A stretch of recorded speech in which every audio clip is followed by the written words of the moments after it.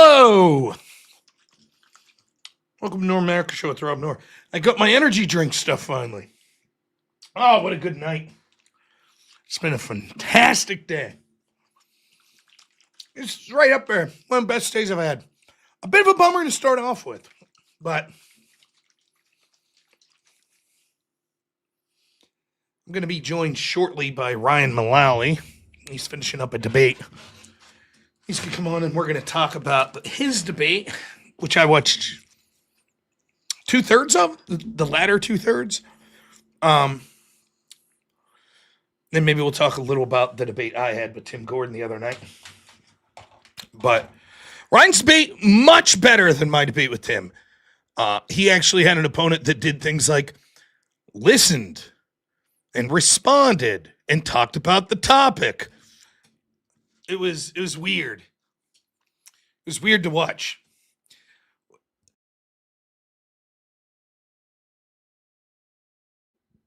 It's so weird.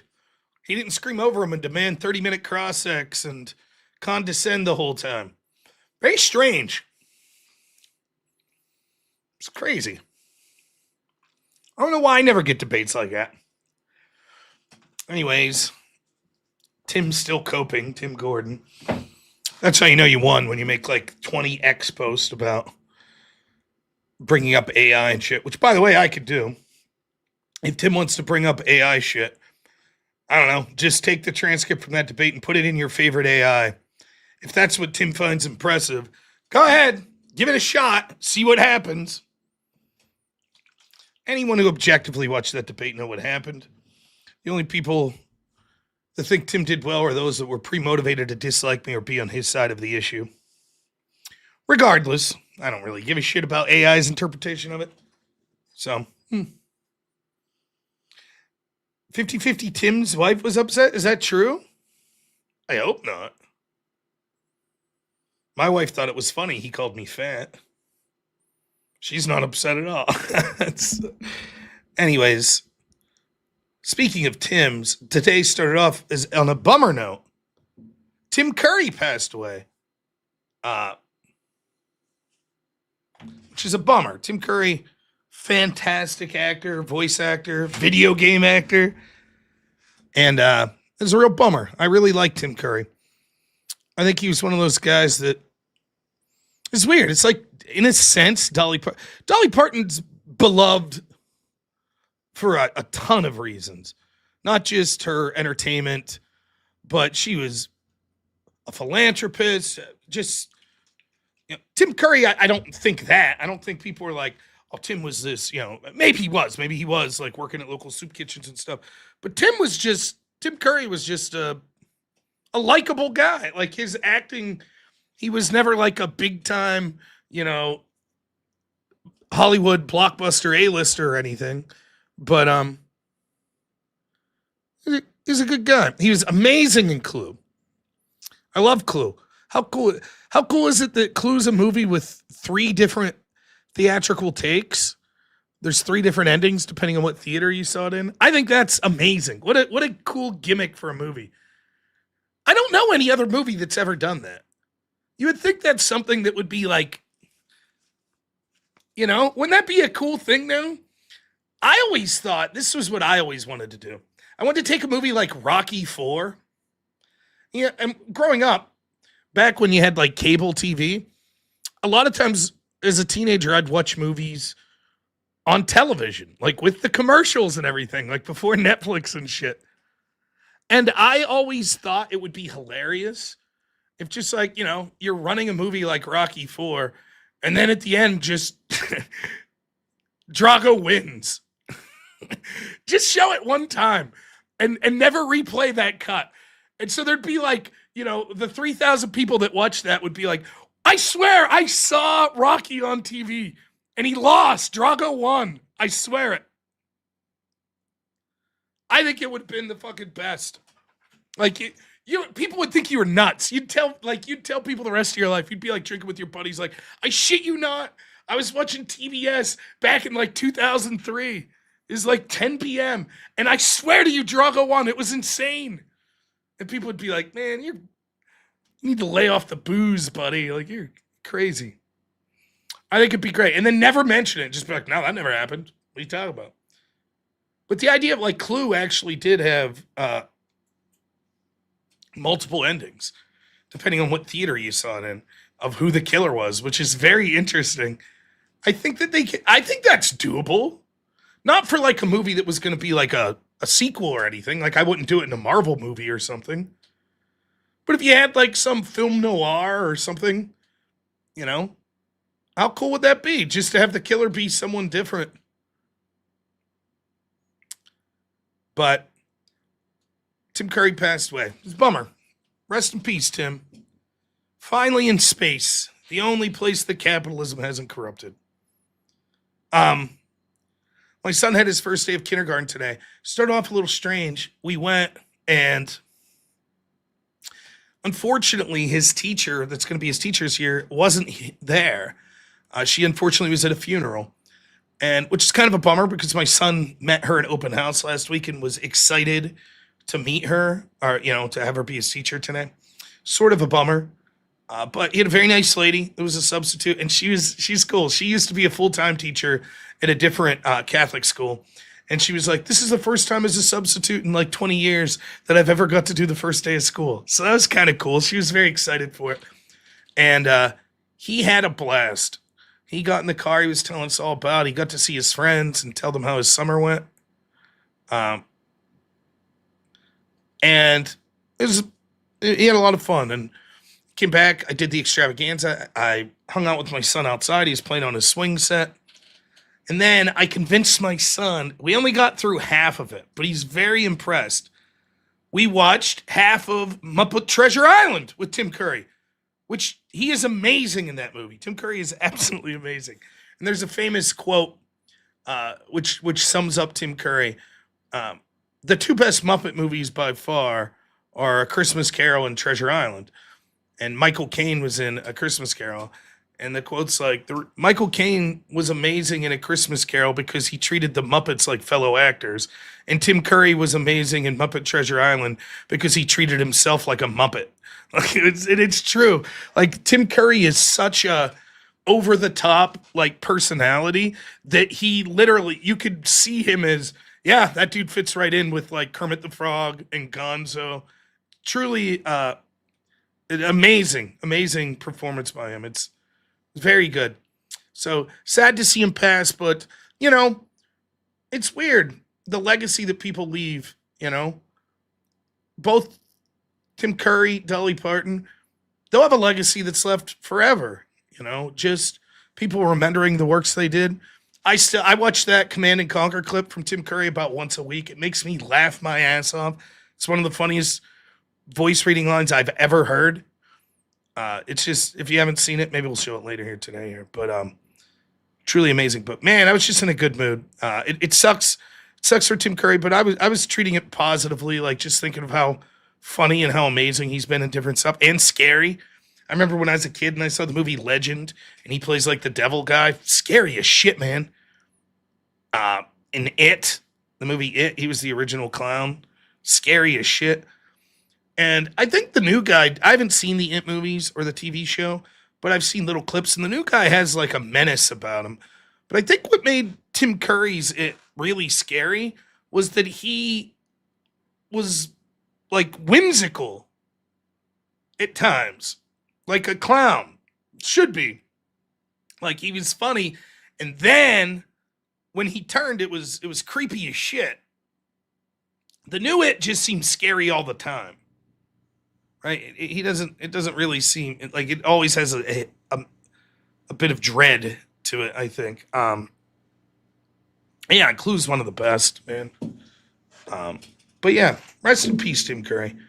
So despite that poor news, it's been a great day.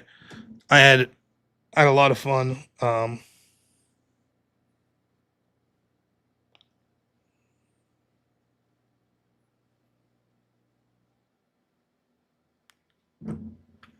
So Ryan Mullally will be joining me soon. He just debated that DD's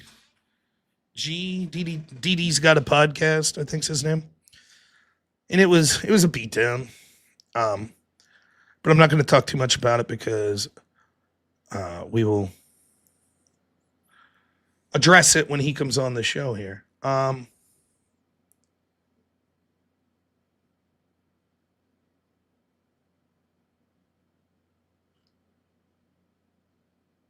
Where was I? Just to give you a little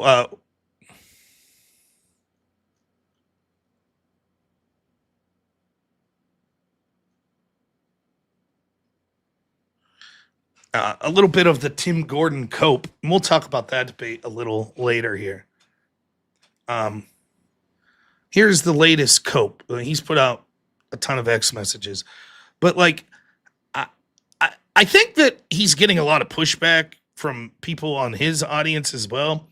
I don't think it was a particularly close debate. I think it was a muddy, shitty debate. And if you're the type of person that doesn't like insults, probably wasn't the debate for you. But once he was condescending to me, I was like, fuck this. It's a weird thing I still don't have an answer for. I struggle with it so much. I don't know what to do when someone's just like a total dickhead and just wants to talk over you. I don't know what to do. I really don't. I'm at a loss. And maybe I think about it more because it's so different than the style of debate I did in college, where you have timed speaking and the other person's not really given the opportunity to speak over you. I don't know. But I've, way back to the days of Sarah Tomato, it's been this. People just yap over you. What is the response? You clip farm. But in the moment, what do? Like, there's several options, and I've tried them all. You can sit there quietly and then try to just be the reasonable person. And then what happens is you get talked over the whole time, and perceptually, it looks like you lost the debate. The wiser people will look and be like, that guy's just an asshole and didn't give the other guy a chance to speak. But most people will be like, oh, he didn't have anything to say. He got blown out. Okay, so you don't want to do that. Then you could try to talk over him. Well, then everyone thinks you're an asshole too. And it's just a shitty debate, right? Okay. Then you could ask the moderator, like, can you do something about it? Well, then you're a crybaby whiner. Or you could be like, this isn't worth my time. I'm leaving. Well, then you're a bitch that ran away. It's really, Oh, anyways, we'll get to that later. We got Ryan on here now. Hello, Ryan. Hey, buddy, hold on 1 second. Let me share screen so that my chat can see and hear you. Wait, is that you? Is this 4K? It's not 4K, so I think you can't trust it. I think is this Dee Dee? Is this Dee Dee? Is that who this is? This is Dee Dee in disguise with very convincing makeup. I probably saw the latter half of the debate. I didn't know you were debating tonight. So I caught the latter half of it. I was watching Muppet Treasure Island with Tim Curry earlier. Well, that was probably pretty good. It's very good. Yeah. I thought your debate it's probably better. First off, fuck you for getting that debate instead of me and me getting the Tim Gordon debate. I just got to say that. You got the debate about butt plugs. Dude, we could talk about that in a bit if you want, but what a condescending dickhead. Like, I couldn't believe it. And what was crazy was, like, he's like a mutual friend with, like, Andrew and other folks. So I was all excited all week. I was like, oh, great. This is going to be like someone intelligibly arguing these theories. No, not so much. But I mean, I don't know how much you can control these things. I watched a little bit of your debate, and then I saw the direction it was going, and I was like, well, this is not going to be... It's gonna be entertaining, but I'm not gonna. This isn't gonna go anywhere. This is gonna be fat guy and butt plug debate. Yeah. Well, I'll just say this: towards the end of the debate, and it's funny because this is like a debate thing he would do, right? So he tries, after all the bullshit, right? He tries to do this at the end. He's like, well, the audience at the end of the day, 100% know you're fat, but it's only 50-50 that I'm gay, and I'm just like,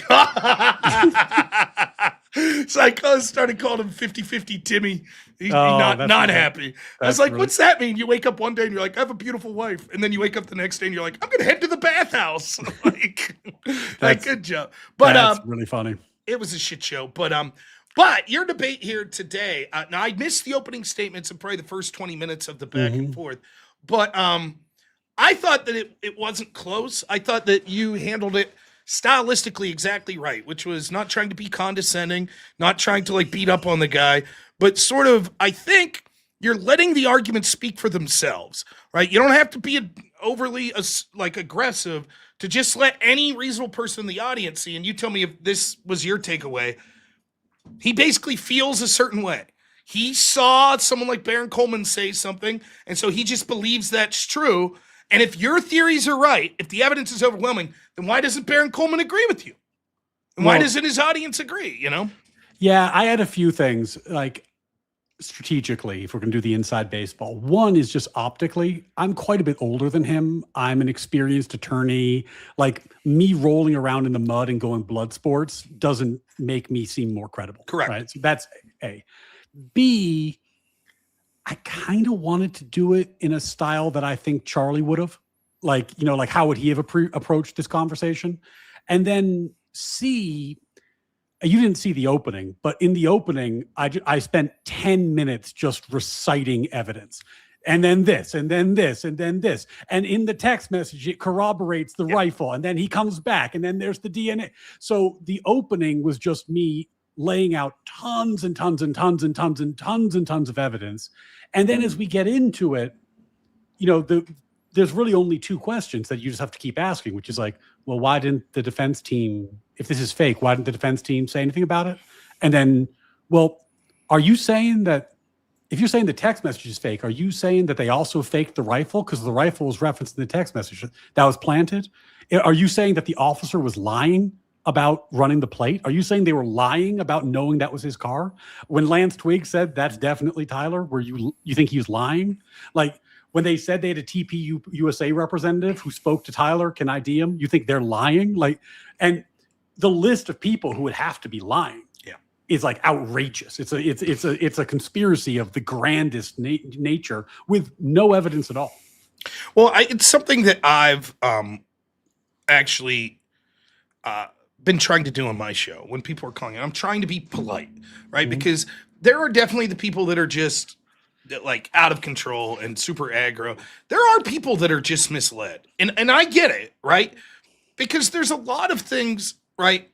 They don't understand really the legal, like what this hearing was about. And, you know, so even there with Didi, and look, I'm no attorney either. I'll admit that up front, but I think maybe I have a little more understanding. It is amazing to me. Like, I will never get over this. How people, average, everyday people with no connection whatsoever to this case. So not like a victim's wife or, you know, the alleged or the defendant's parents. Just random people like me or you are like, well, I'm entitled to hear. Why hasn't Turning Point cooperated? Why haven't they given us what we want? Because you're not entitled to that. No, Turning Point doesn't have to give you any and it's not suspicious that Turning Point doesn't want to turn over their communications for Candace Owens and Baron Coleman and the rest of the world to see. Mm-hmm. Why would they? Every single word will be parsed out to make them look in the most negative light possible. But to someone like that, he seemed like a nice guy. He did. I'm not trying to disparage. It seems like he's getting hung up on that. Well, Candace said that this might exist. And it would be easy for Turning Point to just be like, here, Dee, here's all of our servers. Go ahead, have a look. But they're not going to do that, Dee. That's not going to happen. And then he's like, well, then I'll be suspicious. That's suspicious that if you're not guilty. It's very similar to the old, you know, well, if you have nothing to hide, you might as well just, you know, who cares if the government's. Yeah, like, if you have nothing to hide, how come you don't show me naked pictures of your wife? Right. It's shit like that. Yeah, and it's like. It's out. No, look, one of the funniest moments in the debate is he's like, well, like one of the things that makes me suspicious is like, how come there's this very well defined that he referenced some guys like this drone theory. It's really good. How come nobody investigated it? And I was like, how do you know they didn't investigate it? He's like, I don't know that. I'm like, so what are you talking about? Like, you know what I mean? Like, how can you complain in one breath that nobody's investigating the drone theory, and then in the next breath admit you don't know whether they've investigated the drone theory? The slightly smarter way for him to respond is like, because Joe Kent said that it got cut quick. Right. And that's what the debate I was in with Tim Gordon. That was one of my arguments. Right. Once he changed the debate from is it compelling that Israel was involved to reasonable suspicion just means we should take a cursory look. And it's like, but they did. Do you know what that investigation was? The mere fact that Joe Kent is acknowledging there was an investigation shows that some steps were taken. Do you know what those steps were? How would we? How long would those steps have to occur before you would be satisfied? If it would have been 3 weeks instead of 2, would that satisfy you? If Joe Kent would have never spoken up, would that satisfy you? You see, that's the point. Like, we don't know what law enforcement's looking into. What we can infer is if law enforcement is making the compelling case that the murder occurred as is outlined in their case, there are certain added things that could be added to that. For example, you could find out that he had an accomplice, right? He could have someone that literally talked him into this, or he could have someone that later helped him like hide on the lam. Those are all possibilities. But the possibility that a drone shot, that would be sort of disputed by the fact that if the state's evidence is correct, that it was this 30-06 from this angle, we would dispense of the exploding microphone theory, or they can't be simultaneously true. And you got to remember that the government is under an binding legal obligation to turn over exculpatory evidence to the defense. So if they don't turn over evidence that would tend to prove that Tyler Robinson didn't do it, he's going to appeal and he's going to win. He's going to get out of jail. His conviction is going to be overturned, and then they all get fired. Right? It's like a big deal. It's one of like the bright lines in law. Like when I was a while ago, I was working on a trial, and the government, it wasn't even that level of evidence, but the government, there was a problem with they had done wiretaps, and like the way they were transcribed was like suboptimal, not in a horrible way, but there were some errors made. And when they had to tell the defense the error was made. And then the defense was like, well, that's terrible. They made a big deal out of it. So they had to delay the trial for like a year so that they could fix the errors, because the government has to give this stuff to the defense. It's not optional for them to do it. So yeah, I mean, like the idea that there's some mythical evidence about the drone that the defense is unaware of, the prosecution's unaware of, the government's unaware of. I mean, I can't rule it out as a possibility, but it's spectacularly unlikely. It's so frustrating because what happened, I mean, again, I think I mentioned this to you before, but I find trials fascinating. At one point, I wanted to be an attorney, and I think I've told you this before. One of my best friends in college went on to become an attorney, and he does like patent law. And I'll be like, oh, it's like Perry Mason stuff. He's like, no, it sucks. It's a lot of research. It's not the stuff you see in Law and Order where it's like, you're in there yelling at a cop or something. That's not most of what's going on. But it is fascinating. There is a drama in the courtroom, particularly of high-profile cases like capital murder and stuff like that. And for me, it's like I like the idea of us being able to see into a trial. But I'm starting to understand now that the average person, because of the deficiencies they have in understanding how the law works, whether it be investigative steps taken by law enforcement or how a jury setup works or how the steps in a trial work, there's a lot of stuff that can be preyed upon by people because of the misinformation people have. And now you see this all over the place. Like the simplest way I can say this is this gentleman you were debating, TD, like is truly like, you could tell by the way he's talking, he will never be satisfied unless there is a 4K image of him. And what are the chances that we would ever have that? Like, he's like, the footage is grainy. It's surveillance footage. It's surveillance footage on the top of buildings. There's almost nowhere in the world, save like maybe some governmental buildings or some very wealthy people's homes, we're going to have like crystal clear cameras that are covering that amount of distance. It's designed in a way that it's not supposed to be like you getting a beauty shot, or something like that, Can you imagine, like, think about this for a second.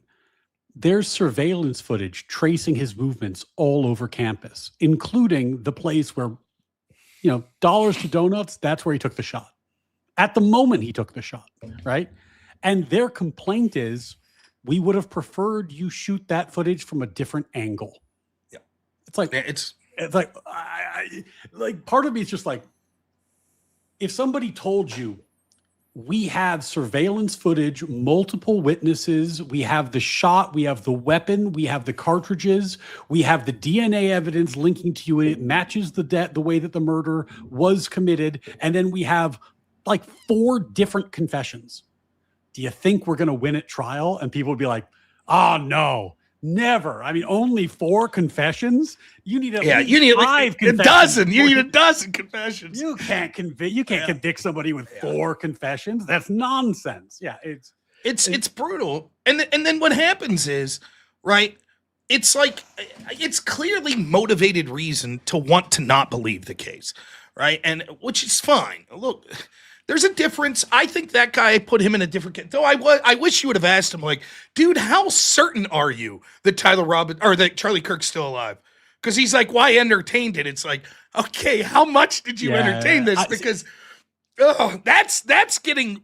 I mean, now it's like, whoa. Well, I asked him this earlier, and I don't. I mean, maybe it's weird because I was taking the position that I wasn't going to grind his face and things too hard. Right. Like I was just trying not to do that kind of style of debate tonight. But at one point I asked him, I was like, okay, well, you think that there's reasons that these text messages might be fake or manipulate, whatever you think.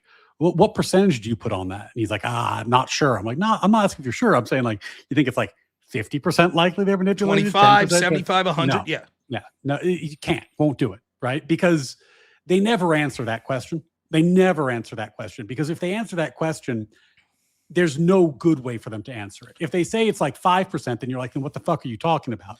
And if they say 95%, you're like, based on what? And that's so frustrating to me. It's like, I had 2 debates recently like this, right? Where it's like, you go through the whole debate and you're hinting at something and they're like, no. When I did, you'll see this Brandon Strzok walkaway debate I did. Mm-hmm. And my entire argument was the difference between MAGA and America First was, are you going to support Republicans and Trump in the election? Mm-hmm. Right. And Viva Frei's arguing with me. He's like, well, that's not our position.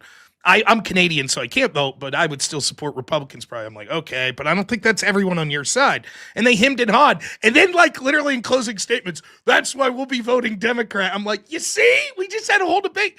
Tim Gordon was like that as well. The whole thing was, I'm just saying the lowest bar possible, reasonable suspicion. And then, like, at the very end of the Q&A, he's like, well, it's more likely than not that Israel did this. And I'm like, whoa, that's a completely different, like, that's different. Because what you're saying is, and I don't want to get into my debate right now because yours is still fresh in my mind, but I believe we've all heard over and over, the bar for starting just looking into something's very low. Very low. And you could say, sure, look into Israel, I don't give a shit, but I have no reason to have a compelling belief they killed Charlie Kirk. I'll just say, fuck it, look into everyone. I don't care, right? That's a different claim. So in this debate, what you see then is, because of this lack of understanding of the process, I feel like you see 2 things start to emerge from him. One is just arguments based on feels, and there's nothing you could do with that. So like, he's just like, at the end there, he was saying, I don't think that's how a kid his age would write. I mean, what can you say? You just shrug your shoulders. There was a famous Candace episode. Didi said that one too. Like, it feels like it's like this. No one would write that way. That's what I mean. Didi said that in your debate. Yeah. And it's like, okay, well, there are messages on his phone to his lover, verified by his lover, verified by the extraction, that contain details that line up with the mountain of physical evidence. And your concern is, I feel like people would write differently in a circumstance I have never been in. And like, they'll say, like, a normal person wouldn't say, oh, I want to take this to my grave and then confess. A normal person doesn't assassinate someone, right? Yeah. It's Rob, are you saying that a normal person doesn't have a trans furry lover and then plan and murder major political assassinations? We've all been there. I mean, Rob, who hasn't on a Thursday been like, well, enough fucking around with the Sonic the Hedgehog costume. I think it's time for some assassination. Like, who hasn't had that thought? And by the way, just to push back on this claim a little, I don't think, take the abnormality of that situation anyways of being a murder off the table. In my experience, whether it be murder, and I've seen murders where this has occurred, or other crimes, there's a lot of people that are like itching to tell someone. Like, it's a real phenomenon. It's why they say, like, one of the most common things is murderers go back to the scene of the crime. There's like this, there's something about people that it's like, it's on your chest and you want it, like, so I don't think it's that odd that he told his lover. No, right? To me, this isn't murder, but like, as an attorney, one thing that we often have to deal with is you learn something that you would love to tell people because it's interesting. Right. Like I've been involved in high profile cases and I know things that the public doesn't know that are interesting. And I'm not allowed to tell people because it's confidential. It's not my information to share. It's behind attorney-client privilege, right? But you feel that internally. And I bet a lot do though. Yeah, I bet there's a lot of times where it's they violated. Tell their wife, right. And I'm sure there's even been court cases where it's like, dude, you couldn't say that, and you're not allowed to say it. But when you know something that's very, very interesting that everybody wants to know and is very meaningful, you feel compelled to tell people. And in my profession, you're not allowed to, and that's why we have the code of responsibility to stop us from doing something unprofessional like that. But like, oh my God, yeah, like the idea that he just assassinated Charlie Kirk and is like, I'm going to take this to my grave. Like that would actually be much more consistent with like a trained assassin than it is with like a regular guy who suddenly has the most valuable piece of information in the whole world. Yep. So there was the feels type stuff. And then the other stuff was things that he is certain of because he saw people's theories online. And like, for example, like, let's just go through these a little bit one by one. Did you hear his court TV thing? Yeah, that's the sort of stuff that, like, for those that missed it, this was literally an argument made in the debate. Ryan was trying to politely make the claim, like, perhaps some of these theories that you're very certain of, it was just randos online saying shit, and there's holes in this, and I could create an anonymous X account today and say, I've seen the receipt, it had his name on it, right? Like for then people to run and believe that. So basically, hold on, Rob. I saw an image of you with a yarmulke under your hat. I saw that, and it was very convincing. It was. Now, haters are going to say that was faked, and it's not credible because it might just be some idiot fucking around with his buddy on X. But I say that's fucking hating. Obviously, Rob, it's on X. It's true. Zionism confirmed. Rob has a yarmulke under his hat. Yes. To answer Birdie, yes, I believe the debate's still up on your channel, right? Yeah. You can it'll be tonight's video for Ryan that he's probably still recording. Yeah, I'm still live. Scroll back and you'll be able to see the debate. But and become a member because I'll turn my VODs members only sooner or later. You never know when. Know when. So there's a lot of, and so Ryan's basically trying to politely say, no, a lot of this is just random things you heard online, like on social media. And he was like, well, I'm being careful not to say social media. Okay, then where did you see it online? But anyways, neither here nor there. And then his big gotcha to Ryan was like, well, where'd you see information? And Ryan's like, I watched the hearing. I read the court documents, right? And he's like, where did you watch the hearing? And Ryan's like, on court TV online. He's like, so you too heard it on the internet. And Ryan's like, are you really trying to make a comparison to an anonymous X count saying they have bombshell evidence versus court TV where the judge literally said, this is where you point the camera, and we could literally see the judge. And he's like, yeah, I'm saying that we should be equally skeptical. It's both the internet, bro. And it's like, oh my goodness. I don't understand. Well, at a certain point in a debate, you have to do one of two things. You either have to go blood sports and start grinding their nose in it, right? Which is sometimes that's warranted. Or you just have to trust the audience a little bit, be like, well, that's an idiotic point. And I'm reasonably certain that the audience is going to understand that that's an idiotic point and react accordingly. It's so easy to like fall into this. If you have some sort of suspicion, the stuff that looks like proof to you then becomes like, and again, I was talking to a buddy of mine the other day. He's like, what he does is he works for a city and he does like AV work for them. And he don't follow this shit at all. He cared all about politics. And he happened to see some of what we were talking about. And he wanted to weigh in on the issue that Dee Dee brought in. Not tonight, but the same issue that other people bring. The Candace Owens, here's the real picture, right? Mm-hmm. Oh, the police, law enforcement intentionally changed the picture to make it look like Tyler Robinson, the video. And here's what it really looks like. And he was like, of course, explained what me and you know, but the average person doesn't, which is, when you see a fisheye wide-angle lens, it is going to have distortion all through the image.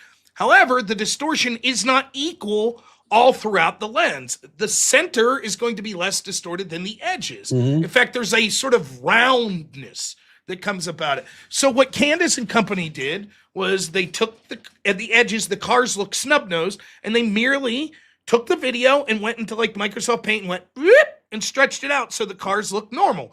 But the problem is that stretching would stretch the center more. Right? Yep. It's going to distort, so it's not an accurate depiction. But if you don't know that, you end up like Dee Dee here, who said definitively that the video from the garage has, quote, been debunked. It's been absolutely proven. Yeah, but by that clip where the guy has the wrist that does like a fucking yes, yeah, and it's like you look at this and you're like, oh no, but he's certain. He is absolutely certain. You know, and you're like, oh, the poor guy.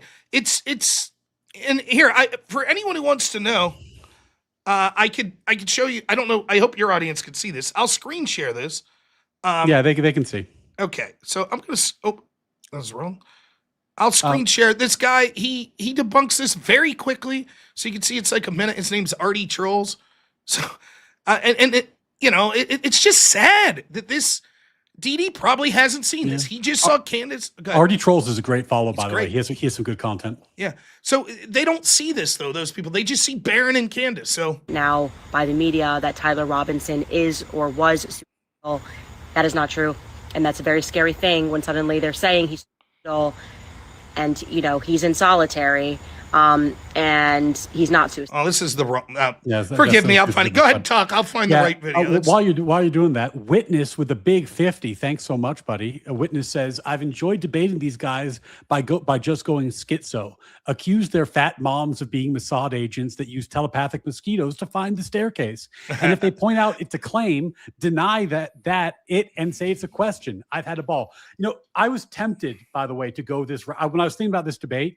I've done this before where someone's like, they debate this, and my opening gambit, if I go Witnesses route, is I normally say, like, if they're doing the Israel thing like Tim Gordon did, I typically go, well, I think Candace Owens did it. I think she had motivation, and just go get in character and just like dead ass, just mirror their argument and just like, in this debate, I thought that I really wanted to play to the normies.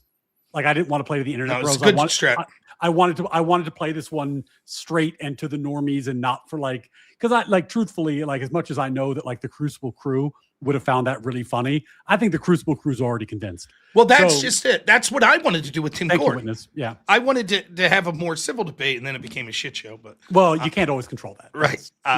Here, this is the correct video, I think. So accuses us of AI enhancing the photo.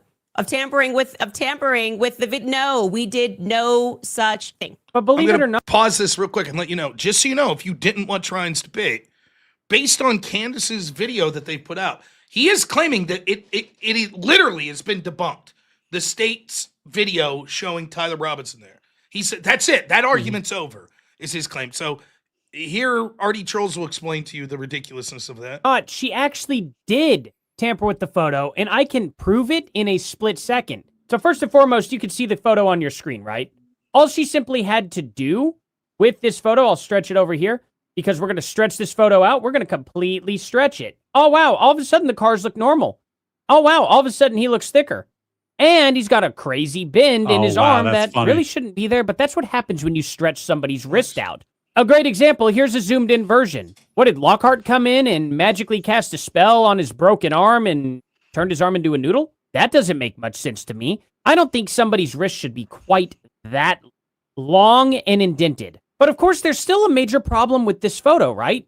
No matter how much you stretch it, do you know how much you would have to stretch this photo out just to get the bend out of the ceiling up there? You see that right up here, this crazy bend at the very corner of the wide-angle lens? Well, that's kind of a problem, huh?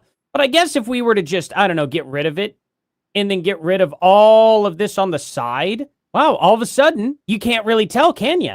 But surely Candace Owens would never, ever crop the photo to make sure that all the rest of the curbs are gone, would she? Oh, crazy. That's exactly what Candace Owens did. You can't see the roof in. You get the gist. And it's like, it's so sad because that's something that it's, what do they call it? The something Gelman effect. I heard Scott Adams talk about this. Mm-hmm. And it's the idea, you were talking about this tonight as a lawyer, right? And the I forget the first word. It's something Gelman effect. And basically, it's this. Let's say you're an engineer. You open up the New York Times and you see the New York Times talking about astronomy, or you see them talking about legal matters, or you see them talking about economics. The Gelman amnesia effect, yeah. And you assume you're like, yeah, they're experts. They have experts wing and they know what and then all of a sudden they say something about engineering and you're like, that's all wrong. Everything here is wrong, right? But you still forget about that when viewing all the other, right? It's the same thing here. Like the laymen are like, oh, it's compelling. The cars look stretched out. But everyone that's into like audio visuals, like, no, that's the simplest thing in the world. There are people whose job it is to take wide angle footage, and for thousands of dollars, they'll recreate it in an accurate depiction. They're not just going into Microsoft Paint and stretching it. That's not what you do. It's complicated. And look, here's the thing about this stuff. You have to use a heuristic that works based off your own knowledge and understanding. And this might sound like a tangent, but you remember in COVID when they had the emergency authorization for the vaccine? Yeah. I am not a scientist. I'm going to struggle to read the reports on efficacy, right? But I do know what emergency authorization is because I'm a lawyer. And I know what it isn't. And that's the lens that I looked at it through, because I understand that point to what you were saying. Like, I understand how these hearings work. And this is why, I mean, like, look, I'm glad that there's people like Artie Trolls who are doing the AV debunking and like fighting that fight. But for me, my question's always going to be, oh, that's nice. How come the defense didn't say anything about that? That's just it. What you want to do is you ask yourself, like, you try to approach this in good faith, and you're like, okay, there are different theories being proffered here. Any question in any of those theories is fine, but you should look at the broader framework of what those questions would entail. So, for example, a big issue he talked about was the Miranda issue. Now, if the question is, he supposedly wrote these messages at like 9 o'clock or something, right? But he was Mirandized at 6:30, then you can start to see, wait a minute, one of the likely scenarios, if those numbers are accurate, is he couldn't have wrote those messages. If he's being Mirandized and he's being detained and arrested, they're probably not letting him have access to a computer or cell phone, which would seem to imply if messages were written 2.5 hours after that had occurred, it wasn't him. Now, that's a reasonable thought. But the first thought I had when I heard this was, okay, but if that's true, we know that his parents were with him when he turned himself in, right? Right? We know that. No one disputes that. Why aren't the parents speaking up and being like, that's not true? He couldn't have wrote those messages. He was detained at 6:30. He couldn't have wrote messages at 9 o'clock. We have our cell phones that would ping off towers to prove that we were at the police station at 6 o'clock. So he couldn't have. Why wouldn't they say that? Right? Yeah. Why wouldn't the defense be shouting from the tops of the roof? No. This clearly we could prove just like that without even much effort. If he was Mirandized at 6:30, right? And so you should immediately have suspicion. Like, it doesn't mean that it's impossible. There could be explanations to that, but it should have you cast doubt. The question isn't as simple as they're saying. So I want to read you. This guy's another good follow on X. His name's Mr. Exclusive, right? And then I'm going to show you the documents to prove what he's saying. Robinson was formally arrested around 4 a.m. September 12th. Then he had to be transported roughly 4 to 4.5 hours back to Utah County. I put him there at 8, 9 in the morning. Once there, it wasn't, okay, Tyler, sit down and tell us everything. Although that is the way the cult thinks it works. By the way, just a legal aside, oftentimes police try to arrest you. I've heard this in Utah. I'm not a Utah lawyer, but they try to. If they have their druthers, they do the arrest in the very early morning because there's speedy trial rules that say you have to do X, Y, and Z within X number of days of the arrest. So if they arrest you at night, they lose a day. So they try to arrest you in the morning so they have extra time. I should have started here. Robinson surrendered at 9 p.m. September 11th, 250 miles away from Utah. Investigators interviewed a bunch of people. Then he's arrested at 4 a.m. on the 12th. Then he's transferred back to Utah County. That puts him there 8, 9 in the morning. Once there, they don't just say, okay, Tyler, tell us what you want. The best investigators do not sit down and let the suspect explain. They want the facts before they sit down with him. He had to be booked and processed. While he was being booked and processed, investigators are dealing with his phone, clothing, finger and palm prints, DNA-related evidence, search warrants, residence, digital evidence, witness statements, and the enormous amount of evidence that was generated during the short time of the investigation. All of this information is confirmed in the warrants and reports. They interview everyone else, like the parents. They gather the evidence, they compare stories, they process the phones, and they learn as many answers as possible before asking the suspect questions. You don't want your murder suspect teaching you what happened. You want to already know. Don't you get it? This is how it's done by professionals, not Candace or Barron. So when the recorded Miranda encounter occurs at approximately 6:25, it's September 12th. Robinson's comment about attorney Doug Terry makes perfect sense. I think Doug Terry's office is closed now. No kidding. He'd already been in custody essentially the entire day. It wasn't 10 o'clock Tuesday morning and Tyler had just wandered into the police station after breakfast. He surrendered the previous night. Investigators arrived around midnight. He was formally arrested around 4 a.m., transported hundreds of miles, booked and processed while investigators spent the day working the case. Then Robinson asks for Doug Terry and indicates he wants to remain silent. Too bad. At that point, police don't get to say, too bad, we're going to interrogate you for another 8 hours. Now, here's the proof. Here's the document showing when he was arrested. See this? Probable cause entered September 12th, right? 2025. Arrest time and date, September 12th, 4 a.m., right? By the Utah County Sheriffs. Now, look at the next document. This is the document, it's hard to see here, that everyone's pointing to for the Miranda. Let me read it to you, right? This is what the defense entered in where everybody's getting this bombshell about the Miranda. The state will not be able to produce such proof in this case. Discovery Bates at page 20 indicates that on the evening of his arrest, Tyler Robinson declined to be interviewed without having an attorney present. The video of the counter and timestamp at 6:25 p.m. So Tyler, I'm going to read you your rights. Okay, you have the right to remain silent. And then at 6:26, he says, I'd like to speak to my legal. So that's consistent with the timeline you laid out. The important part is this conversation happened, quote, on the evening of his arrest. And what date was the arrest? The 12th. The Discord messages were around 9 p.m. on the 11th. Yeah. Now, what they want you to believe is because this page right here doesn't have a date, that could mean the 11th. And so this Miranda conversation could have happened at 6:30 p.m. on the 11th, which would mean the 8:30 or whatever Discord messages couldn't have occurred. It's a reasonable question. But the documents, if you look into it, explain it. Now, here's the real rub. And just to give the heuristic, this all makes sense. And this sounds like the most reasonable explanation of what happened. But again, if you just apply the heuristic of the defense has these documents, right? The defense has access to Tyler Robinson. They can ask him, hey, did you send those Discord messages and dollars to donuts? He said, yeah, I did. So they're not like, keep in mind that brief you were reading that said 6:25, that was a defense brief, if I recall correctly. It's they for sure know about that timestamp. Well, they don't just know about it because they know that it's not a good challenge. They not only do they know whether or not he wrote the Discord messages, which I'm pretty sure he did. We'll see. They might challenge it, right? But I'm sure he told them, yeah, I wrote them. But they certainly know when he turned himself in, when he was Mirandized, when he asked for an attorney. They know all of that, which explains why they're not bringing it up. They would look like total doofuses if they were like, wait a minute, Mirandized at 6:30. And they'd be like, of course, you have access to the documents. He was Mirandized on the 12th. So that's why they're not saying it. But here's what happens. Baron Coleman runs with this, or Candace Owens runs with it. And then I'm just saying my impression. Dee didn't seem like some nefarious person. I'm going the benefit of the doubt. He means well. He's trying to look into this. He just hears them with their confidence, and he's like, oh, that's a huge issue. When in reality, if you look at the documents, it's a simple explanation. In addition, there's other issues that could even further explain this.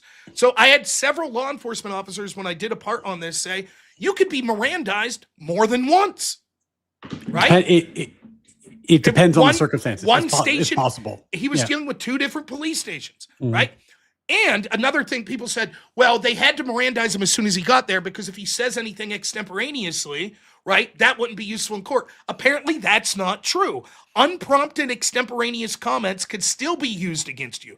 What the police can't do is start to interrogate you before they Mirandize you. Yeah, and there's a lot of weird case law about what constitutes an interrogation and what doesn't. Like, one of the cases I recall was like, if you've got a guy in the police car, but you haven't arrested him, and then the police officers don't ask him any questions, they just start asking each other questions like, where do you think the rifle's going to be found? Like, is that an anyway, there's a lot of law on this. And I've seen, I mentioned this in the show the other day. This is anecdotal, but I believe this is likely the case. Did you ever watch the show, The First 48? I love The First 48. Yeah. I've seen episodes where they'll be like, okay, we have a suspect, right? And they'll call the suspect, and the suspect will be like, yeah, I'll come in, but I don't have a ride. So they're like, we'll send a squad car, or we'll send one of our agents. And they'll pick that person up, like a witness or a suspect, and they drive them, and there'll be a camera in the car that you're seeing it as the viewer at home. And they'll be like, hey, what's up, man? How's the kids? Blah, blah, blah. Just bullshit conversation. Then they get there, they put him in the little fucking room, and then you see the cops like, how you want to go with this? What are you going to do? And they're like strategizing. Then they go in, and guess what they do when they go in the room? Mirandize. Yeah. And a lot of times, by the way, I don't know if, I'm sure you'll back me up on this. What I learned from The First 48 is this, more than anything.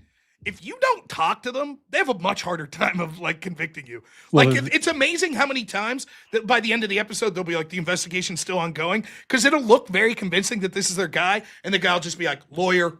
Yeah. And that's it. That ends it. When in doubt, lawyer is the only thing to say. Yeah. And then, how many times do you see these bumbling fools like, no, man, it wasn't me. And they'll catch him in a lie, and they're like, all right. You're like, no, what are you doing, man? So, but that's the order. But again, this DD guy doesn't know any of this. He doesn't know. He's just like, Mirandize could have been 6:30. And it's like that with everything. The camera, this, what are some of the other issues? Like, everything. But that's the point, is like, I laid out a mountain of evidence.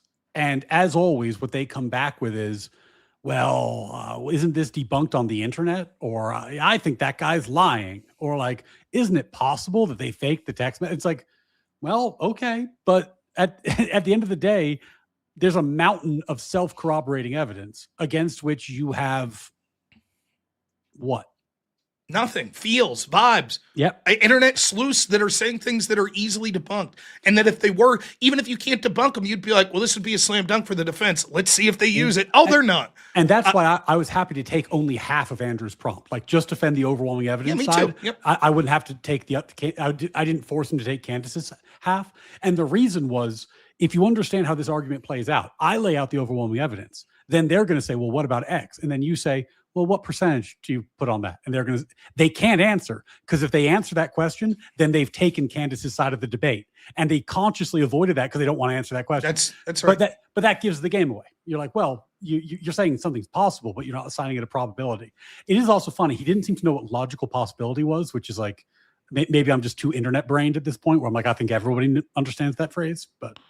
It's something that I'm unfortunately seeing a lot, which is if something's logically possible, then the probability is equal, right? Yeah. And so in their mind, it's like, well, Israel could have done it. And it's like, here's the scenario how it could have been Israel. And it's like, I'm not kidding you. I'm not making this up at all. People that watch my show can verify this. I had a gentleman call in the other day and was giving sort of the Candace type side of it. And after I talked him through it a little, he estimated, and this was a lowball estimate, that I believe 700 people would be involved in the cover-up, almost all of which are civilians, not CIA agents, not military, like janitors at a hospital had to be involved in this cover-up. And like, you look at it dumbfounded, like, how could you believe this? How could you believe I'm even willing to entertain that there have certainly been black ops where we've had dozens of people in the military involved in something that they've plausibly denied. And if you dug into it, it's like, yeah, these 30 or something people involved in this mission kept their mouths shut their entire life. I'm sure that's happened. But you're going to convince me that an entire hospital and all of the staff and patients are involved in this cover-up? You're going to convince me that just Joe Schmo security guys at campus and security guys from Turning Point and medical examiners and people at the ATF and people at the FBI, like all of these people are involved in this cover-up, and it's such. Well, Rob, don't you know that Lance Twiggs, he's not really a furry. When he put on that costume and he said his name was Luna and he had, all the sex with Tyler Robinson, that was part of his Mossad deep cover.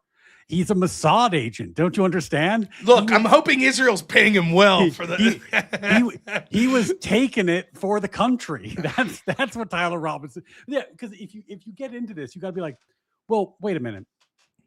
It's a pretty striking coincidence that there's a figure with a rifle-shaped object on the roof, and then the rifle was found in the woods, and this is the woods that Tyler Robinson scoped out ahead of time. That's a pretty striking coincidence. So just that bit of evidence, you would have, for that to be true, Tyler Robinson would have to be in on it, and somebody had to plant the evidence in the woods, and somebody had to compromise the cell phone messages, fake the in messages, some way, and everyone kept like. Just that little piece creates this like web of conspiracy, and then all the police officers are either in on it or incompetent to the point where they don't mention it, and the defense team doesn't realize it, and it's wild. Either like here's just this little part of it. Think about this, just this little part. I think a lot of people don't know this, and you brought it up, right? One of the identifications were a group of his friends that he gamed with on Discord, not just Lance Twiggs, like a group of friends. And the conversation's actually, it's very genuine, morbidly funny, right? Because it's like, let's assume that you know, tomorrow there's a bank robber, right? And they show his face and it kind of looks like me. What would the chat be saying? They'd be like, oh, shit, Rob, were you in Orlando last night? I thought you were streaming from your house. Were you in Orlando? And I'd be like, oh, fuck, you know? Like, that's sort of what they're doing. They're like, oh, man, was that you? And he's like, no, come on, that wasn't me. And they're like, you. Those friends are in on it? Right? Or they're made up. They're fictitious people that they made up. The Discord messages are all fake, Rob. Didn't you see the Miranda timestamp? And you're looking at this, you're like, I don't understand. And again, when you think of it, it's like, well, let's think let's take the hypothetical scenario that a powerful group, whether it be Israel or Erica Kirk and Turning Point or Mormon beekeepers, whoever, they wanted to kill like Charlie Kirk. Why would you do it in this public way that would require, at a minimum, dozens of people that are from different agencies and different walks of life to cooperate in this? How do you even begin to set it up? And it's so frustrating because what they'll do is, and you make this point at the end there when you were doing the Q&A right before I came in, it was one of the last things I heard you say. It's like, they will be infinitely skeptical of any state evidence. Well, it's plausible that someone faked the messages. It's plausible that it's this wide-reaching conspiracy with hundreds of people involved. That could be. But then as soon as someone goes, I think there was a drone, they're like, bam, proof. Got him, drone. That's got to be it. The drone did it. It's got to be the Israeli cell phones. Yep, Israel did it. And you're like, I don't understand this. Like, if you're going to, I can handle being like the type of guy that's uber skeptical, but wouldn't you keep that skepticism? And the answer is, of course not. And I'll go a little further than you. He's like, well, why do so many people believe this? You're right. It's fun to believe, but a lot of people have motivated reason. They know who it would be. They might be motivated to, I'm making a lot of money pushing this shit. They might be motivated because it's fun and entertaining and they're part of investigating it. It might be, I'm motivated in having a utility in it being a particular group, like Israel.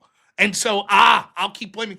And that's, I didn't see the chat tonight. I wasn't watching. I was just listening to your debate. But in my debate with Tim Gordon on Modern Day Debate, it was a minority of people. And it almost feels like bots. It's just repeating over and over. Yep. Rob sold out. Rob's a Zionist. Rob's paid. Gigi asked you, are you a Zionist? Are you a Zionist? And the entire implication is, well, are you working, did Turning Point pay you? Is Israel paying you? So you're making these arguments because you're covering up for Israel. There's an alternative universe. When I was prepping the Bloodsport version, I opted against doing this, but chat had this idea. It was so funny. I was going to put a lot of like Zionist and Masonic like sounding code into my opening statement and like do you try to like bait the whole thing, like talk about like what order of Mason I am, and you know, like have like a handkerchief with the Star of David on it, just like randomly blow you. Oh, sorry about that. Yeah, just kind of like seed the ground the whole time, just kind of fuck with it. But I thought that was not the right way to go. But it was honestly, like, the Zionist question is so funny, right? Because he's like, well, are you a Zionist? And I was like, it's irrelevant. And also, I don't know what you mean. And it's like, the reason that they do that is so transparent, because they're like, well, if I can clip farm you saying that you're a Zionist, then I can just be like, I debated a Zionist, and fucking go to the algorithm where all the J-Spurgs are like throwing all their money at anybody who's going to J-Spurg right now because it's the thing of the day. And quite frankly, again, the reason I have so little fucking sympathy for it is it reminds me so much about like the BLM panic and then the COVID panic and then the trans issues, right? Where we criticize the left for saying like, look, I don't think it's unreasonable to have a conversation about how Black people are treated in America. Correct. But I think the panic you're having is unreasonable. I don't think it's unreasonable to have a conversation about what we do with people who are diagnosed with gender dysphoria as a medical issue. But that's different than what you're doing right now. And like the panic is different than you're obfuscating the actual issue. I've been very open saying I think there's a real conversation to be had about Israel for the grown-ups. But what you're doing is obfuscating that conversation with your J-Spurging. And it spreads and it becomes like a social contagion because it plays well in the algorithm, and they make some content and it gets picked up and they get rewarded for it. It's fucked up. And it's fucked up when the left does it. It's fucked up when the right does it. It's weak thinking. And I think another thing he says, and again, I want to be clear here because I actually do, I respected that debate was pretty respectful. It was given, I mean, maybe just because the debate I just had where it was like filibustering and shouting over me. So I will give him credit. I think that Rob, show us your penis. Yes. Show us your penis, Rob. He was intimidated, I think, to know that you were an attorney. And I think he perceptually came off as on the defense, like, well, I'm not, it's like, by the way, a little debate tip, no matter who you're debating, you should never give too much to your opponent in that way, because perceptually it makes you look inferior from the get-go. Well, I'll default to you on you could do that in a way, but I felt that he was overly conciliatory to your expertise. Whereas, apparently this Tim Gordon guy at least went to law school. I don't know if he's a practicing attorney. I don't give a fuck. I think he's wrong on a bunch of his legal issues. So, but I think now that said, if he had gone aggro on me, the debate would have taken a different Of course. Of course. Like, so I agree with you. I thought that like with him being as conciliatory as he was, it allowed me to both have the affirmative and play offense the whole time. Yes. Which is like, okay, awesome. I'll do that. But what I was going to say is he sort of at the end illustrates one of the huge problems I have with the just asking questions people from a partisan position.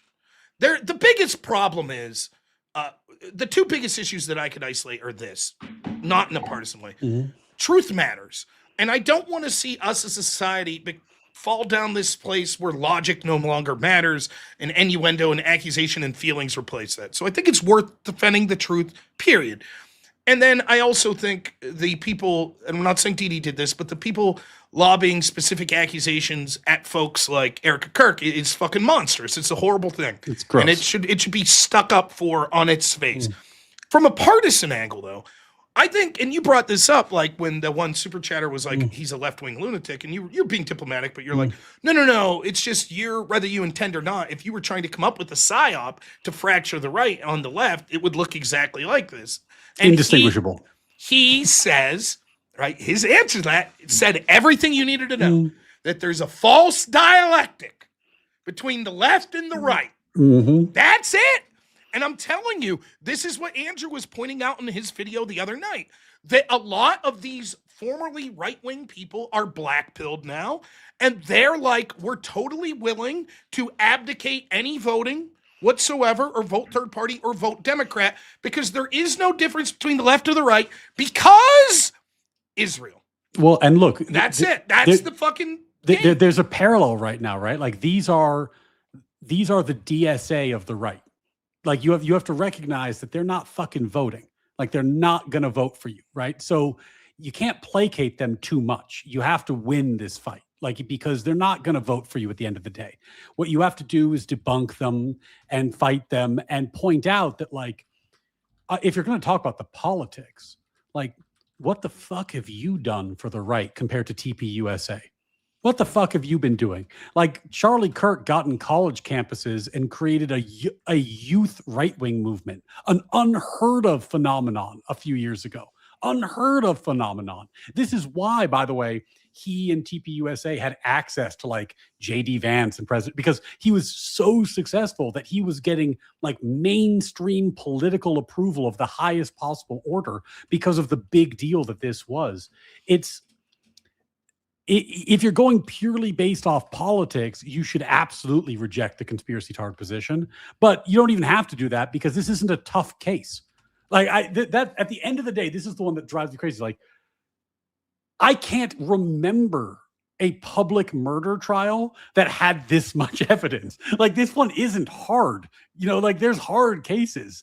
Like, I don't think they had this much evidence on OJ. Like they have so much evidence here. It's unbelievable.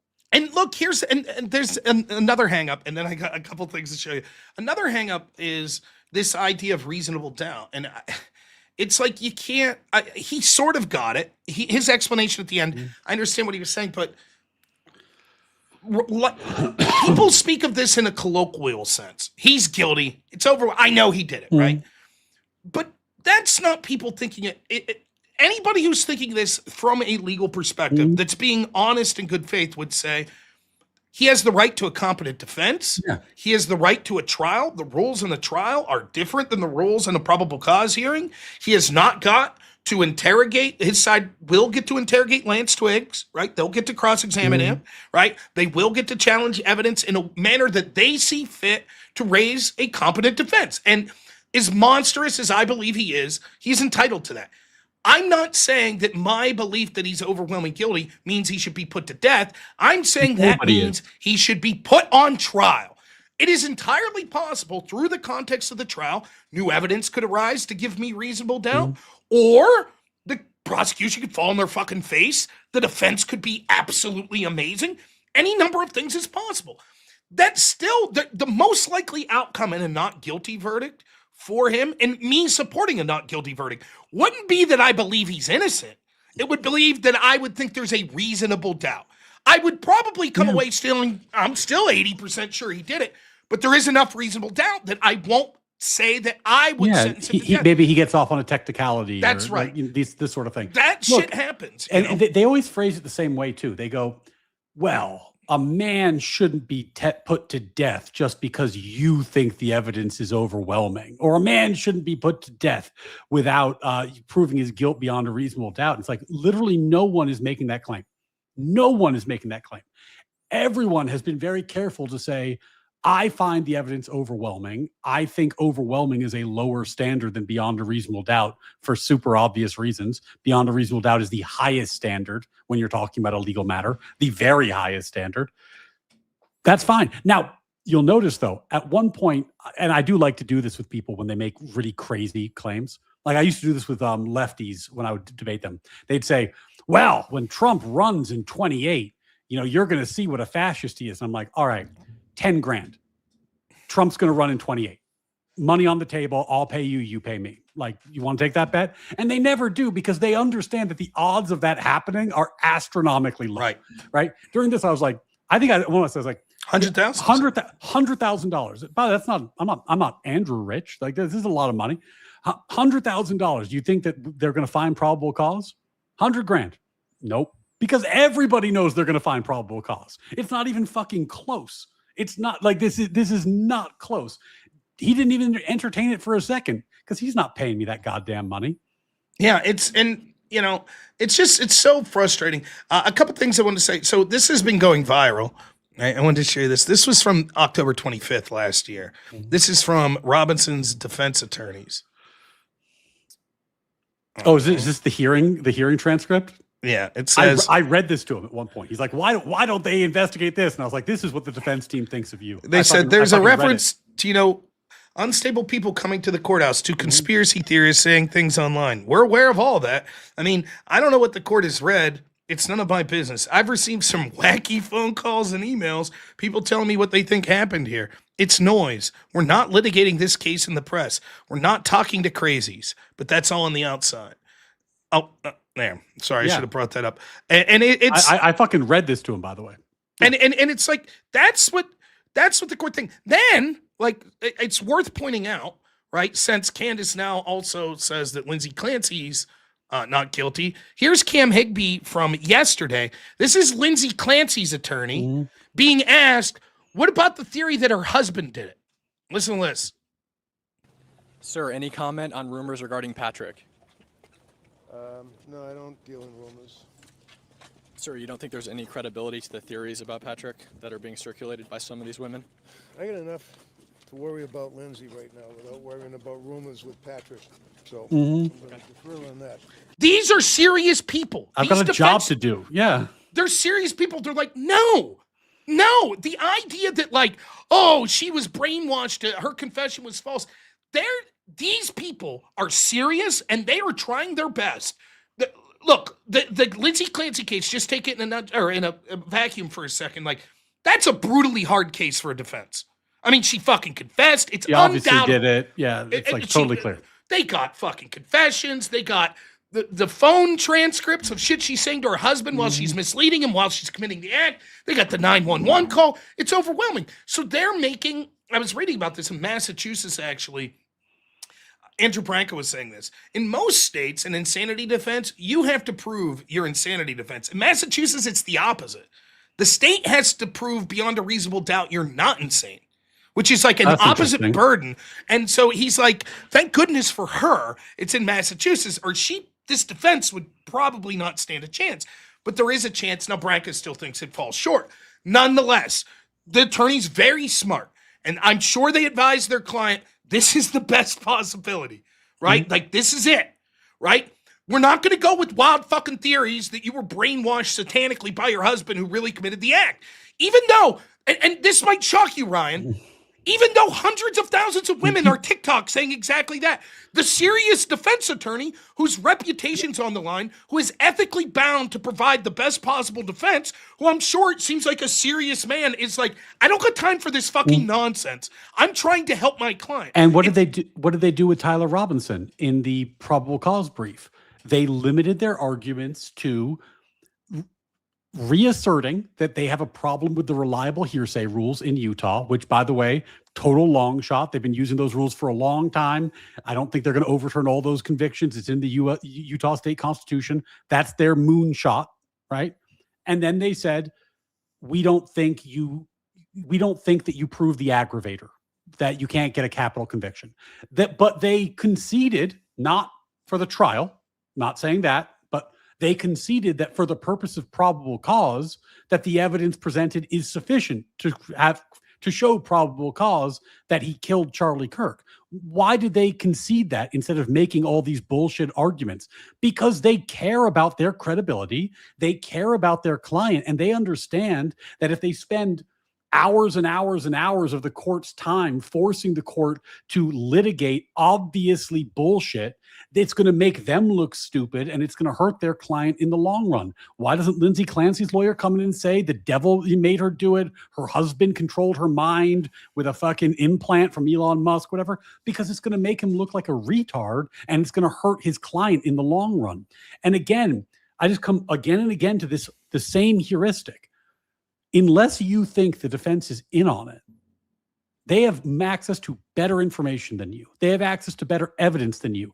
They have evidence to the whole prosecution file, such that they had to stipulate that they're not going to talk about it publicly, right? Because it was they have that non-public information, right? So the prosecution wanted all of this public. They wanted it all public. It was the defense that was like, no, we don't want it litigated. And you can understand based on that October 25th statement, they're like, look, I can only imagine the fucking crazy. I saw Diligent Denizens out there.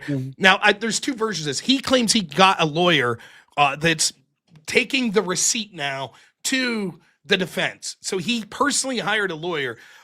Then I was reading Mr. Exclusive. By the way, that doesn't mean shit. Right. That literally means fucking nothing. Like, okay, you hired a lawyer. They drop off the receipt. They go, all right, that's nice. Fuck off. Completely meaningless. And here again, but just to be clear, before you respond, Mr. Exclusive says that's not even what he did. It wasn't even an attorney. It was just a paper service industry, that you would hire to serve someone like process. A process. Here's your subpoena. Right. But everyone's like, holy shit, that's it then. Case closed. It's like, What are you talking about? That proves nothing. Well, did you see the argument I had with the guy where I called him a pig fucker? Yes, it was great. God, that was so funny. I tend not to go there unless people really ask it. But again, if I drew the pig fucker picture, I drew a pig. If I was like, holy shit, robnoerr, I'm gonna draw this picture of you fucking a pig, and you're like, that's not really evidence that I fuck pigs. And I'm like, wait a minute, I'm gonna hire a process server, and he's gonna deliver it to a lawyer. Now, are you convinced that you're a pig fucker? You're gonna be like, no, you just took the same bullshit piece of paper and then paid somebody to hand it to somebody else. That doesn't change anything. It's ridiculous. It's a preposterous point to make. Like, maybe he hired this process server, but the defense attorney is going to get it and be like, oh, I don't give a shit. It reminds me of Fuck off. it reminds me of one of my favorite political stories of all time. You know, Hunter S. Thompson, he Fear and Loathing, and he was like his, gonzo journalism, right? And he used to cover elections. That was one of the things he did. He covered sports, he covered elections. And I forget who he was covering. It was some election in like the 80s, I think. And he was like, sir, what do you say about the rumors that you're cheating on your wife? And the guy's like, there are no rumors that I'm cheating on my wife. And he's like, of course there are. I made them up. And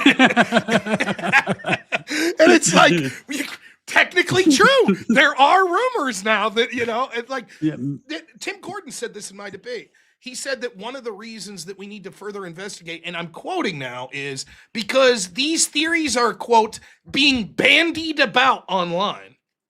By you. And he was like... Because he would make all these claims and he's just rapid fire and won't let me get a word in edgewise. So one of the claims he made was Bibi Netanyahu personally offered Charlie Kirk, or through some chain offered Charlie Kirk $150 million. And he turned it down. Well, that's motive for Net. First off, I still don't think that would be motive to kill someone.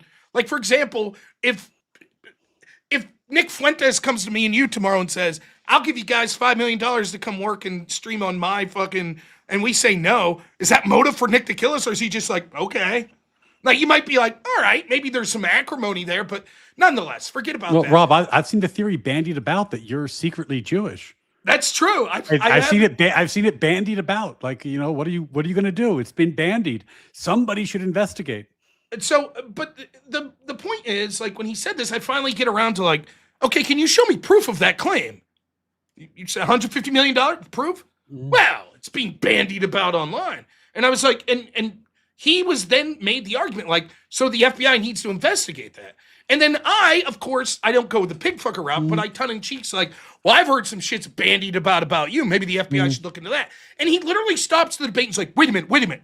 My chat said you heard stuff about me online that you want the FBI to investigate? What are you talking about? Like, all enraged. And I was like, man, I'm clearly just making like a farcical comment that like, that's an absurd standard. It's an absurd standard to be like, well, if Candace Owens has a theory, or Baron Coleman or Ian Carroll has a theory, like the FBI's just waiting like, okay, boys, Candace got a new theory. Let's get go. Our top team on this. We need to investigate, and it's so frustrating. Like, a couple things I wanted to ask you about the Tim Gordon debate. Yeah, and I'm probably going to drop at like 11, by the way, just because I got... That's no problem. I don't know if you saw the beginning of the debate. The topic was, is there compelling reason to believe Israel instigated or helped kill Charlie Kirk? And By the way, I thought this might be a reasonable debate because that's a reasonable prompt. Like, correct. Compelling reason is a pretty well understood standard. Like, and it's not like complicated. Like, there's a reason that I find compelling. How would you define compelling? That's the question I have. Yeah, I mean, I would think a compelling reason would be like, if you look at like court standards, probable cause is reasonable belief. A compelling reason would be like one step above probable cause, but probably would be like less than preponderance of the evidence, like more likely than not. So it would be like, these are rough percentages. If probable cause is like in the 30s and preponderance is like above 50, this would be like 40. Like, see, the way, I didn't look at it in a legal sense. I looked at it in a layman's standard because it's compelling. It's a good reason. We're not a court, right? So for me, compelling is synonymous with convincing. And if I had to put a percentage on it, sounds fair. If someone said compelling to me, my general belief would be more likely than not. That's how I would look at it. Like, sure. Because if you're compelled to do something, that means you're like sort of forced to act on it. So compelling, though it's a little different in context, seems to be like more likely than not. But I wasn't going to be a semantic asshole. I thought anywhere between 30 and 70% sounded reasonable to me, right? Like if the dude was like, I have 29% confidence, I wasn't going to be like, sorry, that doesn't reach the level of compelling. But what he did is he wanted to take it to a legal standard. Now, it's interesting because you would have been better suited to deal with this argument in that debate, because he says this. This is basically his argument. He's like, well, there are 5 standards of law, or it's 5 standards of evidence. And, or I don't know what term he used, not evidence, but like levels, like we're talking here, like reasonable suspicion versus probable cause versus beyond a reasonable doubt. And the lowest bar is reasonable suspicion, right? And that is compelling. So reasonable suspicion is compelling. Now, he doesn't put a percentage on it, but what would you put as reasonable? I would have, if reasonable suspicion is compelling, that seems like that would be, like, to me, I would lay them out on the spectrum, and I would say, like, beyond a reasonable doubt is the highest standard at law. Reasonable suspicion is one of the lowest standards at law. Compelling should be in the middle, right? Correct. And then I'd ask myself, like, well, what standards is it more like? Like, probable cause sounds lower than compelling, because probable cause just requires reasonable belief, and a reasonable belief is a lot lower to me than a compelling belief. That's what I thought. Right. So, and then preponderance, maybe you what would you put if you had to put a percent? This is my understanding of reasonable suspicion. Now, I didn't know I was walking into this debate, right? And by the way, they don't have firm percentages. That's right. That's kind of that's a heuristic. It's a feeling, right. It just give an idea of a layman, I think, of like the percentages. But for me, this is what reasonable suspicion means. It's like a cop is walking down the street and he sees some dude, like, looks like he slides something in his pocket, and he's like whispering to someone in a car, and he's looking around. Like, there's reasonable suspicion, like, oh, maybe that's a drug deal. Now, if you had to put a percentage on how confident that officer needs to have to raise to the level of taking the most minimal step, just walking over, like, hey, what's up, guys? Right, like, which he would be allowed to do. 10%. Right, that's what I would say. Very low, like very 5, low. 10. That's not compelling. And when I put it in a legal framework, I think that I've never heard of like an investigation officially starting under reasonable suspicion. Now, that may be the case. I always just heard of reasonable suspicion as like the beat cop, right? Yeah. Seeing something. I'd never heard that like the FBI starts an investigation under the reasonable suspicion standard. Now, having said that, I am aware, because of what I've done looking into like the Horowitz files and Durham report, that the bar for the FBI starting an investigation is very low. But that doesn't mean that they, to start an investigation, have a compelling reason to believe that the person committed the crime. It's sort of like, we've heard some things, we're going to check into them. So, for example, the FBI could quite literally start an investigation into, say, I don't know, let's just take a random Rand Paul, because they heard rumors on a Russian chat room that he took Russian money. They could start that investigation. The tools in which they could use in that investigation become improper if it becomes more expansive without increasing the certainty of the crime. Yeah. In other words, you would have to rise to the level of probable cause or something before you would do things like get wiretaps.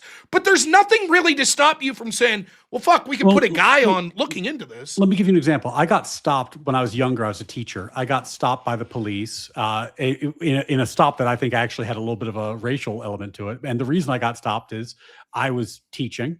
I left the place. It's kind of like a shirt and tie sort of school. So I put on a hoodie because I was teaching in a really, really rough neighborhood. I'm the only white dude in this neighborhood. I wait for the bus. The bus doesn't come. I have my messenger bag on because that's why I carry my laptop.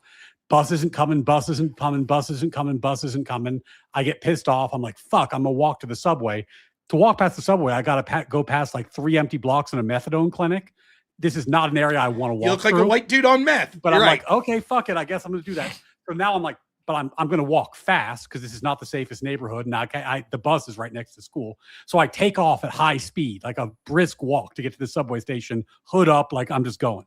The police see this. They're like, well, here's this only white dude in the neighborhood. He's wearing a messenger bag. in an all-black crime-ridden neighborhood. He stands on the corner for like 15 minutes. He's looking around. He seems frustrated. And then he just takes off at high speed. Maybe that dude was here to buy drugs. Is it reasonable for them to suspect that and stop me and be like, hey, man, what's going on? Yeah, I actually think that is a reasonable suspicion. Do they have compelling reason to think that I was carrying drugs on me and that I was a mule? Fuck no, right? Like, there's no compelling evidence there. It's just like, hey, I suspect this. Is it reasonable for me to suspect that? And in some senses, the suspicion is the operative term rather than the compelling. A suspicion is a lot lower than a belief, right? They didn't have to believe I had drugs. They just had to have a reasonable suspicion. And that's fair enough. And like his interpretation was compelling. So what he does, like, and he's filibustering, and he's like super aggro to me at the beginning of the debate. And he's like, you didn't even know. Go ahead, name the 5 standards of evidence. And I'm like, I don't know. I don't see how that's. You came into this debate on reasonable suspicion. You don't even know that. I'm like, no, I came into a debate on whether there's compelling reason to believe Israel did this. That's different than reasonable suspicion. If that would have been the topic, I would have looked into that specific term and tried to get an idea of it more. By the way, I think I accurately imparted what reasonable suspicion, but I couldn't, off the top of my head, name you the 5 levels. And by the way, I've read since, not everyone agrees that there are 5 levels. No, it depends on, I mean, like, you can write a law with different things, and then you argue about whether they're equivalent. Like, like what's, if something needs clear and compelling evidence, what does that mean? Is that analogous to something else, or is that like a new one? Abuse of discretion. There's all kinds of standards that mean different things in different places. I quite frankly, I'm going to quote Douglas Murray here. There are sometimes you go into a debate and you're just going to be arguing the definition the whole time. I've seen Andrew do a few of these. Yeah. But most of the time, when you start getting locked into the definition, you never actually get to the substance of the debate. Yeah, it's a regrettable, and here's something that happened, right? Like I tried this tactic for we're not in a court. So like for me, this is just an audience. Like if I said to a general member of the audience, hey, I think there's compelling reason to believe Israel killed Charlie Kirk, a thought will come in their head what that means. Yeah. And that's not, well, there are 5 standards of law and reasonable suspicions. They'd just be like, yeah, that means like 40, 50, 60% chance that Israel, something like that, like a pretty good reason to believe Israel did it, right? So I didn't want to focus on the semantics. One thing I tried to say is like, well, can you show me evidence that we're in a court of law right now? And he's like, evidence? How do you define evidence? What do you mean by evidence? I'm like, for God's sakes, are we in court? Like, why do I have to define evidence? I just asked you, are we in court? And you're like, you said evidence. What do you mean by evidence? Wait, he Pisco'd you. Yeah, and I'm like, what are we doing? And then I realized, like, wow, this guy's just being an asshole. And so finally I went with this. I was willing to be like, look, if you want to change the topic to reasonable suspicion, I'm fine with that, right? But before I did that, I just asked this one question. I said, you keep telling me that the word compelling means under law, reasonable suspicion. Can you show me some court that's ruled that's like spoke on that? He says, yes, Alabama v. White. That's what he says. I'm like, it defined the term compelling. And he starts to ramble about it. He's like, no, it outlined the different evidentiary. Well, he doesn't say no. He's like, yes. And it outlined the different evidentiary standard for reasonable suspicion versus probable cause. And I'm like, but that doesn't answer my question. I'm saying, if you're saying compelling is synonymous with reasonable suspicion, and you're saying courts all believe this, like lawyers all believe this, I need something that shows this. And he's just super arrogant, right? And so I hurry up and I search the document. I pull it up, like Alabama v. White, and I just Control F, and I type the word compelling. And I'm expecting to see it say, by compelling evidence, we mean blah, blah, blah. And the word compelling's not there. And so I'm like, where's the word compelling here? You're not lying, are you? Like, I don't think this seeks to define compelling. I don't even think it uses the word compelling. I think what you're trying to do is have a sleight of hand that says, to me, compelling means reasonable suspicion, and how dare you not know that? But and I'm trying, and they're like, it sounds like he's doing something good. he's talking 90% of the time, and I'm not getting to say anything. And I'm like, no. You're changing the question of the debate. I didn't give a fuck. I'll debate reasonable suspicion. But you came in like, oh, you don't even know reasonable suspicion? And I'm like, that.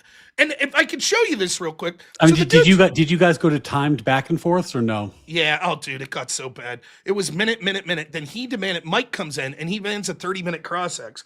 And in that 30-minute cross-ex, I probably talked 2 minutes. And I would say something, I'd start to answer, and he'd be like, that's enough, cut him off, it's my cross-ex. I was told I wasn't allowed to ask him questions in response during his 30-minute cross-ex, and it was basically just him filibustering, right? I sat there quietly. I said, okay, I'll get my 30 minutes. I start my 30 minutes within 2 minutes. Why isn't he asking me questions? This is ridiculous. He's just sitting here talking, moderator, blah, blah, blah. And I'm just like, oh my, it was...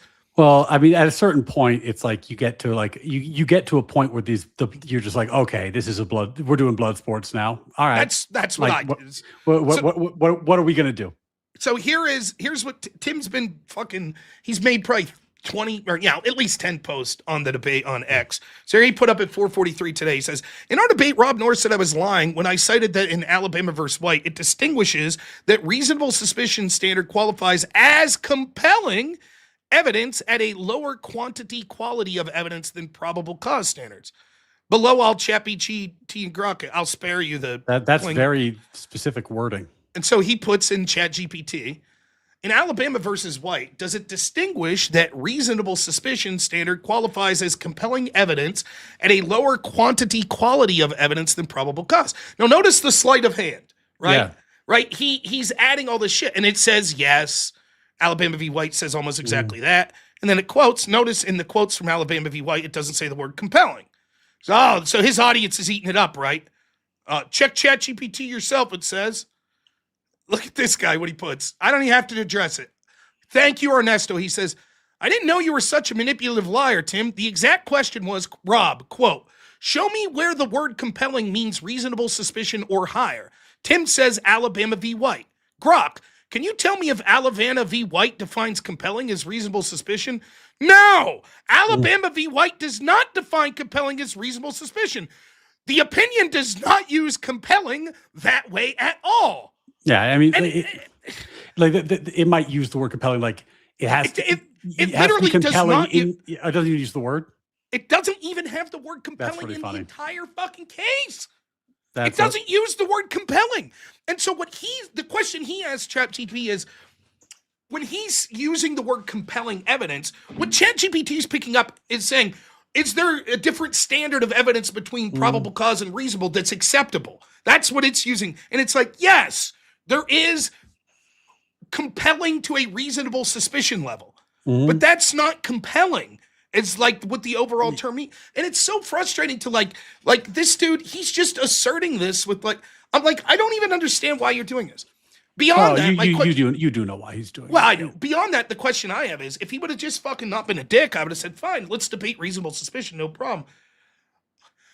Is there a 5 to 10% reason to investigate Israel? And basically the evidence he outlines is this. I'll try to steel man his position. Israel's assassinated 2,700 people in its 50-year history. So they do it more than any other country. Most assassinations have more than one person involved. There's a timeline that shows that Israel was getting pissed off with Charlie Kirk. Harrison Smith said that an anonymous source told him Charlie feared Israel, feared for his life. And fifth, Joe Kent said that he had more foreign leads to look down, he didn't. Would that to you equal reasonable suspicion to investigate Israel? It just seems like he's saying Israel has the capacity. They have a motive and capacity. And might have a motive and capacity. That's kind of it. Yeah, I don't think that even rises to the level of what normally would be considered reasonable suspicion. Because for me, I likened it like this, right? Like, I don't know, maybe if me and you, let's say we go to a hockey game, right? And in our section, we're in section fucking, I don't know how they do it. We're in section, 207, right? And 100 people sit in section 207 and someone gets stabbed. Like, would it be reasonable for them to, quote, look into everyone in that section? Sure. But what do you mean by look in? Like, you would literally just be like, oh, you were at the concession stand? Hold on. But what was the prompt again? Is there compelling reason to believe Israel?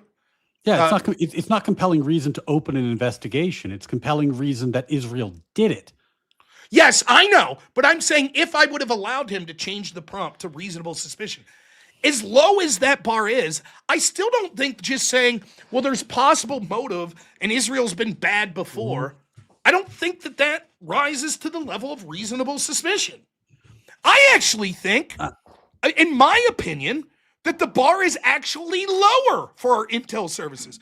I think our intel services could look into shit on a fucking whim. I don't think, well, I mean, because the thing about that is, this is why this is kind of a weird shifting, right? Because it's like, all right, like let's say you're a beat cop and you find that there's like there's a killing, someone got shot. And you're like, you know what we should do? We should ask mobster Tim about it.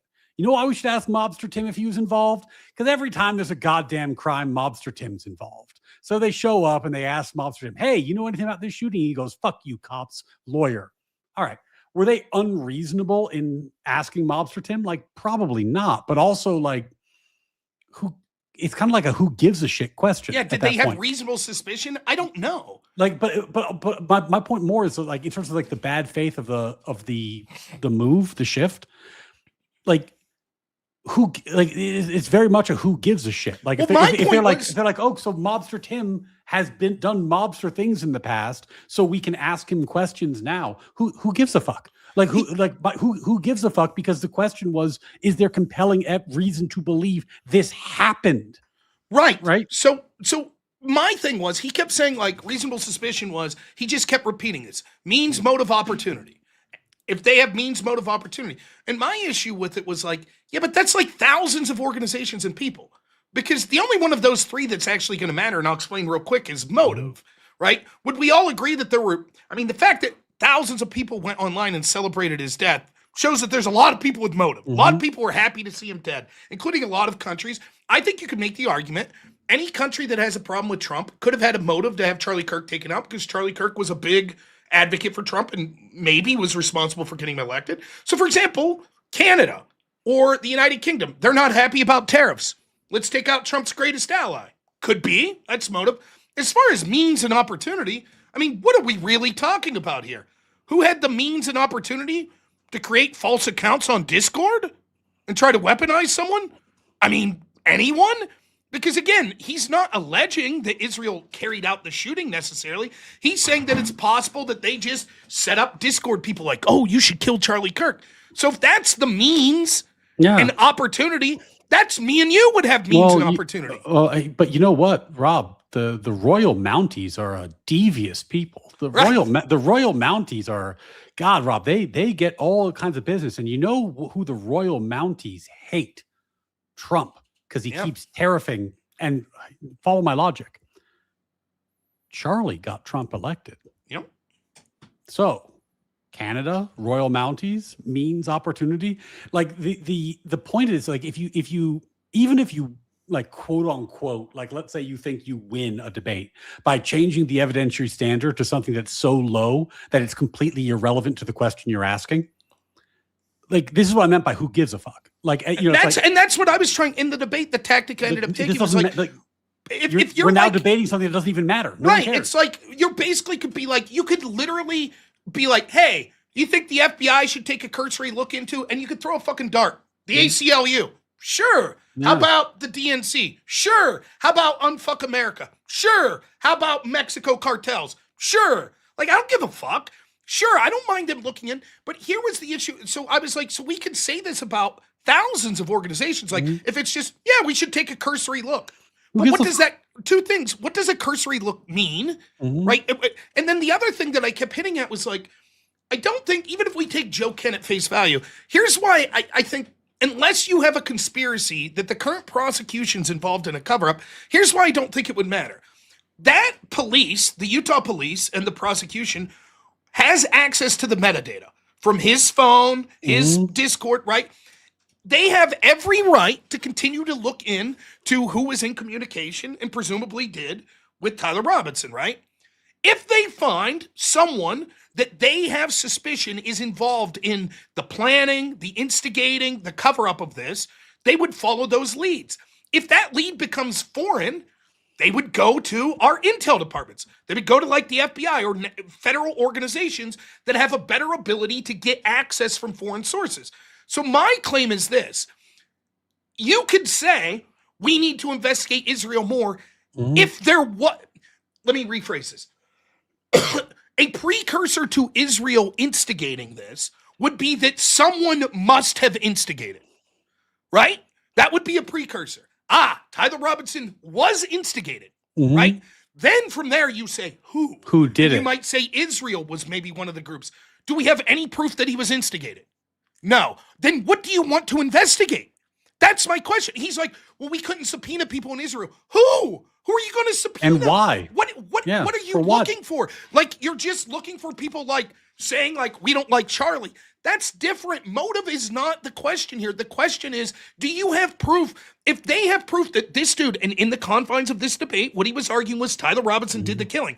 Okay, if the state's case is true and this dude did it, where does anyone else fit in? You have to have some sort of nexus. And he just kept going back to, but we'll never get that evidence because Joe Kent says we're not allowed. But I'm like, no, Joe Kent said that they shut down his investigation. One, we don't know what the broad investigation was to the point where it was shut down by the feds. And second, my understanding is they're like, we believe the Utah State's case that it was Tyler Robinson. But also, the thing about this is, and I hope audiences get more sophisticated to this over time, that they gotta spot it when someone's setting up an unfalsifiable position. Correct. Where they're like, well, it should be investigated. Do you know it wasn't investigated? No, but I don't know that it was investigated. So it should be investigated or investigated more. Okay. So you don't know about the investigation. What is it that do you have any evidence? No, but I don't expect that I'll ever get evidence. If you never get evidence, will that change your mind? No, because I don't expect that I'll ever get evidence. What if they convict Tyler Robinson? What if they find that he did this and no one ever presents evidence that Israel's involved? No, I wouldn't expect to see that. And then if evidence it goes worse. that Israel wasn't involved, that'll be part of it too. Well, and it goes worse. It doesn't matter to them. It's just it's actually worse than that because the standard is so low for what he now says is compelling. Literally every time there's a politician's death in the United States, I could say Israel should be investigated. There's compelling reason to believe Israel did it. Why? Well, they have motive, right? And they have a history of assassinating people. That's all I need. But right? But again, I think this dude's a pig fucker.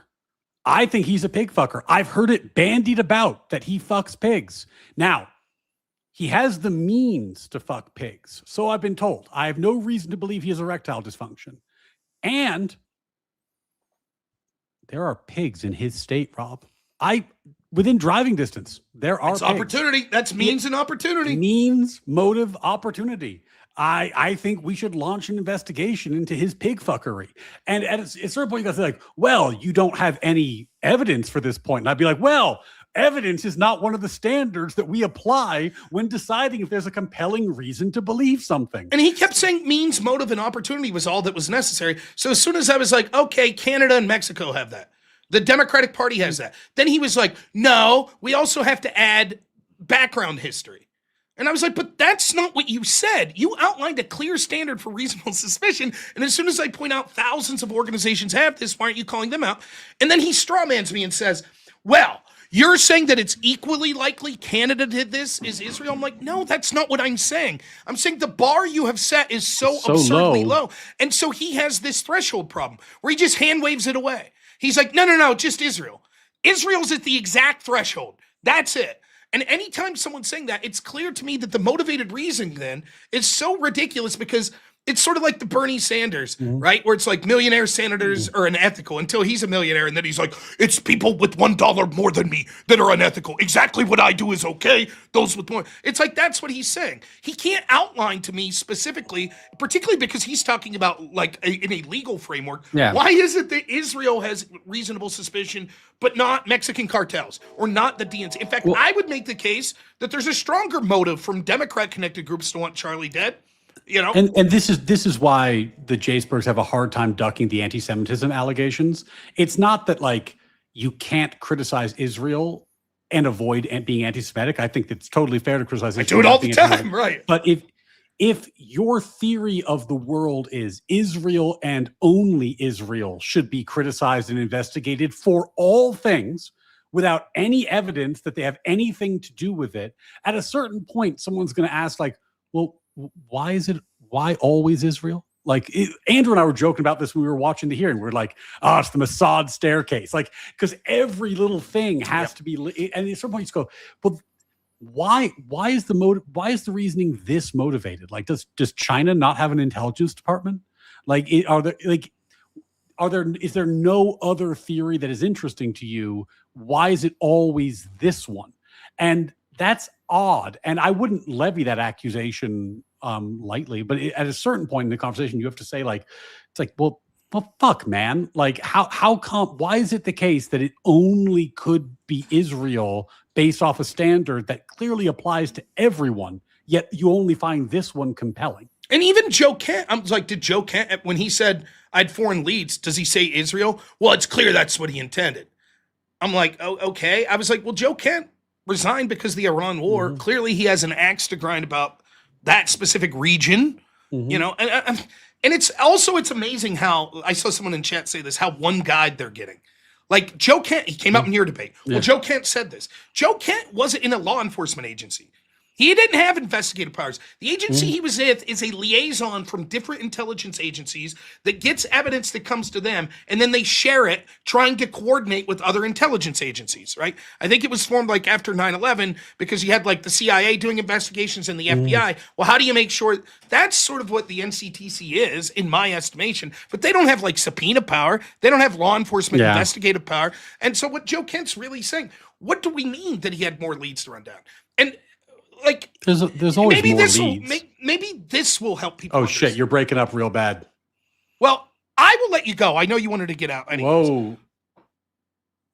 What's up? Uh-oh. Rob, I can't hear you, buddy. Can you guys still hear me?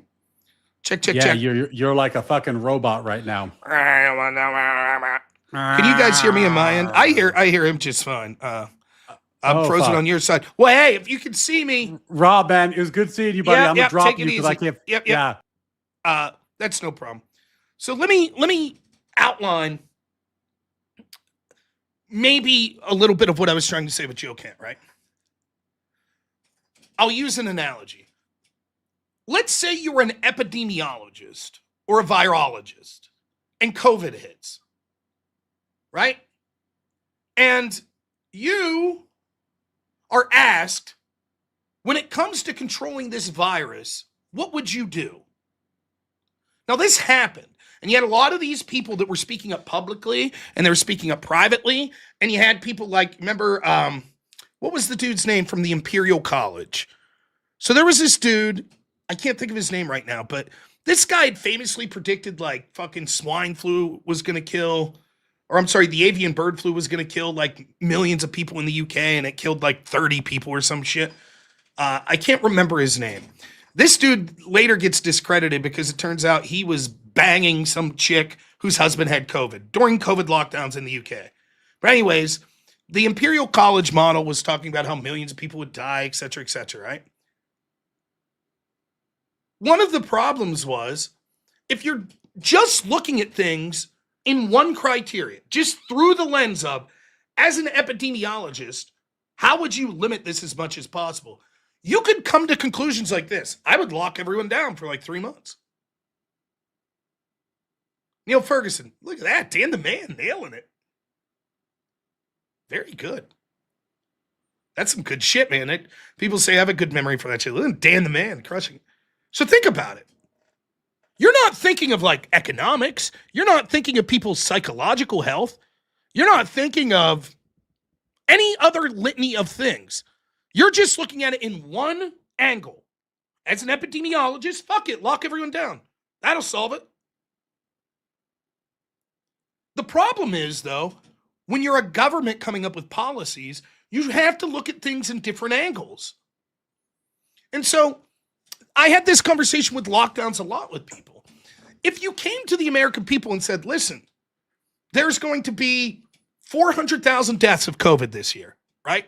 If we lock down, we could lower that number by 2%. How many would have accepted it? That's different than saying, oh, well, just being vague and saying lockdowns will save lives. It'll end the virus. You see what I'm saying? Life is complicated. It involves risk. We have to, me driving my car tomorrow ups the amount of risk I'm undertaking. And yet very few people would say, well, then never get in a vehicle, because the quality of life and your ability to do things would be lowered substantially to alleviate that risk. No, there's no right answer to this. We're always looking at things like trying to evaluate and weigh things for our own individual preference. And if you're running a government, for what you think are the things that are important. But if you're only interested in one thing, right? Or look at maybe another way, the fucking, your art department on the video game you're creating, they don't give a shit about the advertising budget. We need more time. We need more money. We want to make the best artistic vision possible. But the people at the top, they have to evaluate production, the artwork, the storytelling, the acting, the advertising, the date that this needs to be put out. They have to evaluate all of those things. But you, as just the artist, you're only looking at it through one lens, right? I think that law enforcement could be like that. Hypothetically, an investigator could be like, I think I got fucking leads out the yin-yang. I have 1,000 fucking leads I'd like to look into.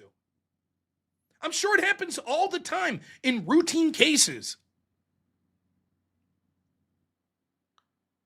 Hey, this person, random homeless man gets murdered in Detroit. Okay. Cop starts looking into it. Detectives looking into it.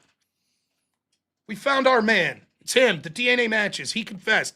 Yeah, but there was like 8 or 9 leads I still wanted to look into. Unless we find something out. Looks like this case is pretty solid. If we see anything that comes up that he was connected with other people or maybe someone else was involved, we'll look into it. But now that detective might say, I'm not happy. I wanted to look into more leads. But that doesn't mean he's only looking at it in one fucking... What was it that, Tim Gordon wanted them to do? What did Joe Kent want to do? If Joe Kent came out and said, listen, we had credible leads that there were people talking to Tyler Robinson, that's different, but he hasn't said that. So in the confines of the debate I had with Tim Gordon, where he's like, yes, Tyler Robinson did it. Okay, then what are we looking at? The only leads that would make sense to investigate at that point was people that were involved in it with Tyler Robinson. So if I could see in a crystal ball and it be proven definitively, this guy's the murderer, Tyler Robinson. As an investigator, what I would do once I know that, to see if there was anyone else involved, is start there at Tyler Robinson and then broaden out the nexus. Who was he in communication with? Who were those people in communication with? That's what I would do, which is presumably what law enforcement's doing. The people that are arresting and have the metadata of Tyler Robinson are looking into the people he communicated with. What Joe Kent and apparently Tim Gordon seem to be suggesting is, here's Tyler Robinson, but forget about that. Even though we have proof that he killed him, let's go over here to Israel and just start kicking rocks and see what happens. And maybe eventually we'll find a connection to Tyler Robinson. Andrew wants me to call in. How?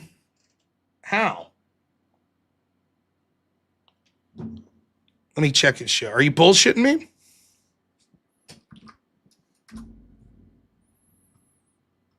Steve, are you giving me shit?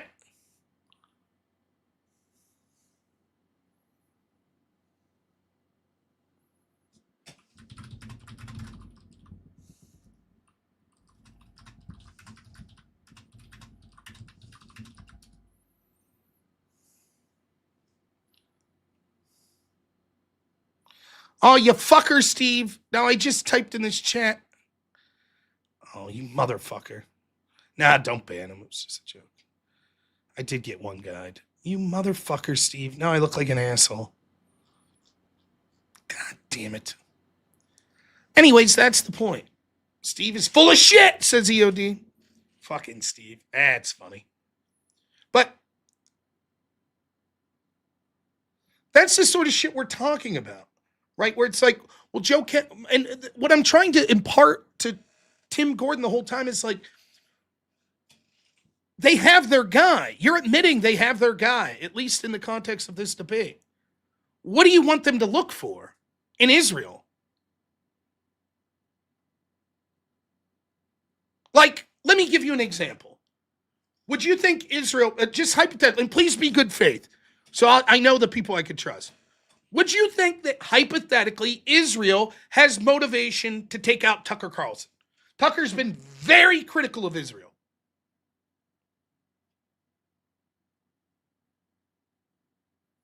So what do you think, chat? Would Israel have a motive to see Tucker Carlson taken out? Of course, yes, right? Now let's say Tucker Carlson gets killed tomorrow, God forbid, right? I don't wish this. I wish Tucker many happy nights fishing. No matter what Tucker ever becomes, he was a big inspiration to me. I just want to say that. Okay? All right, let's say Tucker gets killed tomorrow. Now, there's going to be plenty of people that go, oh, Israel. And so let's say for 2 or 3 days, it's an open investigation. And then police come back and they're like, okay, here's what we got. We have security footage at Tucker's home. We see this man break in wearing a ski mask. He kills Tucker Carlson in his sleep.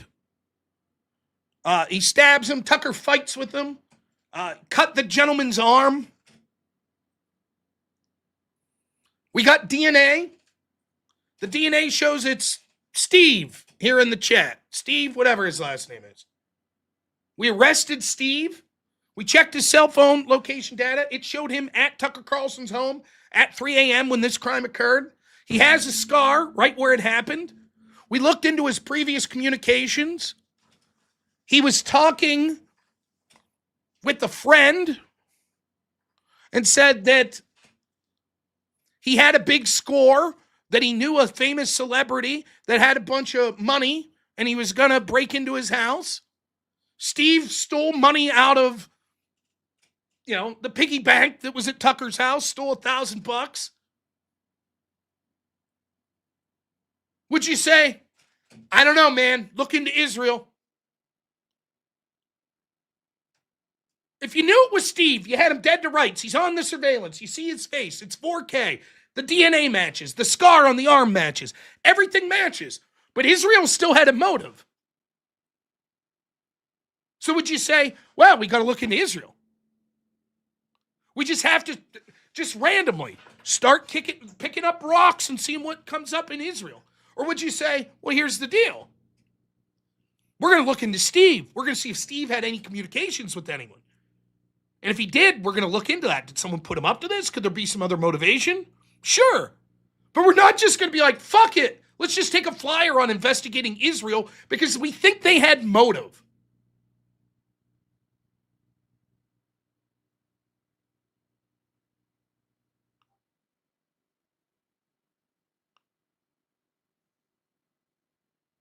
You got to check it.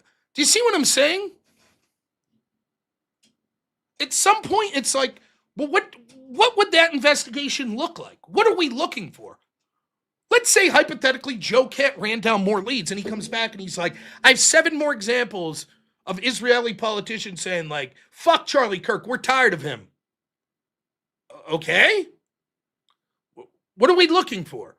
I looked in, I never saw them communicating with Tyler Robinson. That's it?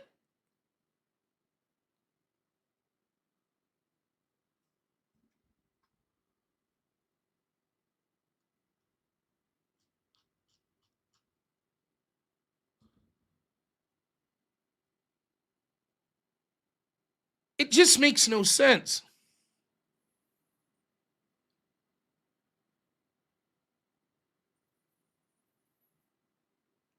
Now, I want to go back to, like, the debate with Tim Gordon. Like, so we already reviewed some of the debate. You should go to Ryan's channel after my stream, sometime tomorrow, and watch his debate with DD. It was very good.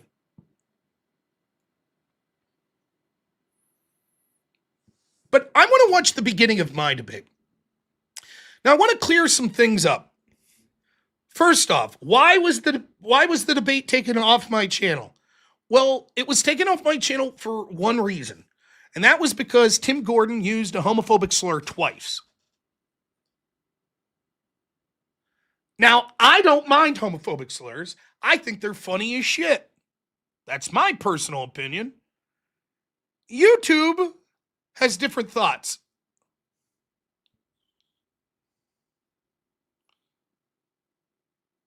And I apologize that that's the case. But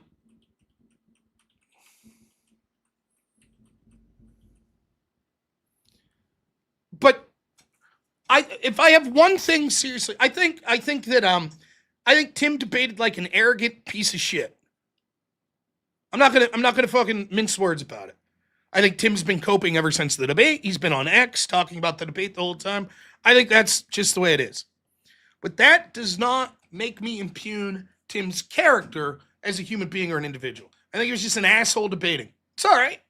He's probably the nicest dude in the world. He called me fat. I called him gay. Tomato. I don't give a fuck about any of that. I think it's funny, to be honest. His wife's coping hard. I don't know his wife. But I don't give a shit. I'm sure his wife's a lovely lady, too. And there's only a 50-50 chance that Tim's gay, so they're probably in a happy relationship. But here's the deal, right? Like, the one thing that I frown upon that's outside the scope of that, I didn't like the fact that after he said a homophobic slur, he said it again. Because he said it once, that shit happens. It happens. You say, oh, my bad. No problem. I won't use that word again.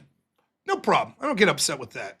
But when both me and the moderator were like, whoa, be careful, we're streaming to YouTube, and he's like, well, YouTube doesn't care. Well, that's your opinion. I disagree. And we're just asking you not to use this one word because it could be a TOS violation. To say it again, that's the only part that I'm like, come on, man. That's a bit much. Because now we've gone from the realm of winning or losing a debate or being a dick to someone in a debate. All of that's fucking fair game as far as I'm concerned. It's, it's not like attacking your family or, doxing you. It's just fair game. Who gives a shit? I'd have a beer with the guy today. I don't give a fuck, right?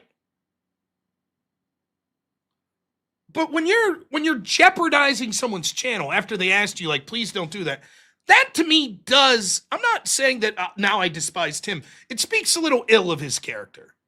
That's not good. He wasn't streaming to YouTube, by the way, so he wouldn't have been in jeopardy. And maybe it's his legitimate belief that you could use that word and YouTube doesn't care. Some people have. I've also seen people get banned for it. I don't want to be on the end of that.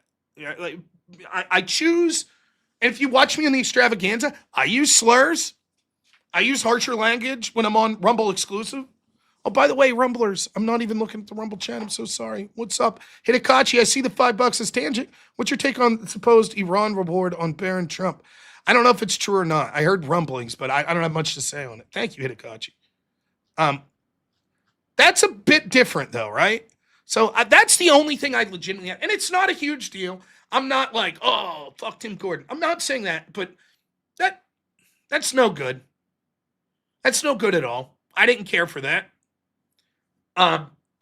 And if I could say one thing to all of you out there, like, even if you hate me and you're watching, you want to call in and call me a fat fuck and just spurg out, I'll probably ban you or kick you off the channel, but I don't really give a shit.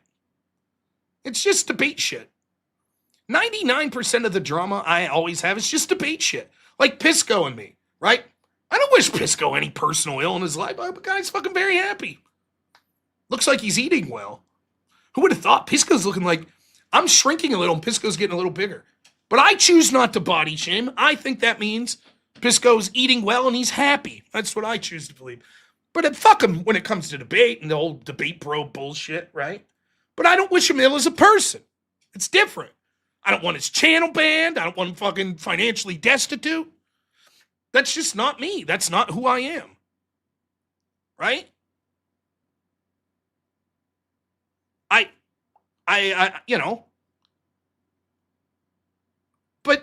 You don't jeopardize someone's channel intentionally. That's no good. So that's all I have to say on that. I'm not going to belabor the point, but let's read some super chats, and then I'm going to play some of this debate. We'll start at the beginning. How long, Nate? 14 months, a member says, get those thumbs up in. Thank you. We do appreciate the likes. Philip Coggins, I'm sorry. Oh, my goodness. Dolly Parton personally gave me, my sister, and a couple friends a tour of Ryman Auditorium when we ran into her in Nashville when I was stationed at Fort Campbell. You know how many, I've seen so many stories of people saying stuff like that. Apparently she used to just drive around in a golf cart at Dolly World, just saying hi to people. What a cool lady, man. Universally beloved. I talked about this in the extravaganza today. I don't know that we'll ever see another Dolly Parton. There's a handful of famous people in the past, like, 2 to 3 decades that were almost universally loved. Like the painter Bob Ross, Mr. Rogers, Dolly Parton. Did anybody dislike Dolly Parton? You didn't like country music, you liked Dolly Parton. Dolly Parton was very Christian. You could be an atheist, you're like, Dolly Parton was cool. I saw the DSA put out a statement about Dolly Parton and Trump. It doesn't get more different than that. And I don't know that we have, maybe Morgan Freeman. Shania Twain, no, believe it or not. Shania Twain had some relationship stuff that some people were frowned upon, but yeah, the Dixie Chicks. But it's, I don't know, that we're so, like, everything's so political now and everything's so in your face and celebrities are weighing in on everything. I don't know that we'll see that anymore. See, people say things like Denzel, Bill Murray. No, I don't view them in the same way. Willie Nelson might be close. That's a good one, actually. Willie, who dislikes Willie? Willie campaigned for fucking Beto. And I still like Willie. It's like, it's Willie. The dude, oh my gosh. Willie's holding it down, man. Shit, he's got to be like 90. The last of a generation, man. But anyways, so... how long, Nate? $10 says Tim was the legal version of a pop quiz Kyla. Effing infuriating, yeah. Amy J. Bird, thanks for the 20. Maxwell's on. $2 says still broke, Rob. Love you, bud. Thank you. I appreciate it. Anthony Reynolds, $10 says, you tell people the sky's blue, but if they refuse reality, then you can count them as a loss, and they'll always feel the sky's green and the government lied about it being blue. Yeah. Philip Coggins, $10 says, I've said this from the beginning, that Tyler Robinson's the type of person who 10 years ago we'd be wondering how he went from being a normal kid to being the star of an ISIS propaganda video ending infidels. Yeah. Yeah, crazy. Pro Zilch, $20 says, for whatever reason, I can't send a super chat to Andrew. So you get it, Robbie. Yeah, fuck Andrew. No, I'm just kidding. Thank you, though. Devil's Raspberry, $2 says, but guys, Valhalla, he has such an alpha name. Yeah. Anthony Reynolds, 10 memberships. Thank you so much. Devil's Raspberry, $2 says, Ryan, perhaps you're new. Tim went to evidence class. That's right. Jungle, what's up, my man? $50 says, hi, Ryan. I'm only here to trill Rob because Ryan's more handsome on the eyes in the chat than Rob. Fucker. Not one step back. Got to make sure, Jungle talking about handsome men, make sure he's not at those bathhouses with Tim Gordon. The Crucible's raiding over. Send in your money.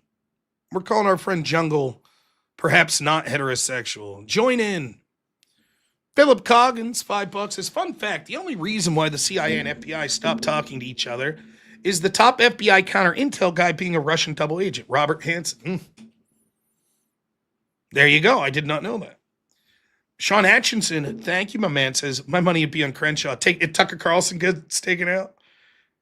The great Jason Plays, $10 says, saw what happened in the stream on Ryan's side. It was the Mossad. Mossad, I say. Yeah, I was streaming with my buddy Ryan, and apparently it glitched out. Fucking our Israel handlers are getting to us. Water Jabbers, $5 says, but Steve had a steak and a couple beers in an upstate restaurant. I've got a receipt with his name blacked out. Damn you, Steve. J.W. Thorpe said, Tim's 2700 stats pure bait. Bergman's book shows the vast majority were Arab militants in active conflict zones. Furthermore, Israel had a strict historical red line. Zero wet work on U.S. soil. Equating Hamas to Charlie Kirk is laughable. I asked him in the Q&A session, I said, can you show me one time where a prominent American was assassinated by Israel on American soil? Now, I was able to look up during the debate. There were a couple Americans that allegedly were assassinated by Israel, but almost all of them were in active combat zones working with organizations like Hezbollah, which is different. That's like you know, what's the name of the guy that Obama droned? That was American. Shit. Why can't I recall it right now? You know who I'm talking about, though. There was the guy that Obama droned and then killed his son later. Damn it! Someone tell me the name. I'm gonna be pissed. I'm looking at the chat. Alawaki. That's it. Yes. Jason Mulgren, $10 says, after watching his Cope stream, I think it's more like 80-20 and his wife operates the plug. I didn't see the Cope stream. I'm sorry that I missed it. Jason Mulgren, $10 says, about halfway through his Cope string, 50-50 brings on his boyfriend while the wife is coping from behind the camera. She runs the show, but there's something weird going on there. Strange. Listen, I'll say this one time. The 50-50 thing is a great fucking comment, and I'll talk about it here in a minute. Tim's probably a very nice guy. I'm sure he has a very happy marriage. I really do believe that. I don't mind his wife fucking hates me or was yelling about me in the debate. No problem. You know, it's so... Revan's Padawan, $5 says, Sky, rockets in flight, late evening delight. Thank you. The Great Pix Paradox, $50. What a G. Says, yo, not one step back. Thank you. Searsight, $5 says, good evening, bro. Always so polite. Good evening to you. I am original vintage says, still 0% of the dono goal. It's outrageous. How could Candace get $300,000 for 3 hours of work? I can't even get to 1% of my dono goal. A modest $300,000. Primal Loki, 5 gifted memberships. Thank you so much. Mr. Scotch, $10 says Crucible Cree and Son reporting in with receipts, and they're not blurred out. Not one step back. Thank you. An Anomalous, $10 says Crucible Crew dropping in. Thank you. Always appreciate Andrew and the Crucible Crew. I hope your stream went well. Kane, $5 says birthday today. Happy birthday, man. Let me guess. Tell me if I'm right, Kane. 37 years old. We'll see if I'm right. Super chat Andrew asking if he plays 40K. He refused on stream to read it and said it's not big enough to donation. Classy. Well, I'm not as big as Andrew. I try to read all the super chat goals. Am I right? 45s within 7 years. Not too bad. You're 2 years older than me. All right, we're going to get to reviewing some of my debate. I'm original vintage. W. Rob, not one step back. Thank you. But first, a brief message from our sponsors. I hope you open your heart and your pocketbook. I'll be right back. Hi, everyone. As you know, my alleged friend has passed away, and I've spent the last months trying my best to honor his memory by monetizing at every moment that I can, to the tune of me making millions of dollars. Yes, that's mean that I've spread wild theories about how his organization and closest loved ones actually murdered him or helped cover it up. But today, it's time to really support the true victims of this terrible tragedy. And that's me and the people around me. The millions of dollars I've made just aren't enough to pay for my livelihood. That's why I'll be charging people hundreds of thousands of dollars to defend the wild theories that I've made. But that's not enough. How can we be expected to exist on this meager subsistence? That's why I'm encouraging you via these ad breaks through the conversation to buy whatever product it is that I'm shilling. The mere $300,000 I'm making for 3 hours of work just can't cut it. What are we, living in some third world hellhole? So please, whatever product it is I'm shilling, please continue to buy it, but only after you send me your hard-earned money so that the real victims of this terrible tragedy can actually be recompensed. And that's me. Thank you so much. K to the Swiss, thank you so much for the $10 on Rumble. Amazing. All right. Someone said I should lower my modest goal to 300,000. So let's talk about the debate. So Tim Gordon, I debated this guy, Tim Gordon, Monday, I think it was, on Modern Day Debate. I was very excited. The debate was, is there compelling reason to believe Israel instigated or otherwise? In fact, I'll read you the exact topic, so I can't. Let me see. Let's look up Modern Day Debate. Topic. There's compelling reason to believe Israel instigated or helped Tyler Robinson kill Charlie Kirk. That was the topic. Fair enough. Let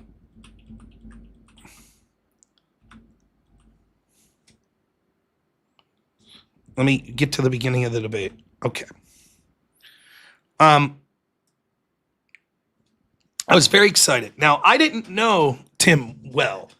What I did know about Tim is this. I trust that my friends have very good judgment. And I know that Tim is friends with Andrew to some degree, or friendly, we'll say. I think he's friends with Jay Dyer. I like Andrew. I like Jay Dyer. I disagree with Jay Dyer on the Israel topic. I'd be happy to talk to Jay Dyer on, well, I can't say that. I don't know what Jay's opinion is. I think Jay might thinks there's some level of culpability or suspect, I don't know, of Israel and the death of Charlie Kirk. I'd be happy to talk to him about it. No problem. I respect Jay as a debater. And I thought, well, Tim will be good too. For me, I want to debate really fucking good people. I would rather debate someone who is fucking excellent and destroys me in a debate than someone who's a complete and total moron and I win. Because for me, that means that I had some incorrect view that's being corrected, or it means that I need to work substantially on what my presentation is. I like that. That motivates me. When I hate losing more than I like winning. And so when I lose, it motivates me. And so I like searching out losing, if that makes sense. I like it. So I was very excited to debate Tim because I was like, he came highly recommended. He's not like your average Candace supporter that had been calling in. You know? And I was like, this can be a good challenge. And I want someone to make the best case that Israel was involved.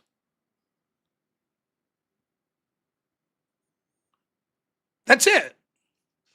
So that topic, that's great. We're agreeing that, I think Tim's Catholic. We're agreeing that Tyler Robinson did it for the purposes of the debate. And then we're saying, is there compelling reason to believe that Israel instigated or helped Tyler Robinson commit this murder? Okay. And I was excited. For me, when I have a debate where I really think this is going to be good, I respect my opponent, I'm so excited. And I told my wife, I was telling her Sunday, I'm like, I can't wait for this debate with Tim Gordon tomorrow. Monday, I was like, oh, I'm so fucking excited. Like, I'm downstairs eating dinner before the debate. My wife's like, oh, I can tell you're excited. I'm like, oh, I fucking love this. Love it. I loved it in college. When I did debate in college and you would debate, like, the best teams. Like, there was this dude from Wayne State. He was the top debater in the country. I've never been so excited to see I drew him in a round that I was debating him. I was like, yes. And I knew I was going to get my ass kicked, but I was like, fucking A, man. That's what I want. I want to put myself against the best.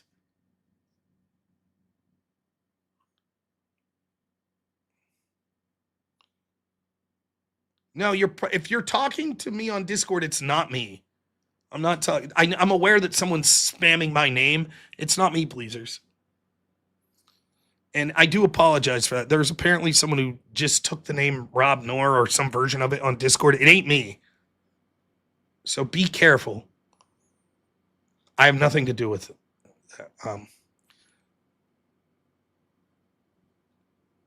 Anyways.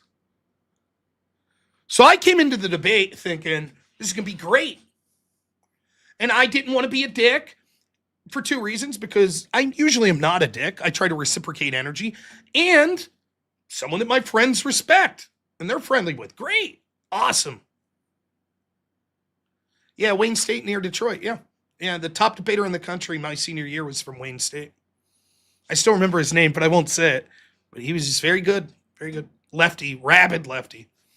But he was very good. Way better than me. So I came into the debate and I started up my stream and I was like, oh, this is going to be a great debate. Tim's not some moron. It's going to be a substantive debate. Strategy-wise, I heavily expected him to rely on the Joe Kent stuff and the Harrison Smith and basically talk about motive.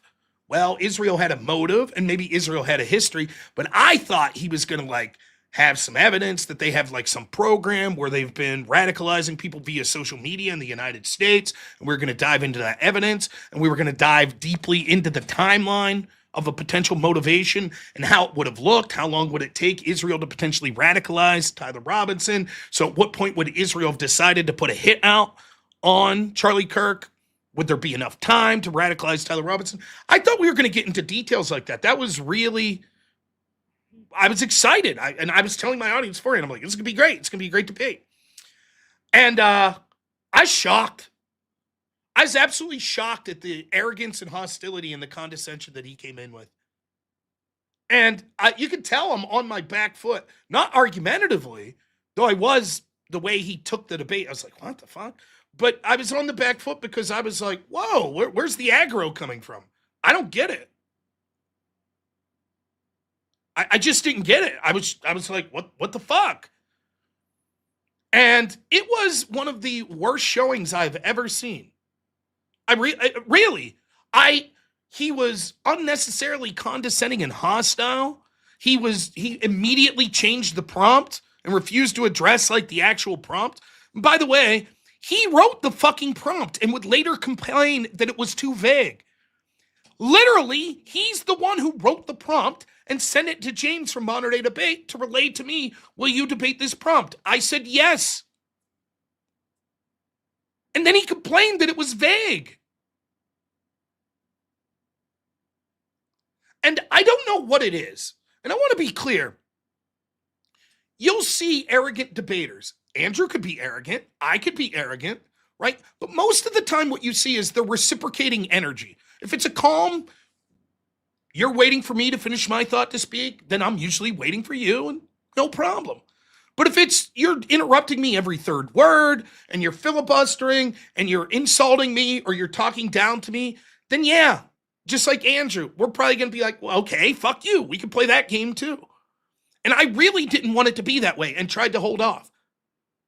But as we go through it, we're not going to watch the whole debate. As we go through it, you'll see that there comes a point where it's like, I'm going to have to get assertive or I'm just going to fucking talk 10% of the time and this dude's going to talk 90% of the time. I didn't get it. So what I'm going to do is I've decided I'm going to skip the opening statements. And we're going to get directly in. Now, this is from me. I thought my opening statement was very good. You can go back and watch it. I'll put the link out to the debate. And again, the debate was briefly taken offline. Not because I think I won the debate quite fucking convincing. That's just me. But whatever. Everyone's welcome to their opinion. I don't see an objective standard in which I lost the debate unless you're very impressed by someone talking legalese that they don't understand and completely changing the topic. But even within that framework, I thought I did quite well. Nonetheless, that's your opinion. I don't care, right? But I didn't pull the debate down because I wasn't confident that I did well. I pulled it down because he used homophobic slurs twice. And we told him, like, there are people trying to get my channel banned. I can't have that shit up. So we re-put up the debate, and I'm trusting that my editor edited them out. I hope he did. He's usually pretty good, so I think he probably did. So I don't know how far we'll get into this. Probably not to those slurs. Those were much later. But we're going to go ahead and... Should I do this or this? What do you prefer? We'll do this. We're going to go ahead and play. Now, this is basically, I think, after my opening statement. And his opening statement it ran long. And that's the other thing. Like, look, these things could be contentious. Things are worked out ahead of time. And what the topic is, what the framework for the debate is, etc. And sometimes I ask, sometimes I don't. I didn't bother to ask with Tim here. I thought it'd be a friendly, intelligible conversation. I really did. Let's get back to the opening. So apparently beforehand, James was like, I prefer 5 minutes openings, but Tim, you asked for 10 minutes. Okay, says Tim. Fine, fair enough. So Tim gives us opening statement and James shuts him down. It's been 10 minutes. What do I say? No problem. Let him go. I don't care. No problem. I'm not being a dick. I'm like, sure. I get it. Sometimes that happens. Things run long. And by the way, when I debated Loner Bucks at Modern Day Debate at DebateCon, same thing. Loner Bucks' opening statement went long. No problem. Let him go. I'm not like trying to be an unreasonable asshole. Have at her. No problem. Right? So he just kept going on and on and on. And basically his opening statement was, he said that compelling means the legal standard of reasonable suspicion, which is the lowest burden, and that he thinks that we should have a reason to keep investigating Israel. And my opening statement was like, I don't see that that's what compelling means. Compelling means me convincing. If someone said to me, there's compelling reason to believe Israel killed Charlie Kirk, that to me means greater than 50%, like more likely than not. But I'm willing to accept. I don't have to be a big dick about it. It could be anywhere from like 30 to 70%, whatever. But he's basically like, it's the lowest level possible, like 1%. And I'm like, well, I don't know about that. I could say there's thousands of organizations that there's a super low, like 1% chance that they could have been involved in instigating Tyler Robinson. You know? But whatever. That's what I predicted in my opening. And I was like, he's just going to talk about motive. He's just going to be like, wow, Israel had motive. But that's not reason to believe they're involved in the murder. Thousands of people and organizations had motive to want Charlie Kirk taken out. But we don't say, if they had motive, there's compelling reason to believe they did it. And I was like, he'll talk about Harrison Smith. Harrison Smith's just secondhand hearsay. We don't have proof that what he said was accurate, even if what he said's proof that Charlie was worried about Israel potentially killing him. Doesn't mean Israel was involved. And then he'll talk about Joe Kent, saying, I wanted to investigate further. But Joe Kent wasn't even a law enforcement officer, and we have no idea what that means, that he wanted to investigate further. So that was it. So that's the opening statements. You've been caught up. So here we go. Go. You get accused. When you respond, it's more evidence but that's how these conspiracy theories ran rampant for an additional a bunch of things that feel weird. It feels relative to an investigative. Where are we at here?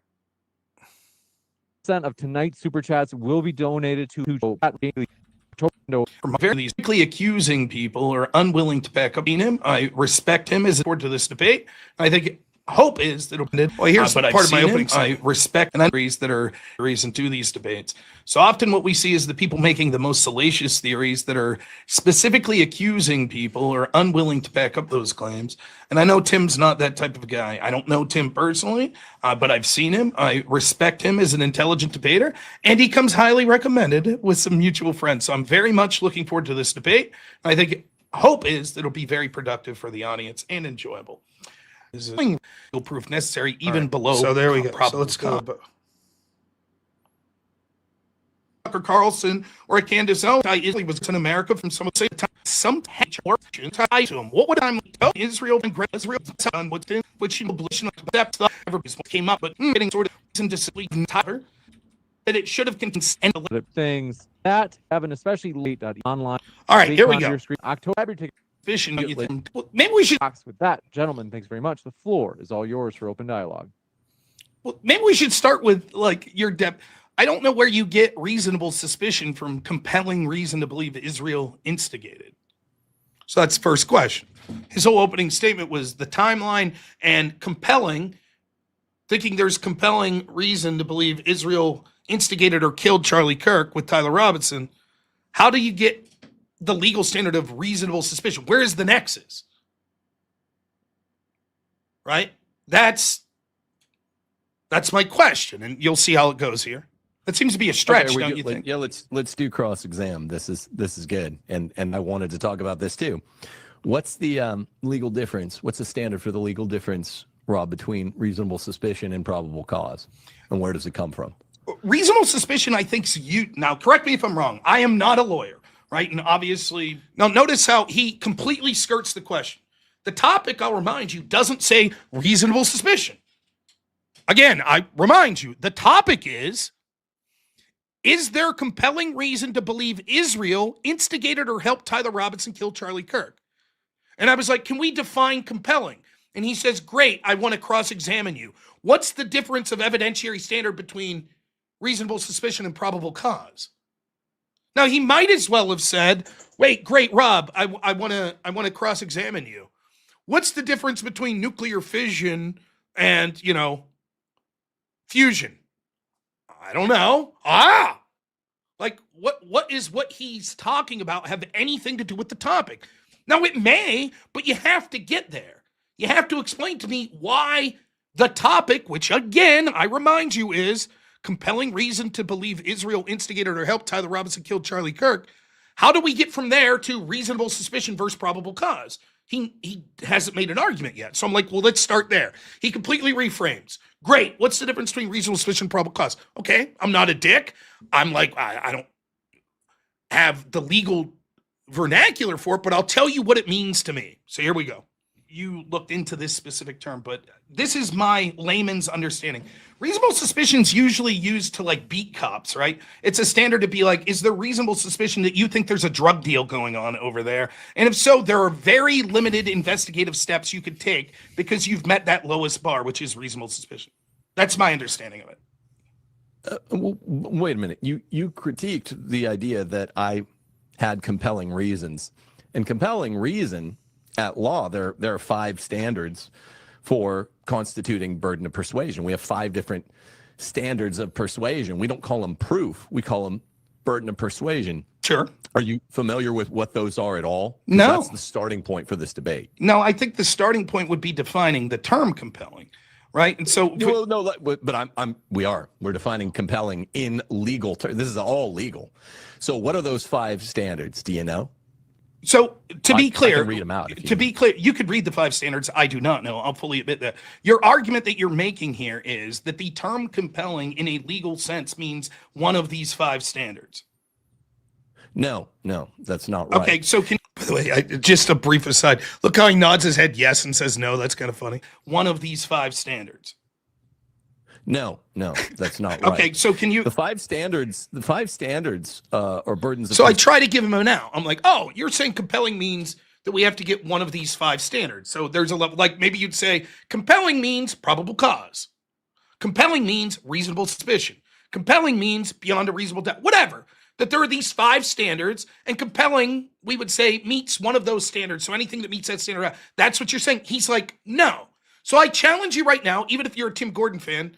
What? Okay, then what do these 5 standards have to do with the word compelling? If he's not saying what I mean by compelling is it has to meet one of these 5 standards or more, what the fuck are we talking about here? I don't get it. Even the explanation here. I'm like it seems like he's disagreeing just to disagree. Okay, so far I'm like, where are we going with this? But fine, no big deal. Persuasion are specific to domains of the law. And there are 2 investigative ones, and they're all graduated standards. So they're going up in both the quantity and the quality of evidence. Okay. You said that at the investigative level, which is all we're debating here tonight, what you essentially did in your 10-minute opening statement is you told me that compelling, which is relative to an investigative standard, if we're taking it the correct way that I am tonight, should be thrown into the highest of the 3 criminal standards, which is dead wrong. And then I said, well, okay, what do you think the 5 burdens of persuasion are, and which one do you think we're operating out of tonight? And you said, well, I don't even know the 5 levels of persuasion. So if you're going to critique the way that no, it's a clever slide as an investigative predicate. But I mean, like again, you see what he's doing.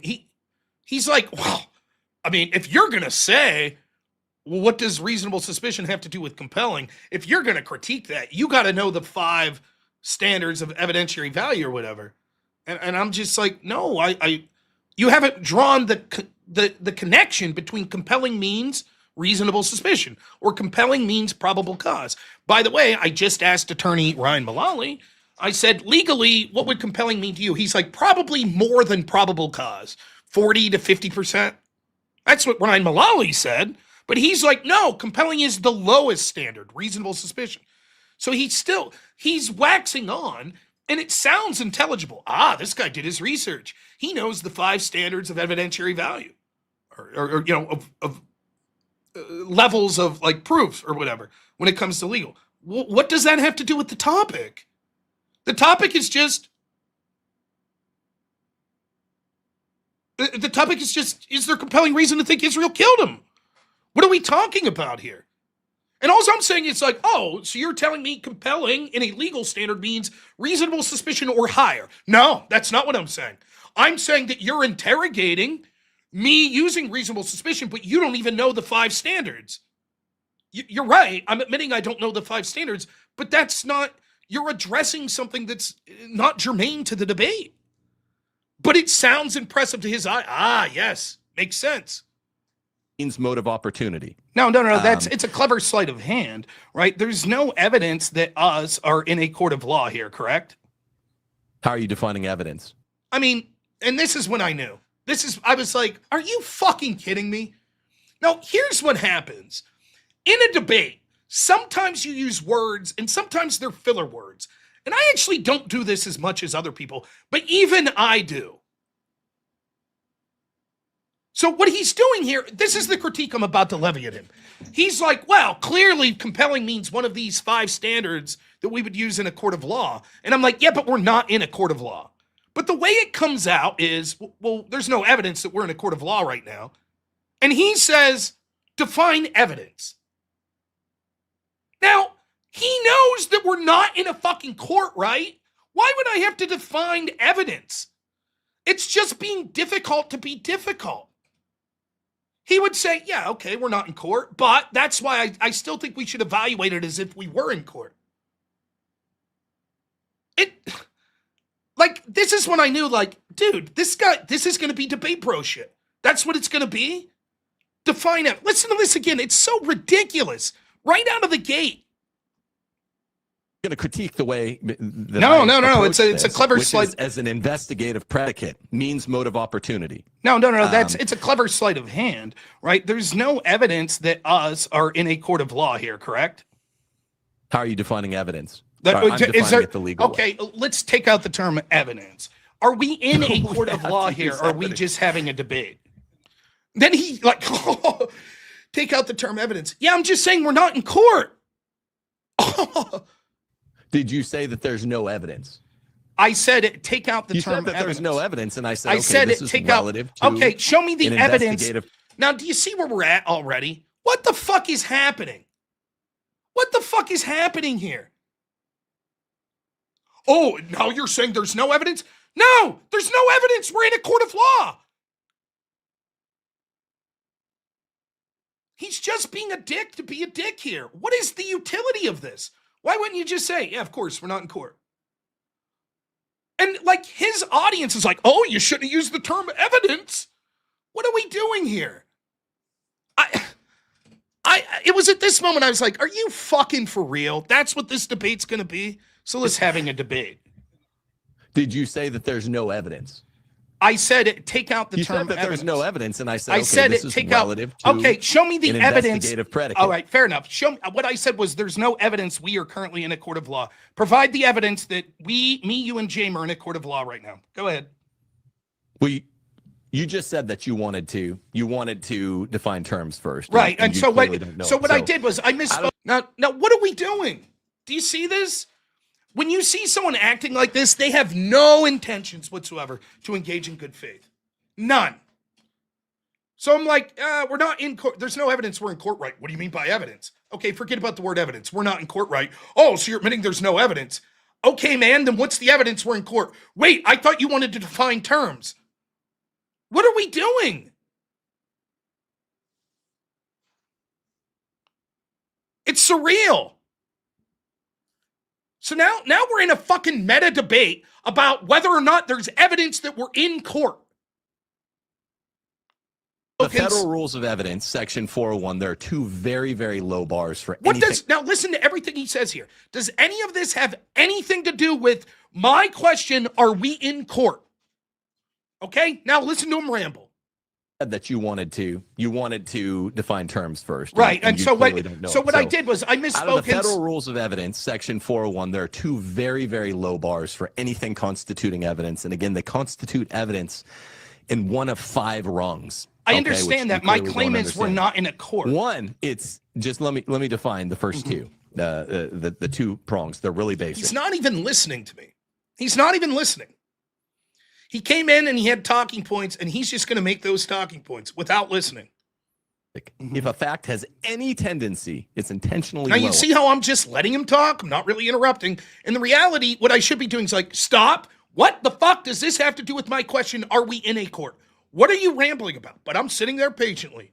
On the Federal Rules of Evidence. To make any other fact more or less probable than it would be without the evidence, And number two element, if the fact is of consequence in determining the action. So basically, for the normies out there that are brainwashed to TV and movies, thinking evidence is only material evidence, only direct evidence, and it's a super high bar, basically everything is evidence, legally speaking, among lawyers. And that's really, really important. That's interesting. And that's why the federal that's an rules of interesting non-response to what I was specifically saying. My point was that you're using the term compel. You said you wanted to define terms.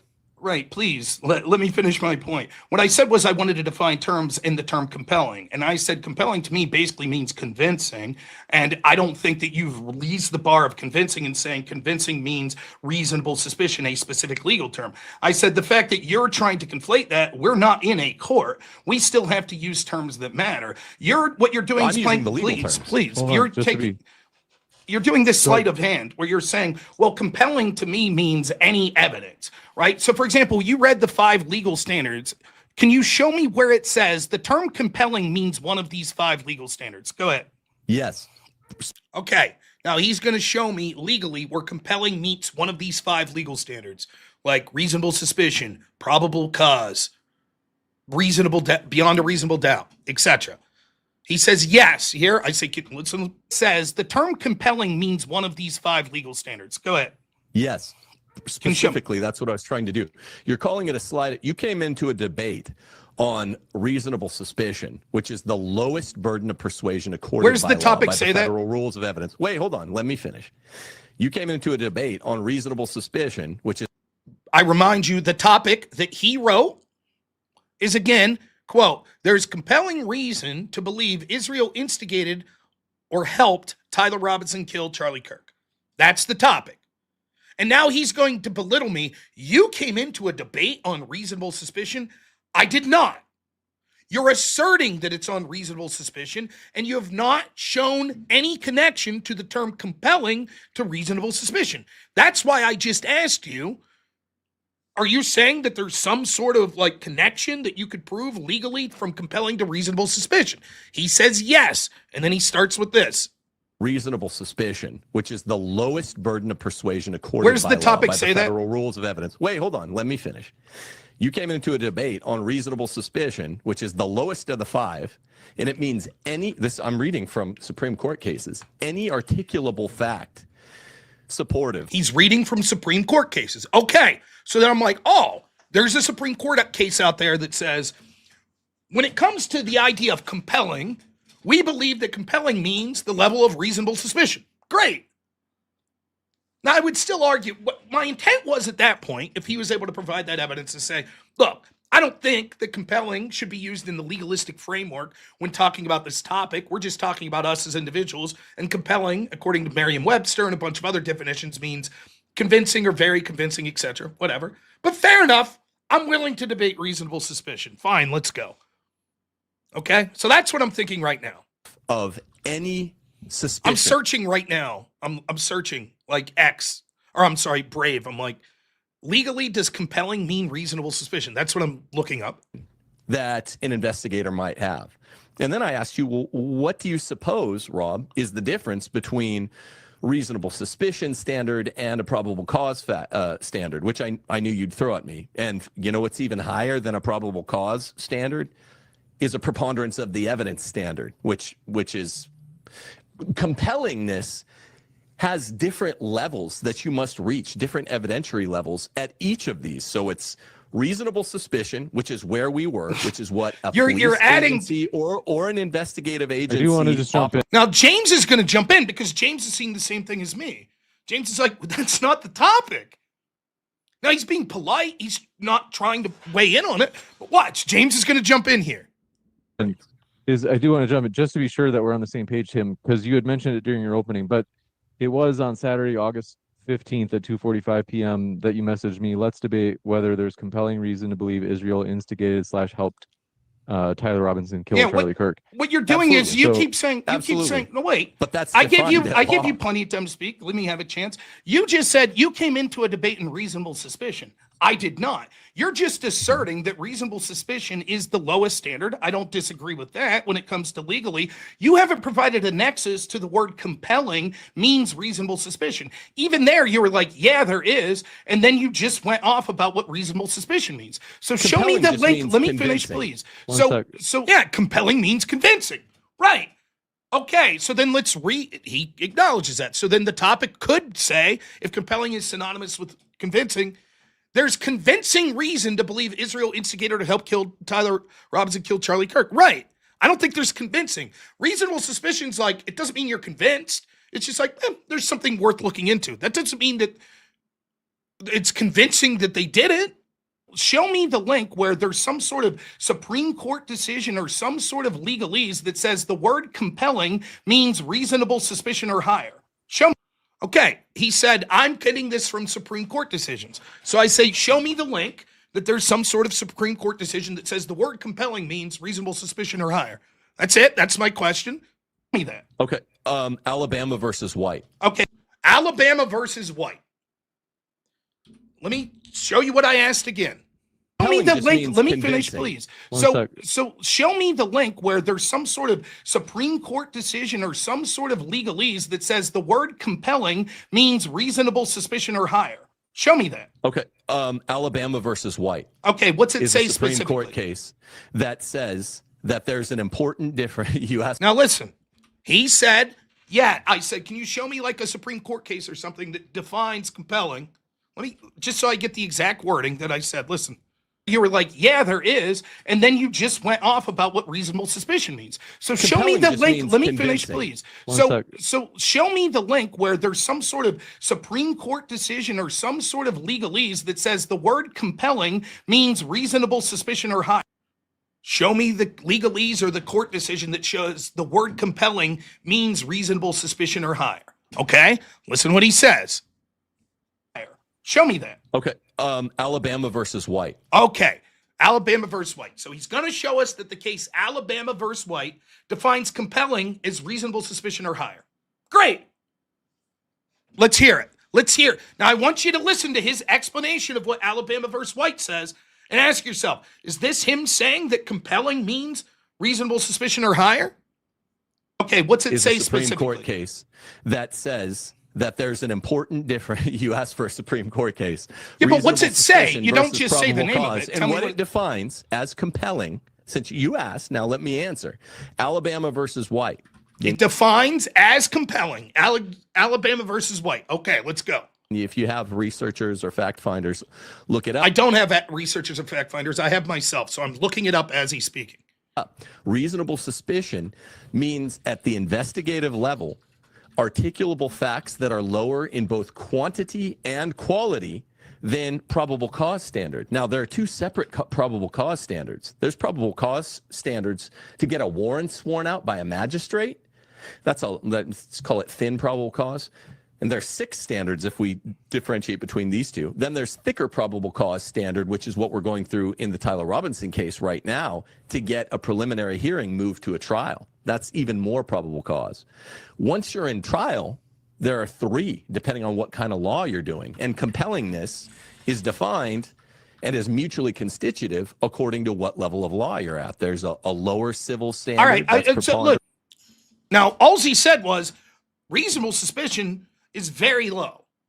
And then probable cause is higher, and there's 2 standards of probable cause. And then once you get into a trial, the standards, right? Then here's the sleight of hand of what he's trying to do. He's trying to say compelling is to each of those. Now, let me take a step back, and it's something I should have said during the debate. Let's say the topic was, do you have at least 1% belief that Israel killed Tyler Robinson? And you said yes. And here's a compelling reason for that 1% belief. That's different than saying, do you have compelling reason to believe that Israel killed Charlie Kirk? Do you understand the difference? One is saying, the question is, do you have at least 1% belief? And you say, yes, I have at least 1% belief. And here is a compelling piece of evidence to support that 1% belief. The other question is, do you have compelling reason to believe Israel killed Charlie Kirk? What is that evidence? So in effect, what he's doing is saying something like this. Reasonable suspicion is just 1%. And I have what I think are compelling reasons to believe that 1%. But that's not the debate. Compelling just means convincing, as he said. Right. So then do you have convincing reason to think Israel did it? Having compelling arguments to 1% wouldn't mean that you have compelling reason to believe Israel did it. But notice that his shtick there, he said he was going to provide evidence that Alabama v. White defined compelling as reasonable suspicion or higher. And instead what he's saying is, well, there's different standards to each level, right? And each standard would have compelling reasons to meet that standard. But that's not defining compelling. Look, I guess a higher civil standard that's clear and convincing, and the highest standard is you keep jury talking, standard, which you know. But there was no chance that I was going to get that out without him interrupting in this debate. You keep talking about. You keep trying to interrupt. No. You've talked at greater length than me, right? Like what I'm saying is, you keep going off on sort of this. Well, this is the standards. This is reasonable. I agree, right? No one's arguing that. What we're arguing is proof that these court decisions said compelling is reasonable suspicion.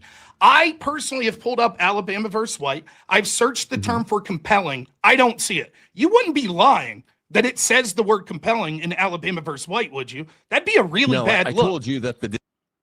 Now, what I did was I found Alabama v. White, and I controlled F, and I was like, oh, he says it defines the word compelling. So I looked it up to see if it defined the word compelling, and it wasn't there. So all he's really saying is, oh, of course, compelling means reasonable suspicion. And now let me explain how this court decision talks about the difference between reasonable suspicion and probable cause. That has nothing to do with what you said it was, defining the word compelling. Distinction between reasonable suspicion and probable cause is laid out there. No, that's not my question. That's right. So now he's saying, no, I'm just saying it distincts between reasonable suspicion and probable cause. But that's not the fucking question. That's not the point that... Now, again, to Tim's audience, I think well, this is impressive. Look, he knows again, do you see the problem with this? He's just waxing on about something that has nothing to do with the fucking debate. And he's like, oh, you didn't even know this thing. You walked into a debate about reasonable suspicion. Where? Where is that ever mentioned? And he's like, well, of course, this court decision shows it. And then he goes on to describe the court decision doesn't show that. It's not my question. I said, show me a court case. You don't get to ask a question when you don't even know the difference between that's reasonable suspicion and probable cause. That's outrageous. Now he's like, I don't even get to ask the question because I don't know the difference between reasonable suspicion and probable cause. Again, the question is the topic. I remind you again, because you'd have no fucking clue listening to this guy. Is there compelling reason to believe Israel instigated or helped Tyler Robinson kill Charlie Kirk? And when I'm like, can you show me that compelling means reasonable suspicion? He's like, you don't even get to ask that question if you don't know the difference between reasonable suspicion and probable cause. How the fuck does that make sense? The burden is on you, who wrote the fucking topic, to explain why a compelling reason to believe that Israel killed Charlie Kirk means the lowest bar possible of reasonable suspicion. He has yet to provide one fucking argument. He's just smugly like, you don't know the difference between reasonable suspicion and probable cause? Well, I kind of do, but that's irrelevant. What I asked you was... You came into a reasonable suspicion debate without even defining the term. I do want to... I do want to break us into 1 minute back and forth, or if you guys would prefer 2 minutes.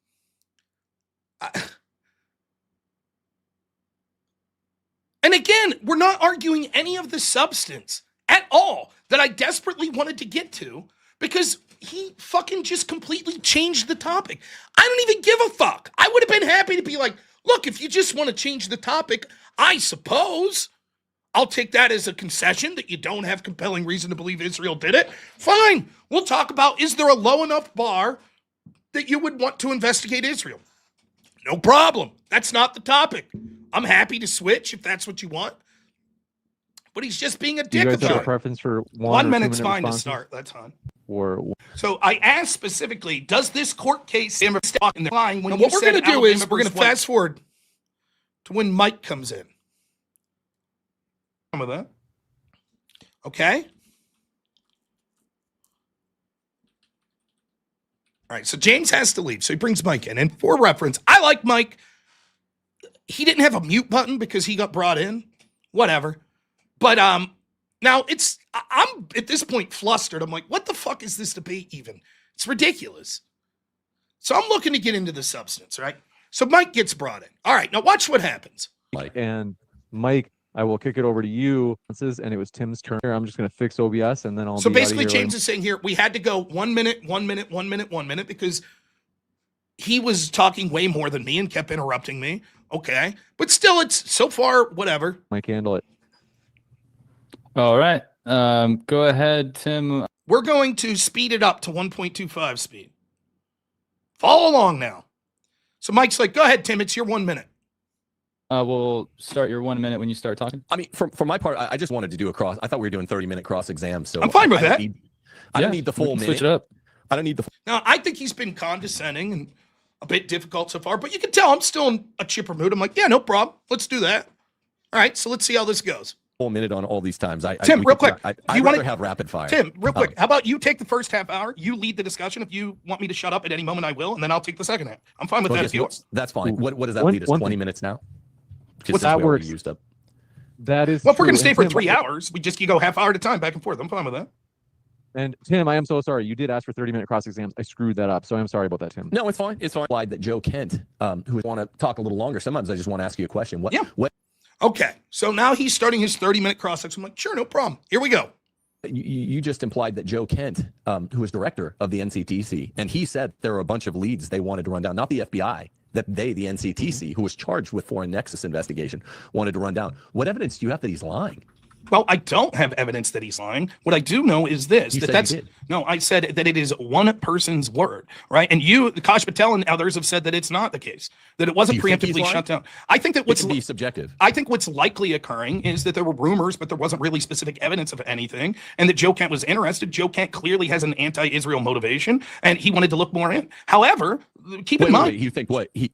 Okay, so far so good. I don't mind anything. He asked a question. I'm responding. You think it's clear he has an anti-Israel motivation? Well, that's I think big. All right, that's a big charge, let me Wild. let me rephrase. Do you think Joe Kent left office because of the Iran conflict? That and other things. You think that was the biggest impetus of it, though, right? I just want to clarify. We're starting your 30 minutes, right, Tim? Because let's limit the questions back to you so we can keep your direction, and then we'll have Rob's questions. Yeah, I'm still choosing the pointed. So Rob, I thought that was a bit strange. So I can't ask questions back like that to prove my point. Okay. I thought that my question back to him was germane. He's like, you think there was an anti-Israel bias from Joe Kent? And I'm like, well, you agreed left office because Iran, because he was upset and blamed Israel. And Mike's like, well, we don't want you asking questions back. Okay. Yeah, keep track of what questions you want to ask him for yours as they come. Okay, good. So you think Joe Kent is probably lying, and you can't say exactly why? No, I won't say that he's lying. I'll say that he probably had a different opinion, that he thought, hey, there's other things I personally would like to look into. Law enforcement officers, if you'd ask them, would probably run down stuff till they're blue in the face. But there was no evidence. Was he? I guess I can't ask questions. Okay. I'm unaware that he was at a body that gave him law enforcement powers to investigate things. I thought his role was more of a liaison between different intel communities. So I heavily suspect that he was unaware of all the evidence that was being ran down by other investigative agencies. Well, wait a minute. No, I mean, it gets complex when you're talking about the actual 10th Amendment police powers that are accorded to fourth branch admin gov creatures like the NCTC. But no, there's a para police power, and they were allowed to investigate via the FBI. Do you know roughly how long? So think of them as para police investigators. Do you know how long his investigation lasted and how long NCTC investigations normally last? I'm guessing it was about 2 weeks, and I'm guessing normally these investigations are through nexuses of things that they have evidence that foreign governments were involved in, not just suspicious and innuendo. No, where they start. No, but you see, I'm trying to answer briefly. It's his cross-ex. I'm trying to, some brevity in my answer. It was interesting. I was looking at this over the last week. Where they start is specifically means, motive, opportunity predicates. And of course, if Israel has a significant cognizable benefit to be gained by killing, regime changing the most valuable Gentile in the world who's about to turn the tables on them. That is all you need by the investigative predicates, the reasonable suspicion standards used. And that's precisely the kind of thing that the NCTC investigations normally begin along. This investigation went anywhere from a couple of days before it was stymied. I've heard that account, and I've heard anywhere from 1 to 2 weeks before it was stymied. The average length is somewhere between 1 and 2 months. And the simple fact of the matter that Joe Kent, who's boss over there at the time, may explain that I don't think he would be possible of getting wrong, is that there were lots of leads he himself was leading a team and running down that he was stopped short by Kash Patel, and he said it was one of the oddest things he'd ever seen. How do you account for that? I think that it was probably that Joe Kent wanted to run down things that the rest of the people didn't think was relevant, given the overwhelming evidence they were seeing from Tyler Robinson. Looking at his communications, they saw that there wasn't international conversations or anything like that. The timeline wouldn't make sense. Joe Kent doesn't specifically say it was Israel. In fact, he could have easily been talking about communications that came from a place like Russia, China, or a litany of other places that they would have suspicion. You jump to the conclusion that this is you jump to the conclusion that this is proof that Israel was involved. No answers on this. Okay, you're just burning my time here, man. Okay. So I'm burning his time. Would I answer all of 25, 30 seconds after he went on for a couple minutes? Okay. 5 minutes left. Yeah, it could be me. It could be you. Maybe the NCTC was looking into Tim Gordon or robnoerr. No. Israel is specific here because Israel is well known, has an unprecedented level of proclivity toward using political assassinations. Let me get to the part I didn't read in my opening statement. According to this expert on it in this 2018 study, Ronan Bergman. So we're just going to 5 seconds of time, skip ahead. He's going to talk a lot about I'll steelman what he's saying here. I read this book. Ronan Bergman says that Israel's assassinated people for all kinds of shitty reasons more than any other country. Okay. Like Israel in sentinels. I want you to respond. Man's life. Here they are. Hollywood, right? The decapitation of a post. Sounds familiar this time. So yes, that is precise. So you tell me this was a very, very kill people posing over things, reaching a verdict. Just tell me, I want to know. It's not growing a conscience. There was still a lot of good that Charlie went on. That was about 80 seconds. And he asked me, what do you think about that, basically? Kirk could and would do for them. There's no evidence that their relationship was severed to the point that it would warrant wanting to take them off the table completely.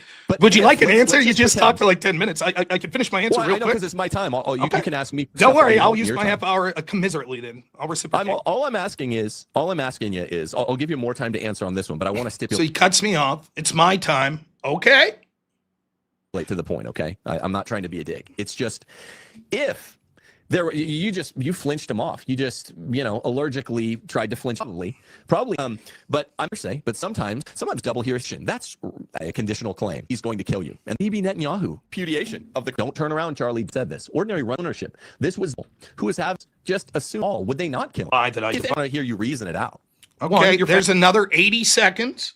So he goes on for about 80 seconds. I get about 10 to 15 to answer. He cuts me off, says too much. Then he goes on for 80 seconds. Facts aren't true, as I'll get to in mine. You just repeated a lie that I debunked. If any one of them are true. Okay. Secondly, because there are reasons, just because they've killed other people in the past, which I can't see all of your data to suggest exactly why they've taken out people, doesn't mean that they would do so in an unprecedented way to an American citizen who is highly public. We don't see any evidence of that happening in the past. Second, this means that evidence of that. Second, that's just wrong.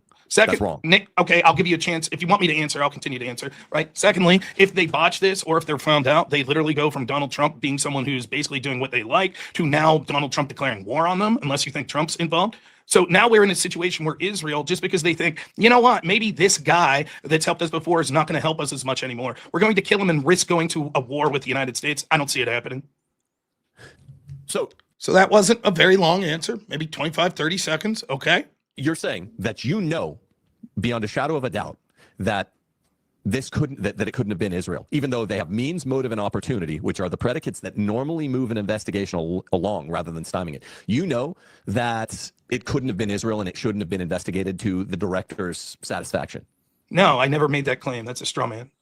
Would you? No, I'm asking. It's not a straw man. It's a question. You said, so you're saying, that's what you said, right?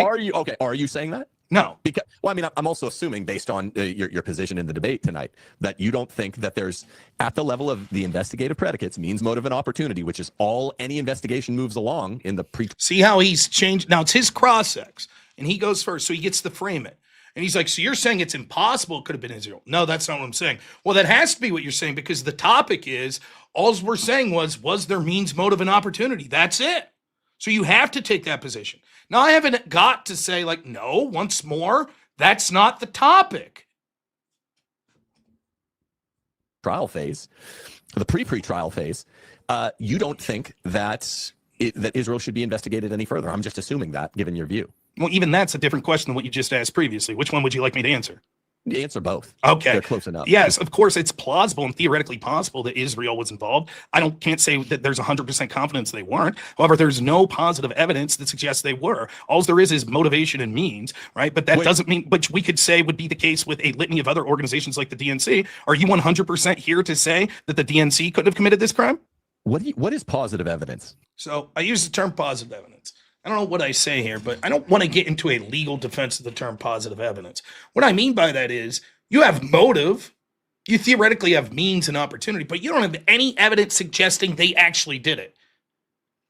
That's what I mean by affirmative evidence to suggest they did this thing. What the hell is positive evidence? Because that's not. I just read you the real legal standard, not made up shit. Okay, evidence. If a fact has any tendency to make a fact more or less probable than it would be without it, the evidence, and the fact is of consequence in determining the action, it's evidence. It's generic evidence. It's non-specific, circumstantial evidence. To read Ronan Bergman's book, that's positive evidence. It's positive circumstantial evidence, which accounts for 95% of jury verdicts. Okay? No, so you just don't know, and you're throwing around terms, and it's getting sloppy. Positive evidence means what? How are you distinguishing it from circumstantial evidence, direct evidence, material evidence? Positive evidence is evidence that suggests that the crime being alleged was committed. Motivation does not show that. I could show you 100 organizations with motivation, and that wouldn't be positive evidence that they committed this crime. Where are you citing? Where does this term positive evidence come from? I will say that it is my proprietary definition. Blackstone. Let me explain by what I mean by positive evidence so that there's no confusion. Now, this is the one area that his audience really is jumping in. Right? Oh, you use positive evidence, you meant it was proprietary. What I'm saying is, I'm not trying to say this is the legal definition. So let me just say this is exactly what I mean by positive evidence. That's it. And they're like, you used the term wrong. Well, I didn't really. But I'm like, fine, fuck the confusion on the term positive evidence. I'll explain to you exactly what I mean. So here we go. Blackstone. Let me explain by what I mean by positive evidence so that there's no confusion. Evidence to suggest the group that you're discussing was involved in the crime, as opposed to just evidence to suggest possible motivation. You have no evidence. No. What are you talking about? All of your evidence is motivation and means. So we can go with Rob Noerr's made up, kooky definition, positive evidence, which is there's no legal standard for it because you pulled it out of a hat. Or we can go with Federal Rules of Evidence 401. And I've read it twice now. I don't want to have to reread it. But here's the thing. You don't seem to, you keep making the claim. There's no evidence. There's no fact with any type. I've said over and over and over, the only evidence you have is like motivation and means. That's it. The DNC had motivation to want Charlie taken out. They had means. They too could have went on Discord and incited people. The ACLU, the same. The Canadian government, the same. The Mexican government, the same. The UK government, the same. Any trans organization, the same. Antifa, the same. And any number other. When you're saying that the way this crime could have been carried out was just people radicalizing people online, random streamers like Hassan Piker had the means and opportunity. So the question's just, did they have the motive? Yes. Tens of thousands of people in organization had the motive to want Charlie to stop and to not be alive anymore. They took to the streets celebrating his death. That's not evidence suggesting they committed this crime. That's just evidence of means and motive. That's what I'm not saying you don't have any evidence. What I'm saying is all of your evidence is means and motive. You don't have any evidence beyond that to suggest that they committed this crime. That's it. And he keeps saying, you're saying I don't have evidence. No, I'm saying you don't have evidence that they committed this specific crime. Tendency to make Israel suspicious here, which is really all evidence FRA 401 says. That's complete hogwash.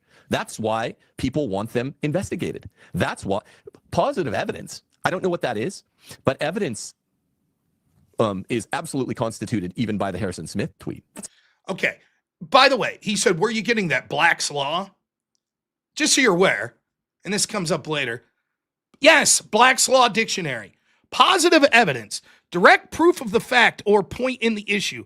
Evidence which, if believed, establishes the truth or falsehood of a fact in an issue and does not arise from any presumption. It is distinguished from circumstantial evidence. So I'm technically using the term correct. Yes, you're claiming that they killed Charlie. Positive evidence would be, and I quote, direct proof of the fact or point in the issue, evidence which, if believed, establishes the truth. So is it positive evidence to say Israel didn't like Charlie? Does that evidence that shows the proof that they killed him? No, it's just motive. But again, he's controlling the time. I don't get he's jumping in on me. I'm just like, look, by positive evidence, I just mean, this is what I mean by it. I don't have the fucking definition in front of me. I just mean you only have evidence of motive. That's not evidence that they committed this crime. I could have bullshitted and said, this is the definition, but I was just honest. This is exactly what I mean by it. And it happened to mean what I meant by it is exactly what Black's Law is saying. I just want to cut in real quick. I'm pausing the time, but I just want to let you know, Rob, your times will start in 15.5 minutes. And Tim, if you could do a little bit more question asking, so we can try to cover as much ground as possible. That's the only thing I want to add here. But yeah, let's get there. Because Tim's just monologuing, and I get 15, 20 seconds to answer. Then he speaks for a minute and a half. So that's 15.5 minutes, and try to make the most of it, gentlemen.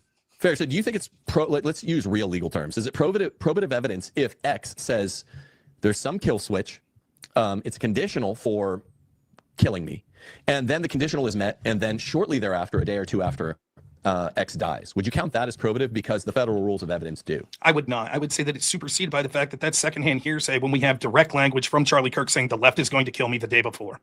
Okay, are you? So what he's saying is because Harrison Smith put a tweet out saying, someone told me that Charlie Kirk's worried Israel's going to kill him. And then 4 weeks later, Charlie Kirk dies. Is that probative evidence? Evidence to suggest we should look into? And I said, I believe it's superseded by Charlie's own words in his own message saying, the day before, the left is going to kill me. Notice how I answered very quickly there. Aware that double hearsay is allowed at law, even in trial, under certain circumstances. If I said to you, hey, yes I saw no? Big... yes or no? Yes, I am, and now I'm responding. If Good. I say to you, So Big Mike told me, notice he said yes or no. He'll later say, I didn't ask you yes or no questions. That James ran his truck into your house, and then you talk to Mike and he says, no, I never said that. I would not say that my claim is probative because Mike, who I was having the hearsay from, directly contradicts what my hearsay said. All right, well, that's what Charlie Kirk did. The Supreme Court has ruled on this, particularly in the realm of circumstantial evidence, is probative, and it disagrees with you. So you're just making up I don't believe so. I believe that you're erroneous in that thinking. And I will express you believe I'm erroneous because Rob just makes shit up. No, Okay. I'll express why. Just to be clear, if I said Mike told me that James admitted to a crime, and then the police talk to Mike and says that's a lie, you would say they wouldn't evaluate Mike as more credible than me, who's claiming to heard that through Mike, and they would continue to investigate. I don't believe that. Do you think evidence ought to be ruled out on its circumstantiality, like, say, the Harrison Smith, utterly circumstantial evidence, the Harrison Smith tweet from August the 13th? Is there a special rule or a heightened burden which applies just because evidence is circumstantial? No, I would suggest... Well, then why is it ruled out? Well, then why isn't it probative? Because if it's probative, there are only two elements. If he has hearsay, and then the specific target that the hearsay is from contradicts that, we would take the target as opposed to the hearsay. No, that's not how it works. Well, I mean, when you take evidence class in real law, no, it's not. In evidence class, you take hearsay, and it's half of the class because the exceptions swallow the rule. There's a broad rule, no hearsay evidence. And then there are like 27 exceptions, and it takes you half a semester to learn all of them. I learned them, and it took me a real long time. It sounds to me like you can't fathom a special rule or heightened burden which would rule out circumstantial evidence like Harrison Smith's. I just want to be clear in what you're suggesting here. What you're telling me is if law enforcement comes to me and I say, Mike told me he saw a red truck flee the scene of the crime, and then they talk to Mike and Mike says, that's not true, I never said that, right? You're telling me that the police would view both of our statements equally and continue to look for a red truck. Yes. That is Holland wrong. versus United States. That's wrong. An absolute black letter law. Now, do you understand the absurdity of this? Do you understand this? I don't think I have to explain this any further. That's nonsensical. If one person says, I heard Mike believes this, and then you go to Mike and Mike says, no, I don't believe that, why would you say, I don't know? It's equally likely that Mike believes that or not. Because although Mike says, no, trust me, I don't believe that, Rob says he heard that Mike does believe that.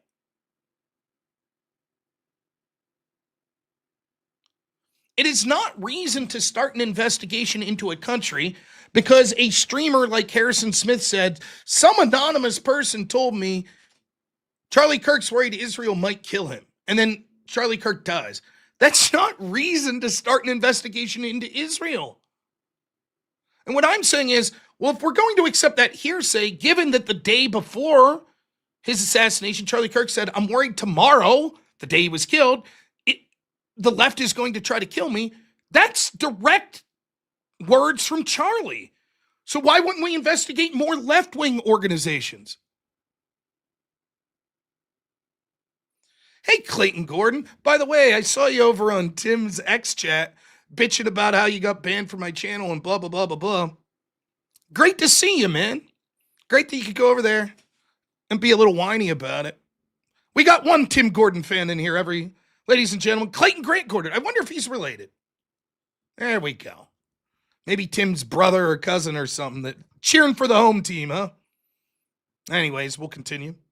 Circumstantial evidence is intrinsically no different than testimonial evidence, and it's much more common, and a lot of times it's of much higher quality. That's what you're saying. So There's not responsive. This is my time. Just save it, bro. Okay. Save it. This is my time. Just save it, bro. Okay. You agree, because I still can't tell. This whole thing is about the predicates of investigative evidence. Notice how he's condescending the whole time. You don't understand. Oh, because Rob just made shit up? Much lower standard, and you were mixed up on that in the beginning. And so now I'm just trying to reestablish ground. Do you agree that motive, means, and opportunity evidence are all legitimate considerations when you're investigating a killing? Yes. Notice how I'm answering very quickly? And at this point, I'm like, all right, motherfucker, when it's my time for my cross-ex, so far this entire debate, he's probably talked 2 to 3 to 1 over me.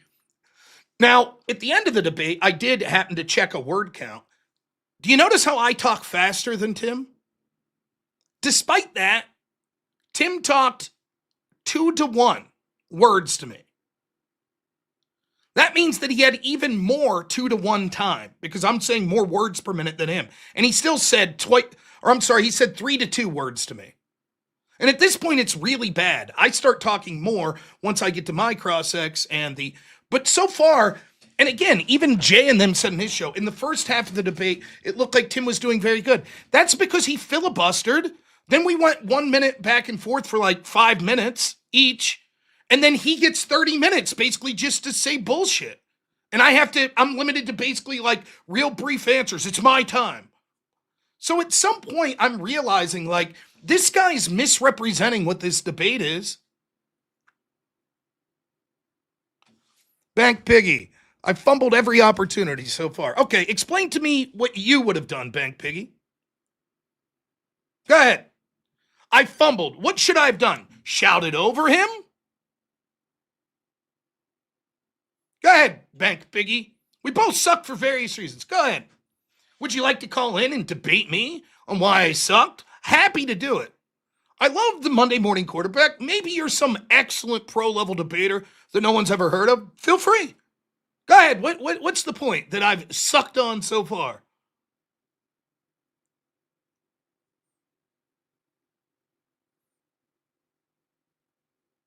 Happy to hear it.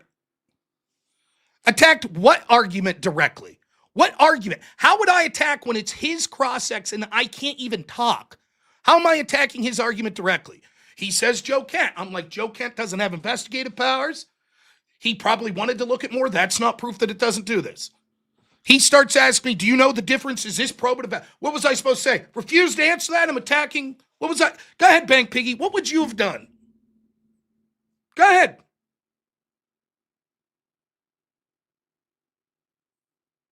at the start of the debate. So I should have conceded and allowed him, yeah, you're right. Never mind. The topic wasn't compelling evidence. Never mind. I concede that. Now let me talk about whether or not Israel's assassinated people or Israel was pissed at Charlie Kirk. I should have just conceded the prompt. Now, I don't think that was a good idea. I think starting off and discussing what the actual prompt was important. That's basically all I had time for before we got into the 30 minutes of him running things. Anyways, I'm not going to get one guide tonight.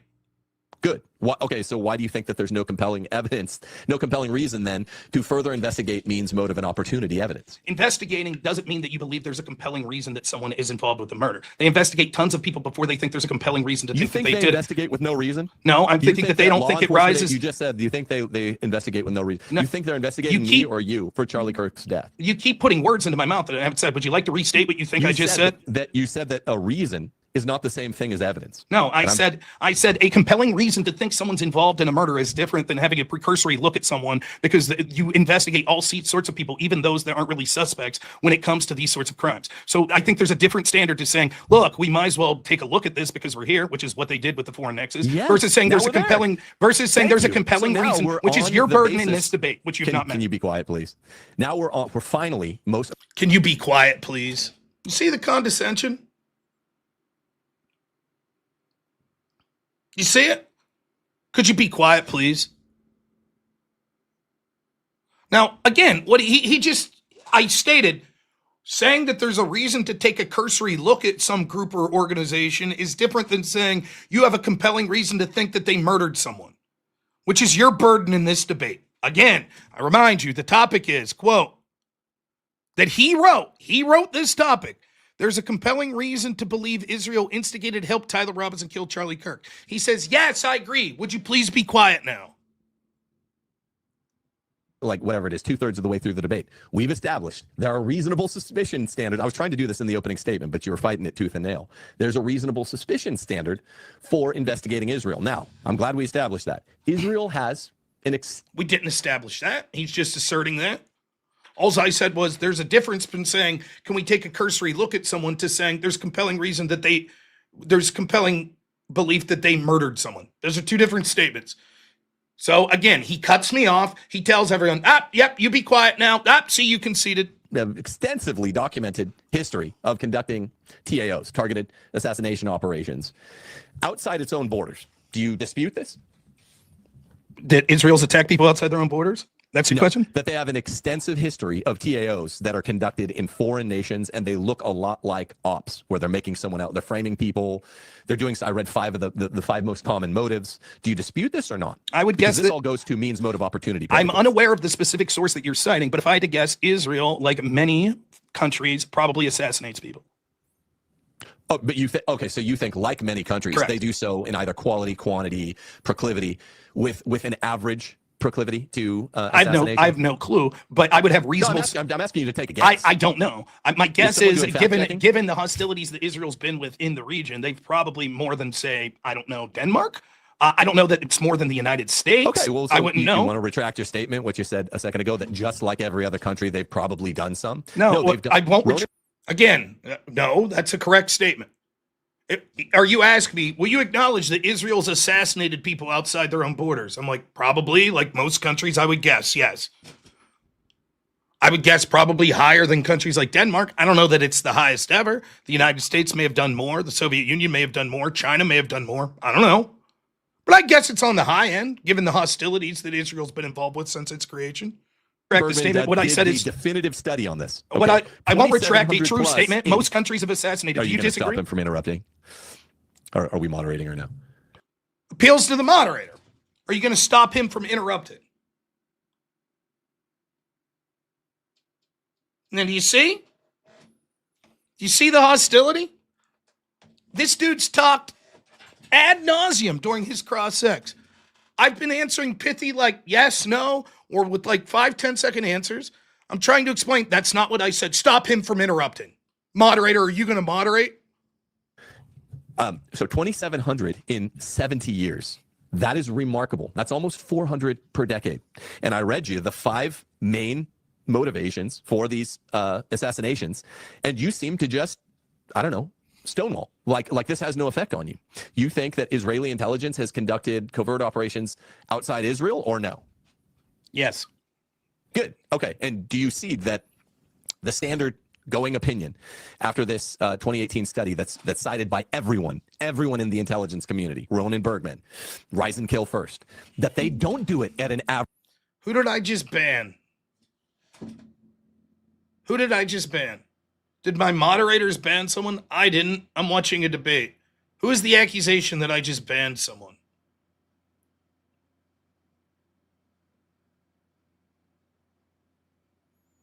If my mods banned someone, that's on them. I trust them. Who was it supposedly? I'm unaware of it.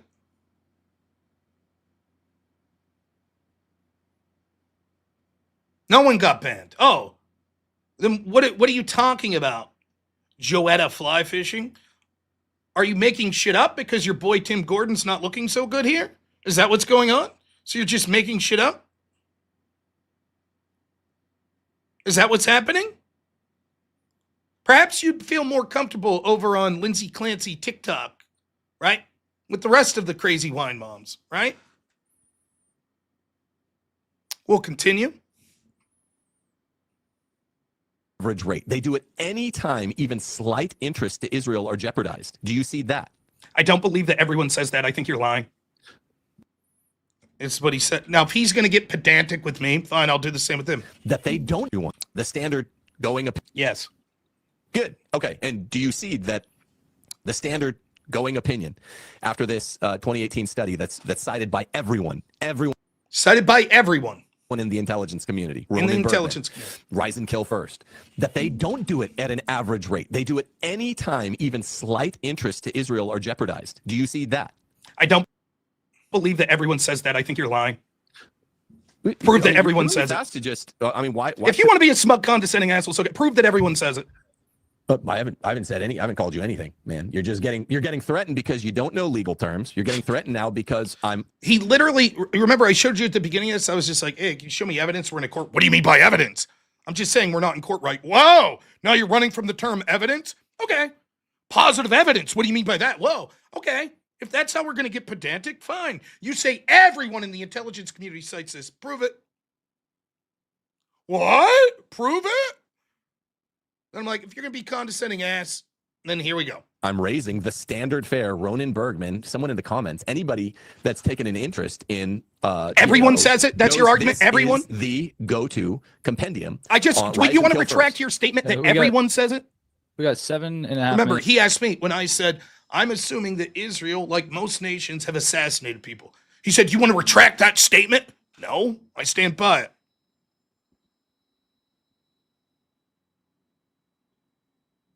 You want to retract that? No, I did. Okay, so you're saying literally time. every single person cites this. Every single one in the cite for me. Would you like to another retract your compendium statement? Cite for me another compendium that has studied in great detail. Now see how it's pedantic with me, right? But when he says something like everyone, it's like, well, that's not technically true, is it? Oh! 700 successful TAOs from 1946 to 2013, 920 perpetrators, 954 victims. Cite me a better compendium then, Rob. It's a non sequitur. I don't have to cite you a better to say that I disagree. It's a non sequitur. Correct. Wait, it's a non sequitur. You say, no, there's a better compendium out there, I'm sure. And I said, where did I say there's a better compendium out there? You see how it is? He controls the cross-sex, gives me like 3 seconds to answer, interrupts me, and then just makes up shit that I said. Please, can I ask the audience just one thing? I understand that I think Tim's wife was on stream. I didn't hear Tim's wife on stream. Please, there's no reason to go after his wife. I understand it's a little different when she's a public personality, but I don't need that. And I would prefer that not be the case. I understand people were just joking around, but seriously, I have nothing negative to say. I'm sure him and his wife are in a happy marriage, and I don't want to get into that. That's all. So I'd appreciate it if, Tim's bathhouse friends, that's different. But all right. So now he's just saying, you said there was a better compendium. No, I didn't. I just said I doubt that everyone cites it. Okay. I didn't Point say before. that. You're lying. Show me where I said there's a better compendium. Well, so is your point that because I'm pointing at something that's devastating to what you're saying. I'm pointing at why the usual suspect actually is Israel, and I'm not a wignat online that you can just say, oh, Tim's a wignat moron. I'm saying no. I've done my research, man. I brought the receipts, and this is a devastating. At least for investigative predicates, looking at means, motive, opportunity, Israel's the first one we're looking at when we're talking about maybe taking out the most valuable information asset to who's a Gentile under 50 years old in the whole world right now or last year. And then I just say, look, so off the bat, can we just be honest and admit that most countries haven't done 1,000? Most countries haven't done 500 TAOs. Countries that have been around 1,000 years haven't done these. Israel's done 2,700, and they do them for a staggeringly low bar. Can we get? And then I said, well, are we good on that? And you said, what? No, how do I know? You're lying. That's a made-up study. I thought we had a fact checker. I didn't say you're lying. That's a made-up study. I said I do not believe you that everyone has said that. I still don't think you provided evidence. And what's that? I thought we had a fact checker. Remember, he said, moderator, can we moderate? Because I started speaking for like 5 seconds. Now, honest to goodness, I'm willing to listen to the audience here. Does it feel like he's being a condescending asshole to me? Like, if I'm wrong, I'm wrong. And I can be wrong.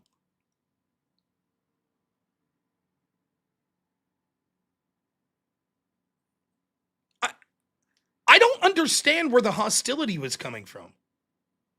But maybe I'm wrong. Maybe I'm reading into shit. Like, and he's like, moderator, can you look into, can you please?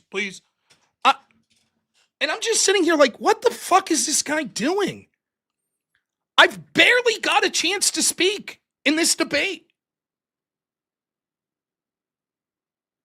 He started off at the beginning, like, I was like, can you define compelling? He just started going off about different evidentiary standards. I got to ask a couple questions. And finally, I was like, please, can I get a word in? Then we each had like 5 or 6 1-minute sections of back and forth where we're just talking about what does compelling mean. I literally have not had a chance to make any arguments at all from my opening statement of like, just motive and means isn't enough. There's other places and organizations with motive and means. There's explanations for Harrison Smith. There's explanations for Joe Kent. I literally have not had an opportunity yet. Next comment I see disparaging Tim's wife is banned. I'm not fucking joking. Brian, you're out first. I'm not fucking around. I think Tim was a smug asshole in this debate. It's fucking way out of bounds. Stop it. Ridiculous.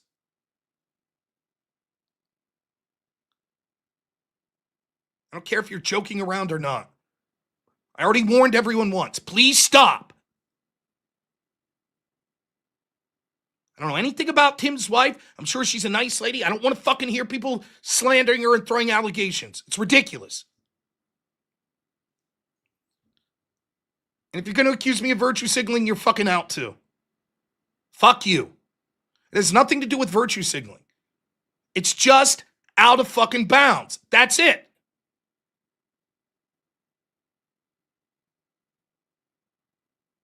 Ridiculous. All right, anyways. So I think he's being a smug asshole here. And I'm finally close to getting my chance. That everyone is who's trying not to get it. I don't mean everyone in the world. Oh, so you retract your statement that everyone in the intel community? You retract that? Thank you. I believe I said something like everyone who's looked into intel community literature on TAOs would. That's not what he said. He said it's what everyone in the intel community cites. This 2018 study, Rise and Kill First. It's devastating. I don't believe you that everyone to the claim.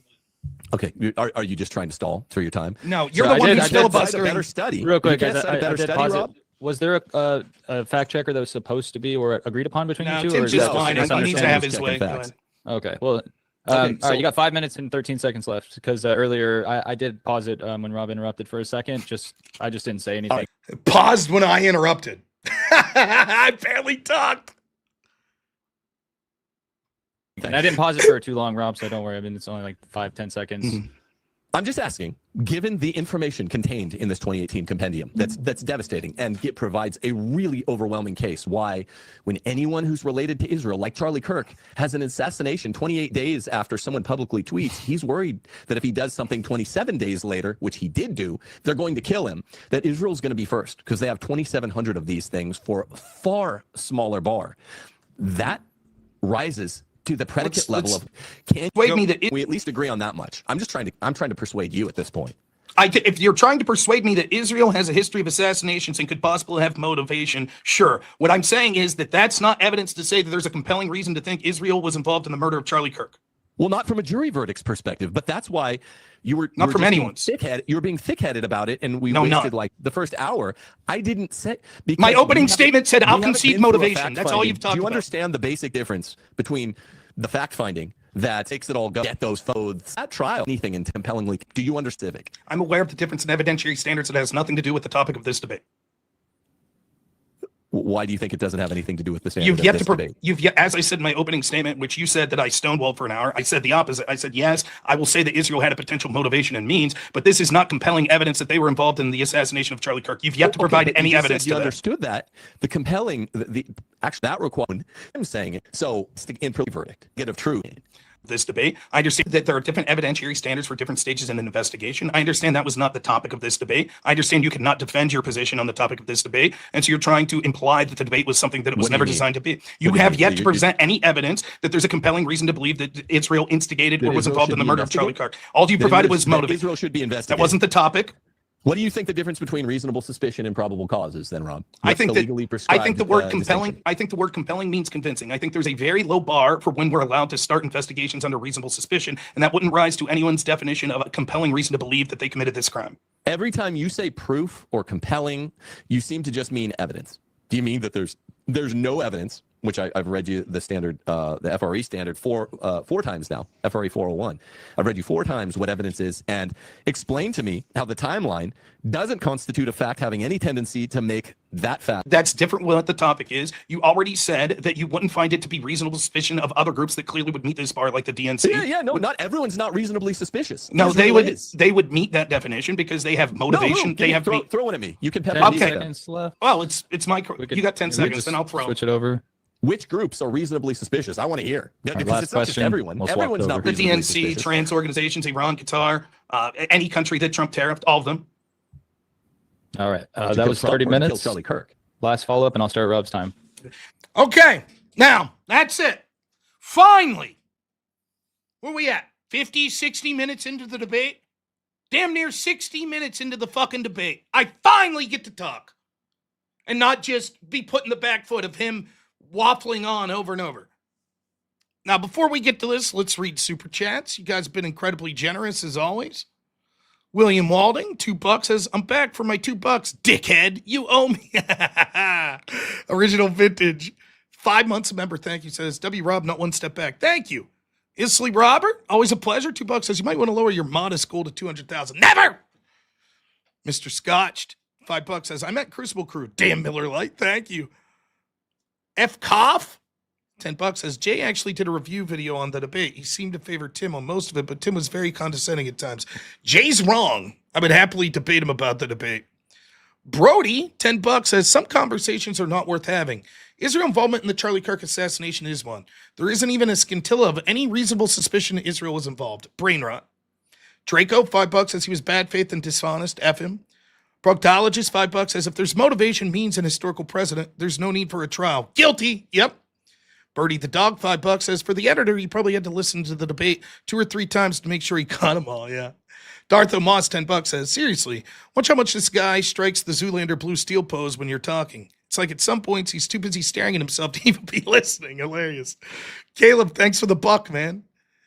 Chedokin, $10 says, I know that you objectively won this debate because when Jay was covering it, his audience poll was basically split 50-50 and half of his audience are J-Spergs. Mr. Scotch, $5 says, I'm not a lawyer, but I played one on a podcast. Silly Timmy. Jason Mulgren, $50. Are we not men? Gilded me into it. Good. Are we not men? Thank you. Until Wild, $50 says, I'll match Jason. And then Adrian Little matches it. You guys are the best. Jason then ups it $100. Says, match that. Intel Whips Wild. Wait, Boggs throws in 50? And Intel Wild. You fucking maniacs. Thank you all. $100 is okie dokie. I'm your Huckleberry. Thank you guys so much. Chadokin gifts 10 memberships. And then Jason Mulgren puts one more dollar up for 101. Says, can't let Intel whip me. Has anybody got 102 to beat Jason Mulgren? Chadokin gives 5 memberships. Thank you. Jay DeGeneffs, $5 says, ignore compelling. He still moved the goalposts from the prompt. They were involved PC to they should be investigated. Reasonable suspicion. Exactly. Over on Rumble, we got K to the Swiss, $10. Thank you. R Capone, $5 says, you have the best ASMR voice. Plus, I love how you struggle with Yar B. Capone. Thank you. I appreciate it. Yar Capone. Got it. K to the Swiss says, $10. Thank you. That guy just did the leftist definition lawyering. All he had to do was run away and hid from substantive discussion. He's a commie leftist to the bone-wearing right-wing skin suit. Yep. And then character holding, thanks for the 5. J.W. Thorpe, $20 says, from the legal world, my world, he looked laughable. Tim holds a JD, but was never practiced in front of a jury. What he did during the debate was second-year law school theory. A real tri-attorney would know better. Well, there you go. Thank you. Clayton Gordon, $10. Or, I'm sorry, $1. Thank you. Look at that. Giving you 10 times the credit. After I talk shit to him, thanks for the buck. J Money Talks, $5 says, I think he's been listening to people say that Candace followers are morons with no evidence or understanding of law and wanted to look smart. Maybe. Hallow Skull, $5 says, was a frustrating debate. This was Israel had means and motive, so when I don't have a ham, we must investigate the Israel kosher angle. Yep, I agree. Hitakachi over on Rumble, what a psycho, $150 to become the new leader tonight. Says, I'll up them only because I need the one true whip. We'll get to whip songs later, I promise. Zach Gilpy, $20. Thank you, man. Says, he doesn't give the reason why Israel started to end affiliated with the black, which was a response was responsible for the Munich Games attack, plus El Al flight, 219 hijacking in 1970, not to mention others. Where's the problem? When he's citing this book that I've never read, like 2,700 assassinations, my guess was many of them were probably what would tantamount be considered almost active war zone shit. So just to be clear, and I don't know, maybe you're like, no, Rob, read the book. Would it be better if Israel just bombed the shit out of an area? So let's say, hypothetically, this happens. Hamas is in an area shooting rockets at Israeli towns. And Israel has 2 choices. Flatten the fucking area, which people will bitch about, or have a targeted assassination on the members of Hamas they think were there doing it. Which is worse. Right? So it's like, well, if it's targeted assassinations, I'm not saying all of them. I fully concede there are probably some that I'd be like, that's fucked up. But if we're just going to go with the number of, oh my God, 2,700, and when I asked him later, I said, how many were high profile, like American people in America have they assassinated? He's like, of course those exist. I said, give me an example. He says the USS Liberty. I said, that was a targeted assassination? Well, no.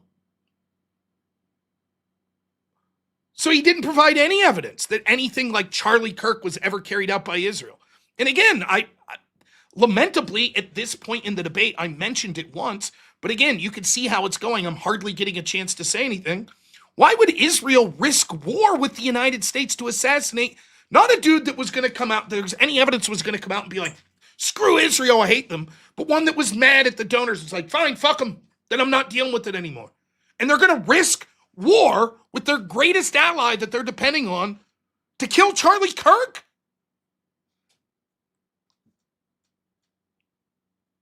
Blasterbot, $10 says, if Jay thinks this guy's persuasive in this debate, I need to reevaluate how much weight I give his opinions. Jay Spurgs lose 30 IQ points immediately and just continues to get worse from there. I don't know. I guess I'd have to listen to Jay's explanation, but I didn't think this was an even close debate at all. Grandmaster Sub-Zero, thanks, man. $10 says, you're good, bro. He's being a bad person from the start of the cross-ex, yeah. I thought even before them, but yeah. Jay Money Talks, 5 months, says, leave the wife alone, people. Stick with the plug. Yeah. J.W. Thorpe, $20 says, regarding speaking time, I ran the debate through an AI, and the speaking time was definitely uneven. Tim spoke for 65 to 70% of total time. You accounted for 30 to 35. Yeah. It's about 3-2 he spoke over me, and that's even worse, 7-3. I mean, and he kept bitching. You're talking too much, moderator. I'm barely saying a word at this point. And again, at this point of the debate, it's even worse. Now I start speaking up more. It gets closer to even once we get to the Q&A section. So he's probably spoke damn near 80% of the time here. And what's worse is he's controlled the direction of the debate. I haven't even got to talk about what I want. Remember, I started off said, can we just define the word compelling? We never even got to that. That's the only argument I've made thus far. And it's just him ask me a question. I try to respond. He asks another. I try to respond. He asks another. I try to respond. Truth Revolt, $5 says, did Tim have a problem with Black's legal dictionary? What's wrong with it? He just didn't know it was there. See, it was a big deal to him and his audience that I used the term positive evidence without the definition in front of me. He claimed it wasn't a legal term. Later, when I showed it was, he's like, oh, okay, I'm mistaken. No big deal. Mr. Lawyer, Mr. Evidence Class. Clayton Gordon, $1. Thank you, man. Pix Paradox, $2 says edging. Drunk Batman, what's up, my man? Good to hear from you. $5 says, I could be wrong, but I don't remember Tim being at this bad faith in the past. He seems different than I remember when he collaborated with Andrew. It's the Jaceberg stuff, man. It rots people's brains. I'm not saying you can't criticize Israel. I have. My friend Zach Gelpian here, self-professed Zionist. We have serious disagreements on Israel. But, my gosh, these people are fucking lunatics. They lose their mind over this shit. Why can't you just be like, you know what, I suspect Israel did it, but thanks for being here, Rob. Let's talk about it. It's like you have to be a condescending fucking dickhead about it. I don't understand it. Dark Brain, $5 says, but is Tim considered Sandy versus Gina? I thought about just making up a case and be like, oh yeah, well actually, Christofferson versus Reynolds actually refuted that. So let's move on. Gravios, $10 says, poor Mike being in the middle. Guy doesn't know how to moderate during intense moments. He's like, please let me move on to the next super chat. Yeah. All right. Now we'll get to my cross-ex. Now, again, you can think what you will. At this point, I don't know what to do. I feel like at this point, I have to start getting aggressive and assertive. Even if I talked this entire 30 minutes, I probably still would have less or almost equal time to what he's talked about. I haven't had a chance to outline my positive case at all. And he's been a dick. Moderator, can we shut him up? Please, we be quiet. You'll have your time. So I just sat there and took it. I was like, okay. When I get my chance, I'm going to do the same shit. Yes or no, please. All right, that's enough. Now watch how it goes. I sat there for a half an hour like a fucking trooper, right? Everybody saw it. Okay. My turn.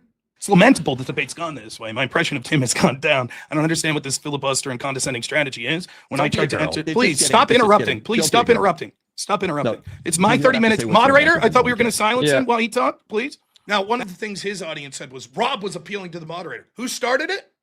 Oh, that was Tim. Remember? Moderator, can we moderate here? Can we get him to be quiet? Right out of the gate. I'm 10 seconds in, he interrupts.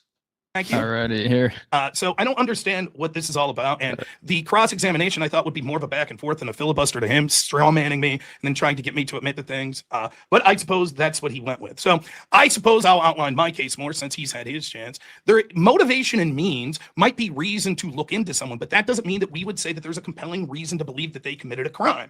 You would think that investigators would look into any numbers of groups. The investigation still continues. Tim hasn't provided any evidence whatsoever that investigators can't still be proceeding to look at connections that people had to Tyler Robinson. He doesn't have any evidence whatsoever that he's been able to provide that Israel or for that any other country or organization was instigating Tyler Robinson. None. He provides zero. He can't. I'll ask you, Tim, a yes or no, please, would be nice. Do you think that the UVU and the law enforcement agencies that are now handling this case would be allowed and are looking in to see who Tyler Robinson had communication with?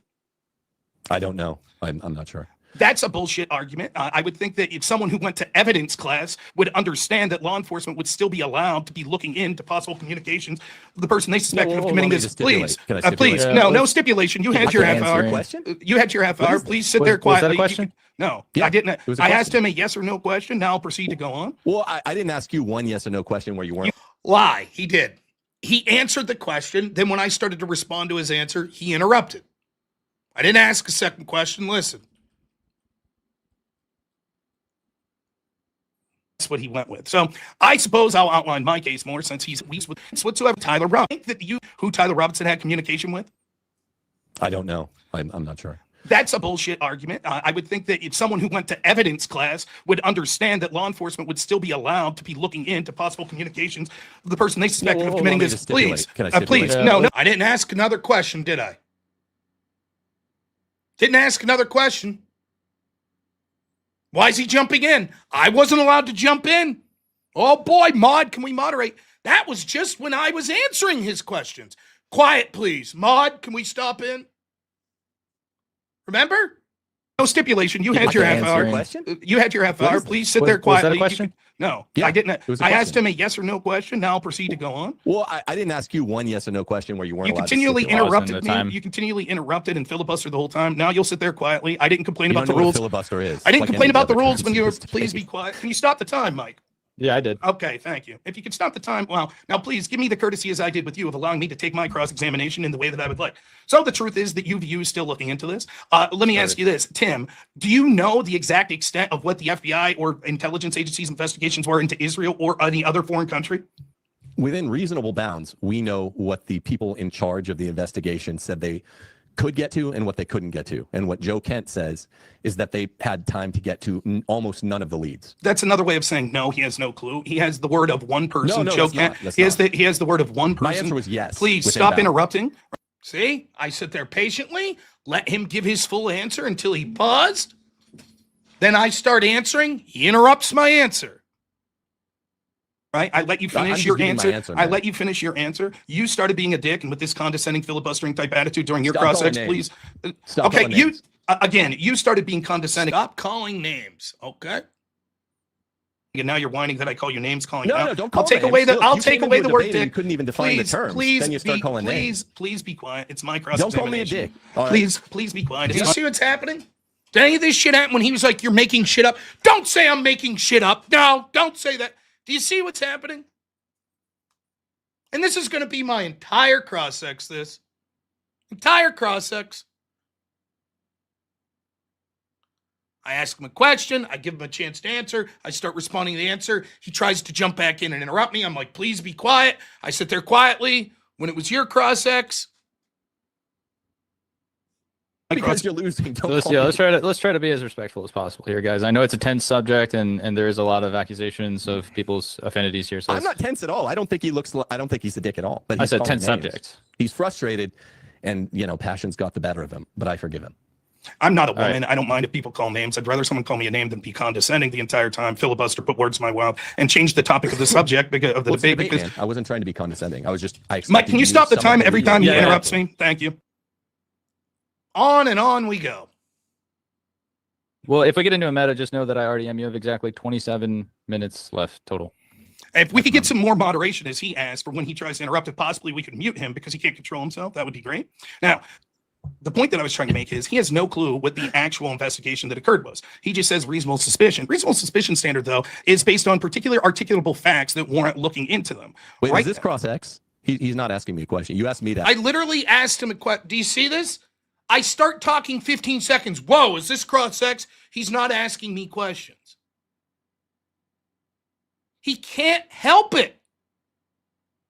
I just asked him a question right before he was like, don't call me names, blah, blah, blah. Then we had that whole thing. Okay, finally we get back to my Tom. Rob crying to the shit moderator. Fair enough. Did you speak up when your boy was crying to the shit moderator? Why didn't you speak up, Clayton Grant Gordon? Didn't you hear Tim first say, moderator, can I get some moderation? Clayton, why didn't you say then, Clayton, who ran to Tim's X channel to talk shit on me after this debate? Why didn't you, Clayton, say, wow, look at that, Tim's running to the shit moderator, crying to the shit moderator? Why didn't you say that, Clayton? I'm just curious. Do you need me to go back and find the clip where it was first Tim that bitched about the moderation, who was speaking 3-1 to me and still bitched? Do you need me to go back there, Clayton? Did you miss that? About Tim crying to the moderator and Tim crying about name calling. Jeez, Rob. Jeez, Rob. What do you mean, jeez, Rob? That's your answer? Fuck you, Clayton. All right, moving on. ask questions. And you're also mischaracterizing what I said. You asked, did I know what the investigation was? I said yes within bounds, and you're saying no. So you're just lying. I waited till about just on the halfway point to try to get it more towards question asking. But I was asking questions the whole time. They weren't. You went off at great lengths. Absolutely. You were like doing 6-7 minute chunks at a time. I haven't even got through that. They were In fairness, it wasn't 6-7 minute chunks, but you saw what was going on. I mean, don't understand. Do you have a foundation for any of these questions?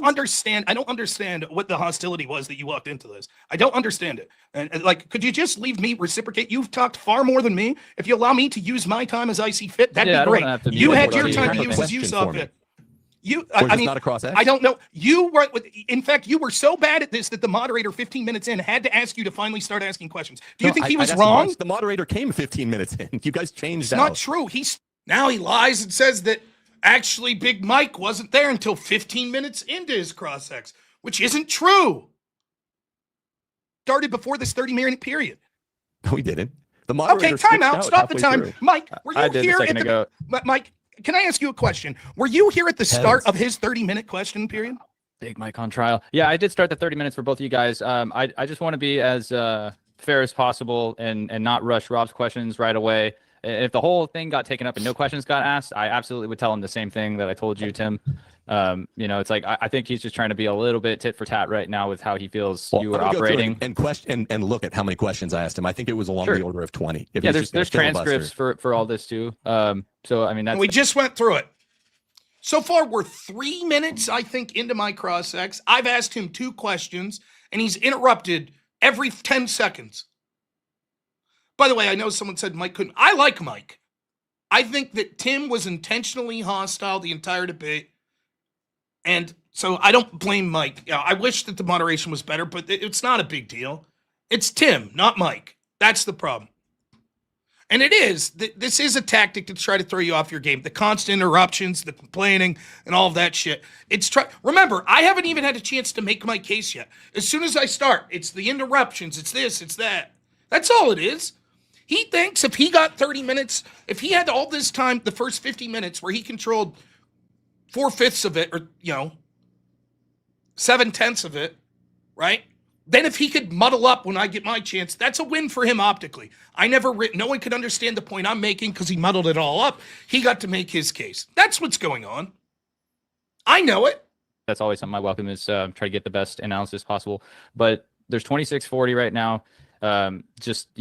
If it gets to 15 minutes and he hasn't asked you a ton of questions, Tim, just know I am going to ask him to do the same thing. He asks the question in 15 minutes. Well, stay engaged, brother. Stay engaged.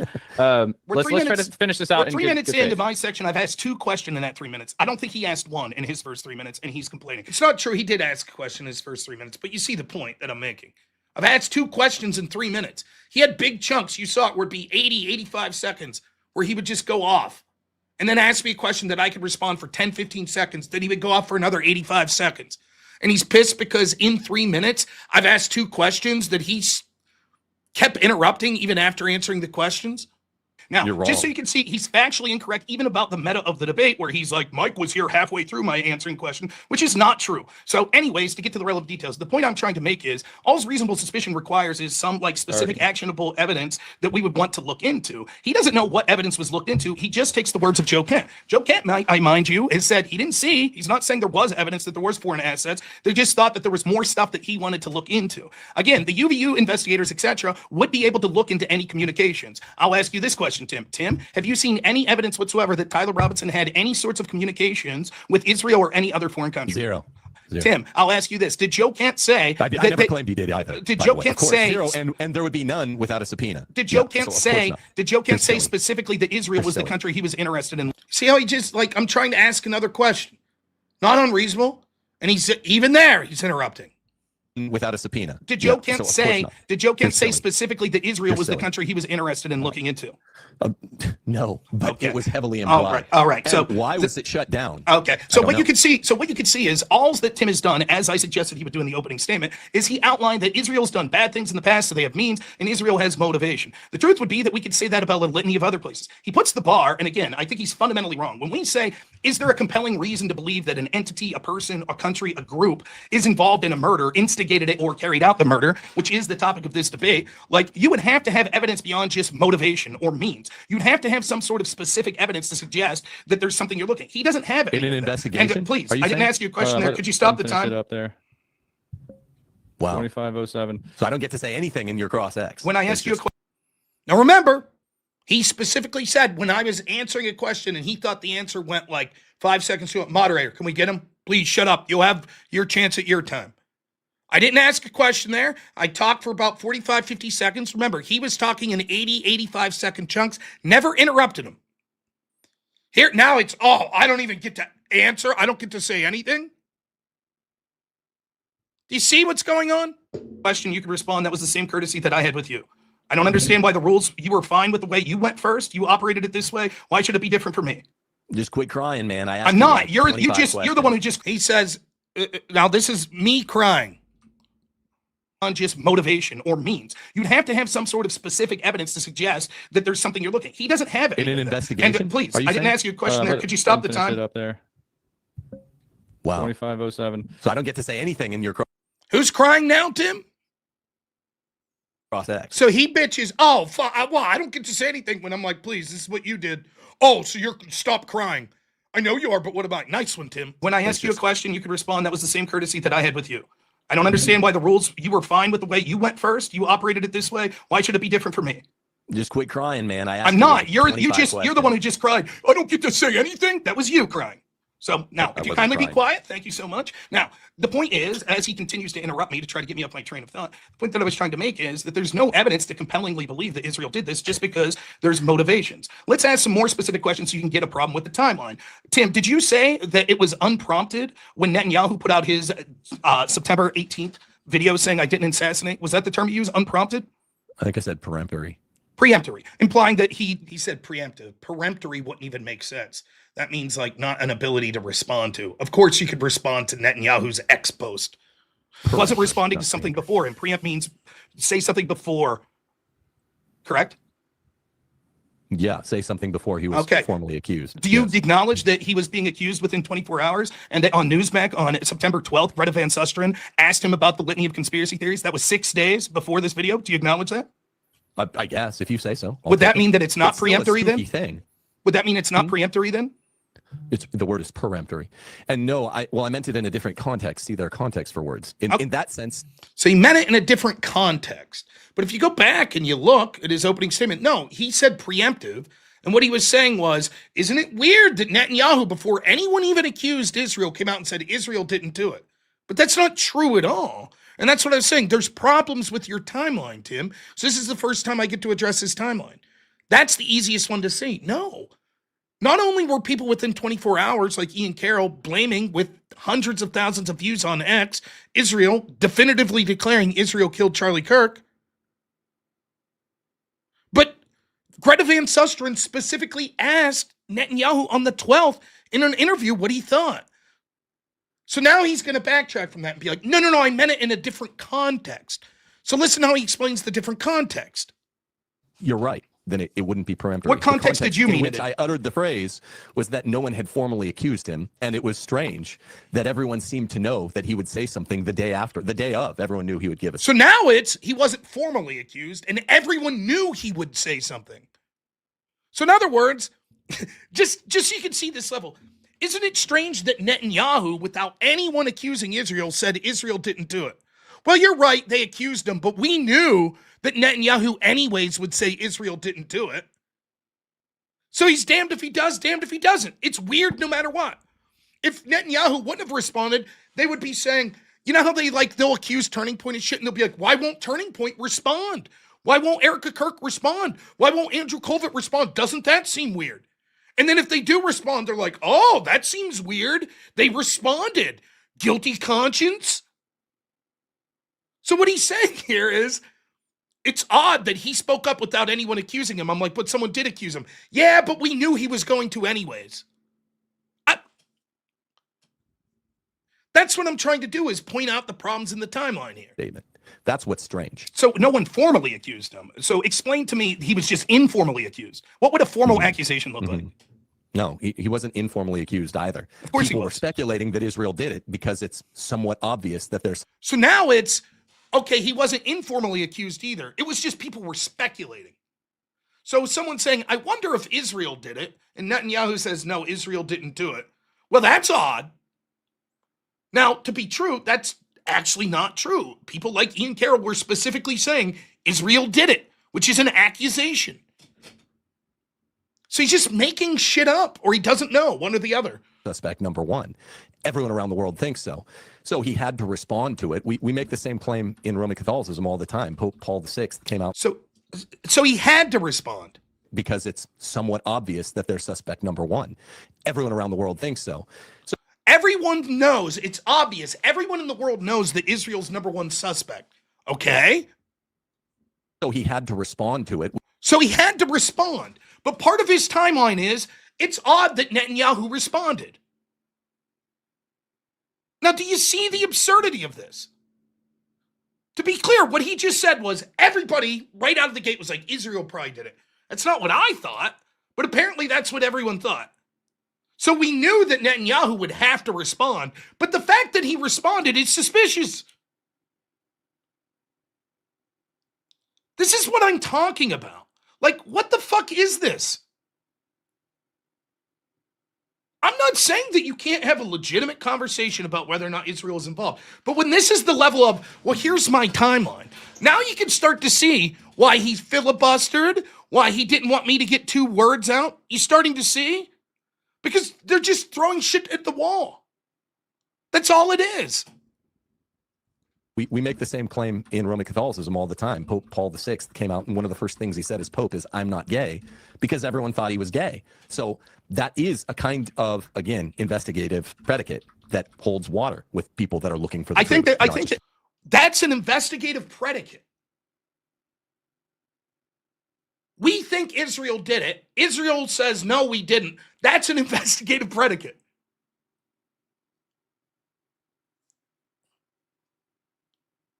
So that's how low his bar for investigation is. We suspected it was Israel. Everybody thought it was Israel. Netanyahu said, nah, it's not Israel. There you go. That's the investigative predicate we needed. Who the fuck is convinced by this? Who thinks this is good debate? Again, you misstate things. I don't know if you're doing it intentionally. I suspect you are. I just want to be clear. Your argument is, quote, no one. Now, the problem is the whole logic made no sense there. But the first thing I want to attack is, no, they did directly accuse him. No one accused. They just asked a question. No one said Israel did this prior to September 18th. That's your argument. I didn't make an argument. Yes, he made an argument. That's what he's saying. What do you mean you didn't make an argument? That's your claim.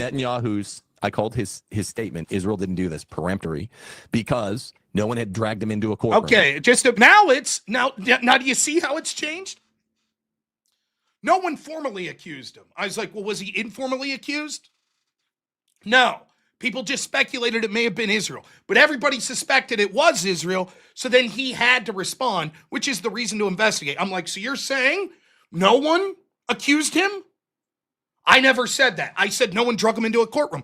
Do you see how he constantly moving the goalpost? And what this means is I have to run out my time dragging him back to the shit he said. Do you see what's happening? He just got done saying no one accused him. They just speculated. I said, so you're saying no one accused him? I didn't say that. I said they didn't drag him into court. Yes, you did say that. Just to cut you off, that's not what you just said. You didn't say because no one had drug him into a courtroom. I said, what do you mean formally? What would be an informal accusation? You said, well, no one specifically called them out. They just asked a question, suggested maybe it would be the case. I said, oh, so you're sure that no one specifically said Israel did it? And now you're like, well, no one drug him into a courtroom. Okay, thank you. No response. See why he didn't want to give me a chance to talk? You see? Look out, oh boy. This isn't good. Rob just pointed out once more that I misstated. Do you have any specific evidence whatsoever that Charlie Kirk was worried, in his own words, that Israel was going to kill him, other than the secondhand hearsay from Harrison Smith? Other than Harrison Smith's claims, do you have any evidence that Charlie Kirk was worried that Israel was going to kill him? Wait a minute. Are you saying to discount the real hearsay from Harrison Smith? Yes. Do you have any other than Harrison Smith's, hey, someone close to Charlie told me he's worried about Israel killing him? Do you have any evidence other than that? Did you hear any on my timeline? I don't think I recounted any. I'd have to check the okay. record. Well, I'm just asking the question. That's not valid? Now, what happened to we're not allowed to ask questions during the others? I'm just asking. You don't have any other evidence? Was there any on my... Why didn't he just say no? Was there any on my timeline? I didn't hear any. Okay, then I don't have any. You don't think that's valid? Given that's a coincidence. What do you think is more likely to be coincidental evidence that would be more indicative of what Charlie actually felt? Charlie's own words the day before he got killed, or Harrison Smith saying that an anonymous person told him he was worried about Israel? Which of those two do you think would be more compelling to people? I don't think either of them necessarily are more compelling, because just because something's double hearsay, it doesn't mean that they weren't Charlie's words. That's why. So I said, okay, we have double hearsay, anonymous source told Harrison Smith Charlie's worried Israel kill him. Then the day before he was killed, we have Charlie's own words saying the left is going to kill me. Which of those is more compelling? He says neither. They're the same, because hearsay's allowed. Now, this is just bullshit.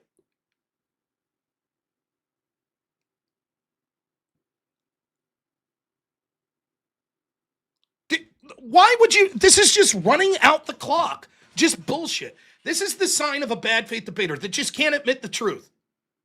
He just won't admit the truth. Of course, if a guy said, hey, I think Jim's going to kill me, and another guy said, I think I heard someone say Rob's worried that Bob's going to kill him, you'd say, I'm going to go with Rob's own words over what some anonymous person said Rob's feeling. But no, he can't even admit that. He's like, oh, I think it'd be equal. They're neither of them. They're admissible in court. But we know that but we don't know that they are Charlie's words. Whereas with Charlie's words, we do know they're Charlie's words. So why wouldn't you put more weight on the actual words we can see of Charlie than someone saying, I think Charlie this, and we don't even know who that anonymous source is? Because with double hearsay, let me stipulate here. One of the things that would rule that double hearsay potentially admissible is the timing. The timing renders it probative where it wasn't before. So even though it's weaker evidence under the normal course. So, okay, here's why it would be equal. Because the timing of Harrison Smith was 4 weeks before he was assassinated. Okay? Everyone agrees. That's what he's saying, right? He's like, well, let me explain why. I just said, why would those be equal? He says, well, let me explain. Because the timing of the double hearsay, right? Everyone agrees. That's what he's saying. Right? Okay, now watch. Of evidentiary handling, the fact that it was said 4 weeks to the day, and it was uttered conditionally. If a kill switch occurs, which it killed on August 8th, 9th. Wait, hold on. Let me just finish the answer. Then it becomes... Now, when he was doing his cross-ex and I wanted to go longer than answer, he said, it's my time. Well, let me finish my answer, he says. Okay. Becomes probative according to the federal rules of evidence. The question is exactly what happened, and it's kind of the question isn't probative, and the fact that you're unwilling to admit basic truths that we could all see is very the fact that you're unwilling to admit basic truths that we could all see really makes me question your motivation in this debate. So just to be clear, this is where we're at, right? You're saying that you put equal weight on it. There he is interrupting again. An anonymous source that apparently told Harrison Smith 4 weeks before the assassination that you put equal weight to that because of timing, correct? Because of the timing. With what? No, with Charlie Kirk's statement, very high. With Charlie Kirk's statement on the fact that with he Charlie, uttered please, this it's my 4 time. Before Please, he died. see, just filibustering, interrupts, filibusters. It's my time. All right, let him ask the next question. With Charlie Kirk, well, he asked the question. I was answering it, but dude. please, no, that's not what happened. Watch. It's very the fact that you're unwilling to admit basic truths that we could all see really makes me question your motivation in this debate. So just to be clear, this is where we're at, right? You're saying that you put equal weight on an anonymous source that apparently told Harrison Smith 4 weeks before the assassination that you put equal weight to that because of timing, correct? Because the timing. With what? No, with Charlie Kirk's statement, very high. With Charlie, why is it so difficult? My point is, we have a statement from Charlie Kirk. We have a statement from Harrison Smith that says an anonymous person told him what Charlie Kirk thinks. Why are those equal? He's like, because the timing's suspicious of the Harrison Smith one. After all, it was just 4 weeks before he was assassinated. And I'm like, okay, timing? That's what you're saying? You would expect a good faith debater to say, yes, that's what I said. And I'm going to say, why wouldn't the timing of Charlie Kirk's statement the day before he was killed supersede the timing from 4 weeks ago? So even if we're just taking timing, Charlie Kirk's statement would hold more weight. But he has to fight every single fucking point. Kirk's statement on the fact that with he Charlie, uttered please, this it's my 4 weeks time. before he Please, died. it's my time. All right, let him ask the next question. With Charlie Kirk's, Well, he asked the question. I was answering it, but dude. please, What are you cut talking me about? off when I was answering questions of you. I'm merely returning the favor that you exhibited during your It's fine, cross-examination but the period. guy Please be seemed quiet not to now. know. I'm not interested in your meta. Like, how can we say that the timing of that 4 weeks My what? before from an anonymous source has equal value as Charlie Kirk's statement the day before, saying, I'm afraid the left is going to kill me tomorrow? Now, everyone Wait, watching are you can saying see that that's not a contested message? now it's, now we're going to talk about the contested message. Now, what Tim was talking about before this was Charlie Kirk's statement is equal to an anonymous person saying what Charlie Kirk believed. Why? Because that was only 4 weeks before. Yeah, but Charlie's statement was the day before. Now, that's something that should have taken 20 seconds to get through. We've been 2 minutes on it because he's been dragging it out. Now he questions Charlie's statement, not Harrison's, Charlie's, though. So just to be clear, 100% confidence that the anonymous source that talked to Harrison Smith was telling the truth about what Charlie thought. But we have to question the actual message from Charlie. We're not sure that that's true. You see? With like, what, 90% of the AI, you're citing the thing that Andrew produced in the debate with Candace. The vast majority of AI is saying that looks bogus. So I don't. It is not bogus. Secondly, Candace herself. I don't know. Please let me finish. Please, it's my time. Candace herself reported that this actual message existed after she talked to Erica Kirk, and Erica Kirk told her verbatim what this message would be to Dan Flood, which is further proof that it's true. Now, do you see how even here he asked me a question? Now I have to respond to that, and it's eating up my time. Something I was not allowed to do during his cross-ex. Lastly, let's say hypothetically it is true, which you granted this when I said it earlier, and you merely tried to make the argument that that's not more compelling, what Charlie Kirk's own words the day before his assassination was, than Harrison Smith saying that some anonymous person told him something 4 weeks before. So will you admit? Let me ask the question. Let me ask the question. Let me ask the. Please stop the timer, Mike. Please stop the timer. Now, why does he get to interrupt and ask questions? Remember, Mike specifically told me, Rob, don't ask questions. It's his cross-ex. Why does he get to interrupt me and ask questions? Why does that happen?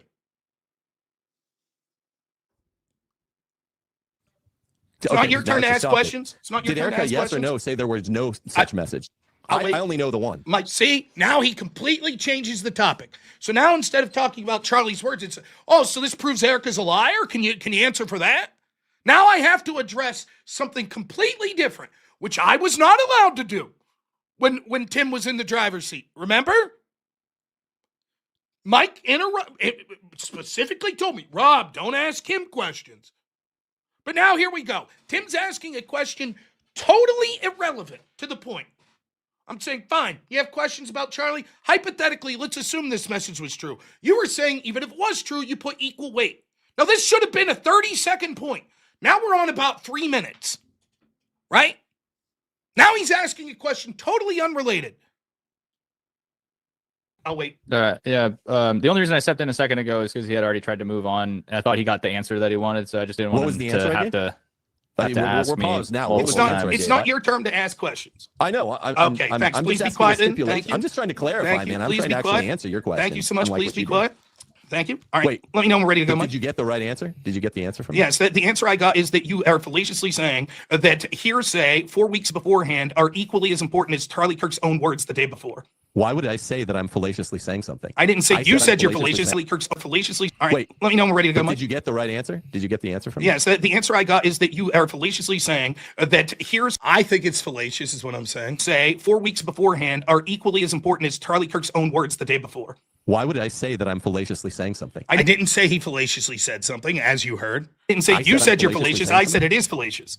Well, no, I said, what was my answer? Can I you don't- repeat back to me what I Yes. said, or are you just going to? What, you're rambling? Sure. Stop the time, and I'll try my best verbatim to repeat. Mike, Yeah, please just stop we're- the we're- time. yeah, We're try to tell me chilling. what We're I chilling. said. You got Your words. 18 minutes, All 8 right, so seconds I'll left. try And to after repeat this, what if you guys want to do more open dialogue, I'm You're okay just with yelling, that. man. Just I'm calm not yelling. down. So I'm you not can tell me yelling. what I said. So I will attempt to say what you said. You said, yes, because the evidentiary standard shows that this is probative. We've had a history of this. And so given the unique timing of the Harrison Smith, that it had a kill switch engaged to it too, and the timing was just 4 weeks before this, then yes, we would say that that's equal on level with Charlie Kirk's comment.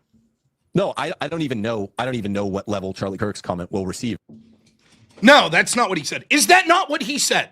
He's like, no, he has to argue about everything. Everything. I just steelmanned what he said. Has to argue. Nope, that's not what I said. Nope. At court, but I'm So then open to so it. you didn't answer my question whatsoever with your. And he says his response there is no. I don't know what evidentiary standard Charlie Kirk's statement will have. What? How is this responsive? Rambling answer. Well, no. Yeah, my question was, which one's more Your compelling? question involved a comparative, and I was just saying, Right, yes, which one's I more accord compelling? Reasonably high value to the. Okay, it's the thing. my That's why it's I put my it in time. Please timeline. be quiet. Right. My And I question don't was, know the it's value Mike. of Can you stop the time? Erica Kirk saying I didn't yes, know we were then starting no. back yet. I was Okay. waiting for. All the right. back and- Doesn't know the value of Erica Kirk saying yes, then no. Where is that anywhere in my question? If Charlie Kirk's statement is true, that the day before he said, I'm afraid the left's going to kill me tomorrow. And Harrison Smith said, an anonymous person told me 4 weeks earlier, or he said 4 weeks earlier, Charlie Kirk's afraid Israel's going to kill him. Which one's more compelling? Why can't you just admit, yeah, I guess that the Charlie thing would be more compelling. But no, it's, I don't know. Because of the unique timing of Harrison Smith, and it's probative, and I'm not sure the Charlie message is real. And what about Erica Kirk? What? If this isn't obvious that what he's doing, I mean, again, notice how when he asks me questions, I answered in like 10, 15 seconds after we got to the point where he was bitching about it. This is not someone interested with the truth. He's interested in playing fucking games and muddling the debate and dragging it out because he's not confident in his position.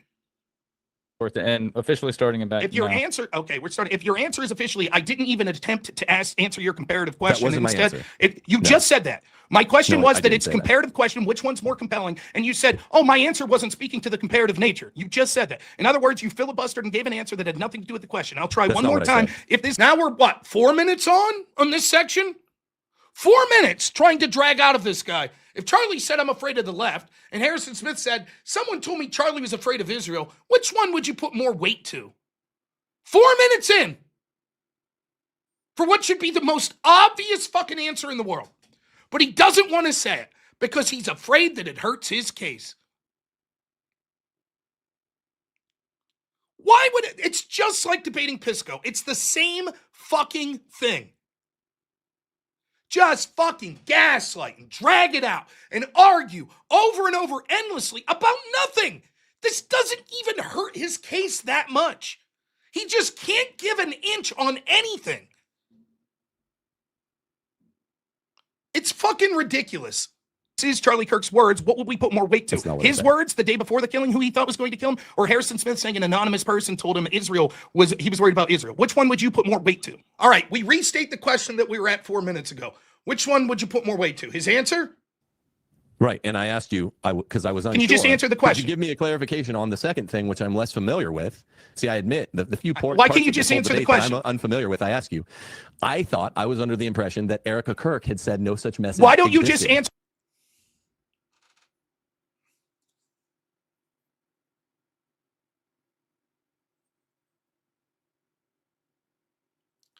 I mean, how can anyone say this was good faith?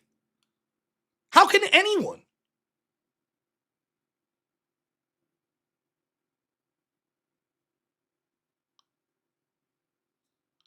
It's absurd.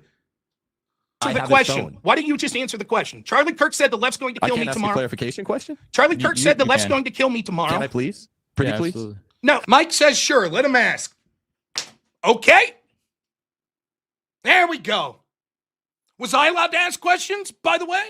Nah, Mike said no. Again, I like Mike, but Is he afraid of Tim? Is that what was going on? I don't know. So now he gets to ask his derailing question that has nothing to do with anything. Okie dokie.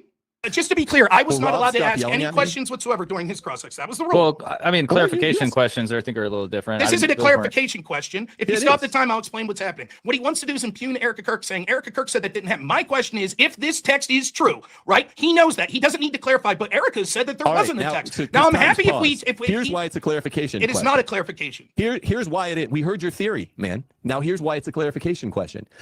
I don't know exactly how to regard, and I don't think any of the rest of America knows how to regard the evidence that Andrew produced at the Candace Owens debate, precisely because it allegedly comes from the CEO of the company that had sworn to everybody, because she has the phone, that it doesn't exist. So I don't know how to regard it. That's okay, why I will, again, my question was, if this is hypothetically true that Charlie said this, would we put more weight to that, or Harrison Smith saying an anonymous person told me Charlie believes this?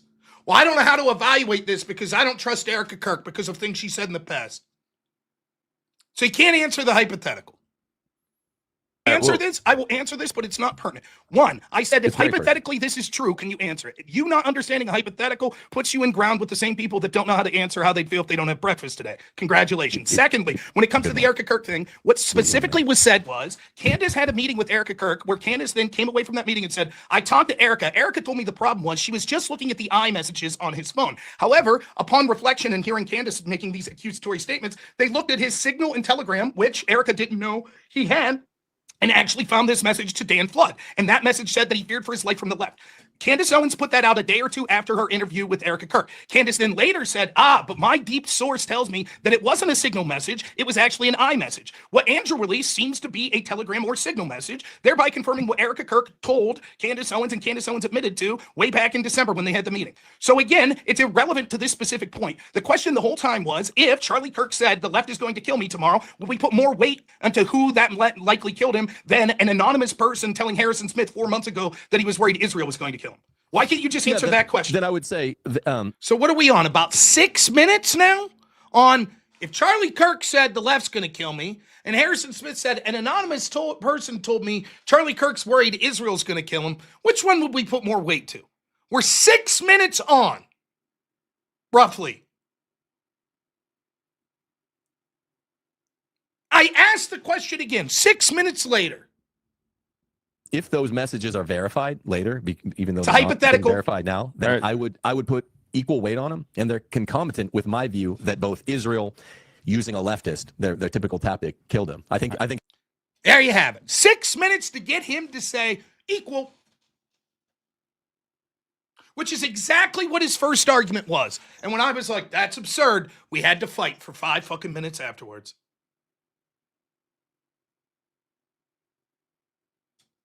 There you have it. We're right back to where we started. The absurdity of if person A says, someone told me that Mike thinks this, and then I go to Mike and Mike says, nope, I think this, those are equally important.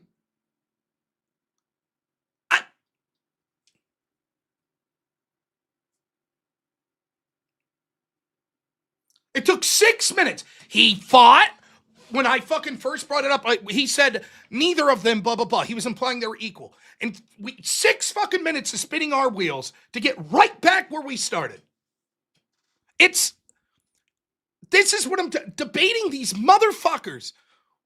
Now compare this, whatever you think of this DD guy that Ryan debated tonight, it's like night and day. He was actually answering questions. He has a bad worldview. He has a bad take, but he's answering questions. You're able to have a back and forth. This is fucking ridiculous. And again, it's not that Tim's stupid. He's doing this intentionally. He's being fucking uber debate bro. He thinks this makes him look good. Like he's the big man. I'll control the direction of the debate. I'll not admit to anything. I'll drag shit out and blah, blah, blah. It throws a problem. I think that time's back on, so let's keep it going. And this is what can I answer the question? You just did. I thought you did. You just did. Now, so this is what's frustrating to me. How can a good faith debater not just admit if one person said, hey, I think someone told me Tim feels this way, and then they come to you and you say, no, I feel this way. Why would you say that those are equally evidentiary likely? It's just nonsense. And it's sort of what we get to here. Another thing. Can I answer that question? No, that's Why not a would question. why You would I can't say that? answer, please. Please. Next. Wait, it's a question. It was not. No, I did said, why would we? And so he wants to jump in. Now, do you see? 20 seconds into me talking again and explaining what happened, and he's got to interrupt again. The question I just made a statement. You don't even know. Doesn't want to ask questions on cross-ex. You don't even know what a question is now. That wasn't a question. It was a statement. Yeah, it was. I sat here patiently. I sat here patiently while you just rambled on and on in your cross-ex. I'm asking you more questions and more clips, and you just continually interrupt. You just interrupt over and over. And you're petulant because you know your position is indefensible. Let's keep it going. Let's keep it going. All right. So see, he goes with the weight joke. I'll bet you a big double cheeseburger. Excuse me. See? Oh, double cheeseburger. Good one. Oh, he asked me a question. He won't let me answer. I think it was rhetorical. It's still a question. What was the question I asked? You said I asked you a question. What was the question I asked? You said why and how could I give the answer that they're of equal weight? I don't think I said that. I think I said it's being bad faith. Mike, I was incorrect. I did say, but it was rhetorical. I was just like, you see what he did? Why would we consider these equal weight? He just had his chance to explain that. Now he needs to jump in and what? Re-filibuster? He said. I think I said he's being bad faith, right? Chat, because is that what he said? No, he's being bad faith. He's being bad faith because he won't admit that if we looked at one person and said, I'm tired of the petulance, just be quiet while I get through the rest of this. The next thing you said about what this. Did he ask? All right. Do you see? Constant interruptions. Constant. And I'm telling you, it's like people do this because they know it helps take you off your train of thought. Just constant jab. Yeah, okay. What'd I ask? Yeah, Oh, yeah, sure. Constantly.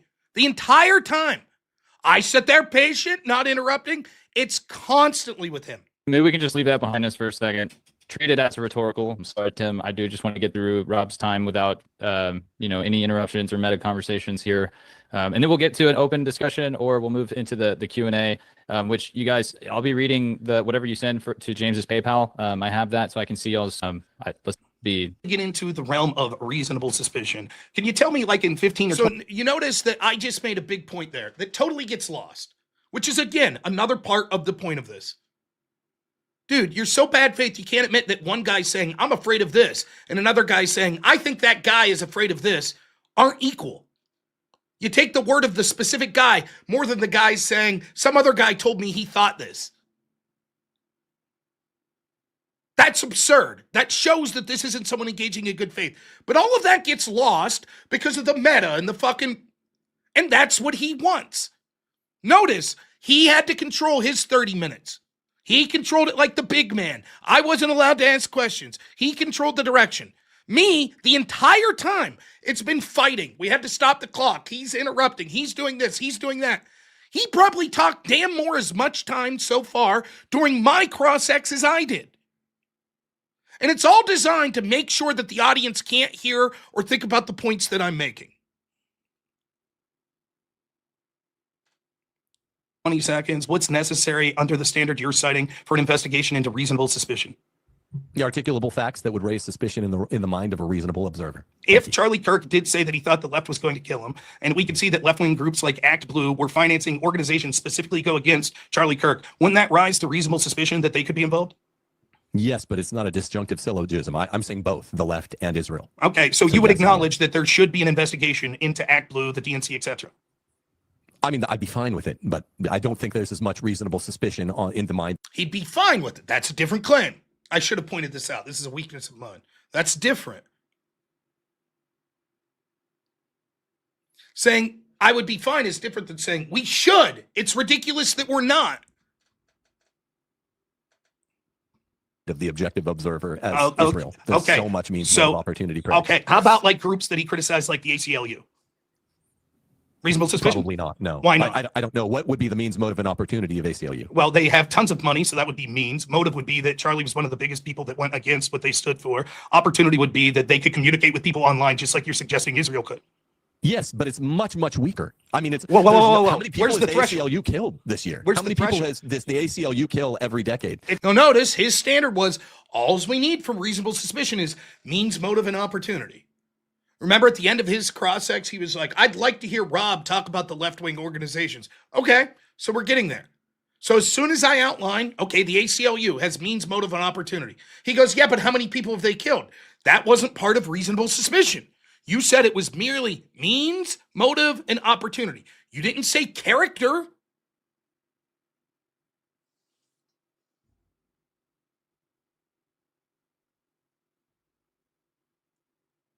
It's irrelevant. It's irrelevant. 400 people? It's irrelevant. You're answering something that wasn't asked. Okay. Let me finish. It's irrelevant. Yes. You didn't say the history Modus of the... operandi. Would you please be quiet and I'll answer? You said means, motive, and opportunity. I just outlined why those groups would have means, motive, and opportunity. Now you had another standard. Well, have they done this behavior before?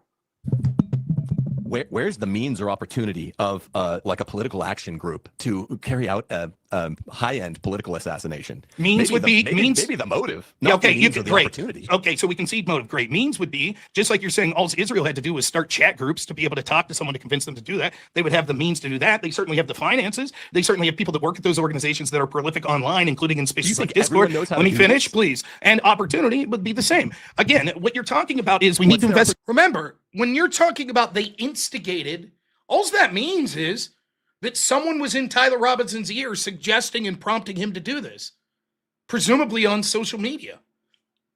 How the fuck couldn't a multi-million-dollar organization have the means and opportunity to create people on a Discord group?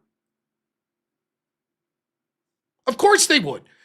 This wouldn't require some high-tech assassination fucking knowledge at all. The opportunity would be they had the opportunity to create Facebook groups or Discord groups to be able to do this. They certainly would have that opportunity. This could be said of any country in the world that was hostile to Charlie Kirk, which would be any that could be hostile to Donald Trump, seeing as how Kirk would be viewed as an asset of Donald Trump. This means any country that Trump tariff would have had means, motive, and opportunity. You disagree? Yes, I disagree. Why not? I disagree. So, for example, France, why wouldn't they have means, motive, and opportunity? I think Tyler Robinson probably had means, motive, and opportunity. That wasn't my question. My question was France. He doesn't answer. But not nearly as much means or opportunity. These aren't all the same term. The ACLU having means and opportunity. I don't think so. I just talked specifically. Killed anyone, nor do they have the nous to do so. What part of France? I don't know what the motive would be. Okay, let's talk. When you said means, motive, and opportunity, which one of those three? Which one of those three have done it before? That's all he said the whole time. Means, motive, opportunity. That's the only three things you need to have reasonable suspicion. And reasonable suspicion means compelling. And so therefore, if a country has means, motive, and opportunity, we would say there's compelling reason to believe they killed Charlie Kirk. Okay? France has means. They could create Discord groups. They have opportunity. They would have time to create those groups. Motive. They're pissed off at Trump for his tariffs, and they view Charlie Kirk as a Trump asset. There you go. Means, motive, opportunity. Okay, so I could say, and I quote, there's compelling reason to believe France instigated or helped Tyler Robinson kill Charlie Kirk. They have means, they have motive, they have opportunity. Now, of course, everyone in the world would go, no, that's fucking stupid. Right, same thing with Israel. He's the one that defined it as means, motive, opportunities. All you need for reasonable suspicion, which means compelling. Now, as soon as I point out, he's like, I'd like to see you show other groups with that. As soon as I point him out, well, that's ridiculous. Exactly. Opportunity and means. So just to be clear, if there is a murder suspect, let me finish. Just to be clear, if there's a murder suspect, but they've never murdered before, they wouldn't have opportunity and means? Because his argument there is, no, you have to have a history of doing this shit to have opportunity and means. I said, okay. So if there's a murder suspect, but he's a really nice guy, and he's never committed any crimes, and he's never murdered anyone before, even if he has means, motive, and opportunity, we'd say, nope, he couldn't have means or opportunity because he hasn't done it before. That's absurd. Yes, when you're looking into a suspect's background, character evidence is generally not allowed. What's especially delightful for police and intelligence communities is they get to use all of the character evidence they can. Okay, but nonetheless, character evidence isn't if part of. Doesn't know, okay, I'll take back my time. Every Thank you so country in much. the world I'll take back my time. We gotta- Thank you so much. Let's keep the question or the answers succinct so he can get through as many. No, you can't. I'll take back my time. Thank you so much. So what you can see Yeah, is well, in cross exams, you can cut other people off. he did it. He cut me off. Here he is bitching me the entire time. Next one, I did notice you did it a couple times. I had to you give did call pithy Rob out yes, whenever no. he would ask a question back. All right, that's fine. So Just that was good. Just You go control on. your cross examination. I also didn't yell the whole time. This is just the way I cool. talk. I am not apologize. yelling, Tim. It's horrible, by the way. You see? Now, do you see how this is all designed to distract from my point? Let's do the little meta for 30 seconds every time I'm making a point. Every single time. Every time. In hopes that the audience can't follow what I'm saying then. Every time. Now go back later tonight if you want. And again, watch his cross-sex of me. Was this shit going on? No, not at all. I'm not yelling. What? Please don't pick on me and say it's horrible. Don't pick on me. You don't know what you're talking about, but I mean, you're yelling. it's just, again, I don't know where this condescending attitude came from you here. I do apologize for saying I respected you. That's out the window here. Nonetheless, back to this. What he's doing is now he's adding a fourth characteristic, because what I'm doing is impugning the idea that this would be compelling reason to believe that Israel instigated the murder of Charlie Kirk, because he set the bar so low. He says all it would require is means, motive, and opportunity to have reasonable suspicion to start to look in. Well, the truth is we can say that at any number of groups like France, the ACLU, etc. Now he adds a fourth criteria. He says, no, character matters as well. But that's not included anywhere in please be quiet. That's not what I said. Please be quiet. That is what he said. That's what he said. He's like, well, the reason that we wouldn't say that about France is they don't have the background history. And the beautiful thing about the intel community is they could look at background history. That's not included in means, motive, or opportunity. That's not included. Please be quiet. That's not included anywhere in means. Not what I said. Got it. You just say it once. Can you just mute him? Finish. I mean, I can. It's just I have to ask him to unmute. I can't mute and unmute instantly, unfortunately. So it just might take a lot longer. That's also to answer everyone in the chat who says that. Again, it's night and day how I sit here quietly and let him just go on and on and then answer what he has. And he constantly now, Mike. He constantly does this. He constantly interrupts me. I said character is constitutive of opportunity and means, not that it's a fourth predicate. That's it. So for the record, I said character is constitutive of the second opportunity and the third means. That it's constitutive of them. Not why is he allowed to keep going? I don't understand this. Yeah, let's. I don't understand that at all. Finish here. Yeah, I don't understand. No, it is not constitutive of means and opportunity. A person could have means and opportunity who had good character. In fact, we see this quite frequently when it comes to serial killers and others. The neighbors say he was a great man. No one's ever suspected anything. He had a clean record. That doesn't mean that there's not means, motive, and opportunity. He's putting a threshold because he knows the absurdity of his position. If means the ability to, in this case, just send people onto a Discord mode. Motive, which would be that they didn't like Charlie Kirk and wanted him out of the picture. And opportunity would be, did they have the opportunity to do these sorts of things? Yes, that would literally mean that we'd have reasonable suspicion of hundreds, if not thousands, of organizations. Would you agree that all of the people that celebrated the death of Charlie Kirk had motive?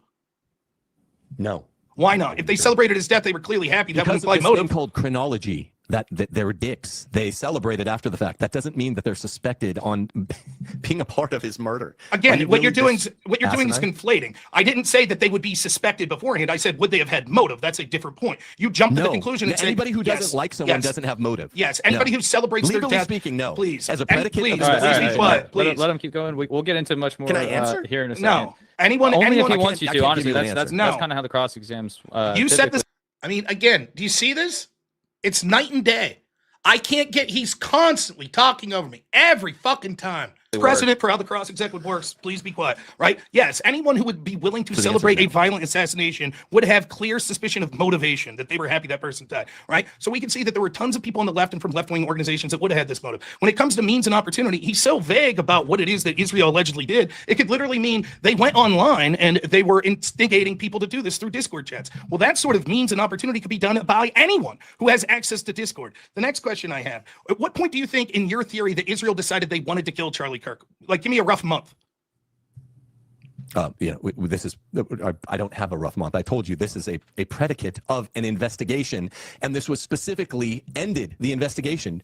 His theory is there was suspicion that Israel may have wanted to kill. Oh, that's his timeline. I'm like, okay, where in your timeline is your claim that they may have started to want to kill? I don't have one. You see, it's always this. They never want to stake a position. It's always as vague as possible. So he outlines a timeline, gives very specific metrics. I'm like, cool. On that timeline, where do you think Israel first was like, all right, maybe we got to kill Charlie Kirk? I refuse to say. You see? Won't stake a position. Nope. When he's building his case, he'll, this timeline. As soon as I want to critique it, I don't take a position. Trying not to get it, and it's very dishonest. Why can't you just answer jury trial stuff? Why man, can't you just answer? In order for them, you have to have some theory. You have this. I have a theory. When did they have motivation that they wanted? Jury theory. Please, now, when did they have? Please be quiet. I'm asking. You see how he just interrupts over and over. You ask rhetorical 7 minutes left. Let's let Rob ask his question. When did you believe they first had the motivation to want to kill Charlie Kirk? What? When do you believe they had the motivation to first want to kill Charlie Kirk? When he started turning in his late spring, early summer turn against Israel. Okay, when was that? Like June? I don't know. Late spring. So early as soon summer. as I consult my the timeline. first, correct me if I'm wrong. The first thing in your timeline was that in June he supposedly had a meeting where he on June 18th he yelled at Trump. By the way, do you have any evidence of that? So the first thing on his timeline about Kirk being hostile that he gave in his timeline was in June 18th. At least I screwed up. He does say a May letter before this. We get to the May letter. But in June 18th, quote, Charlie Kirk yelled at Trump. I was like, all right, let's start there. Do you have any evidence of that? Let's hear.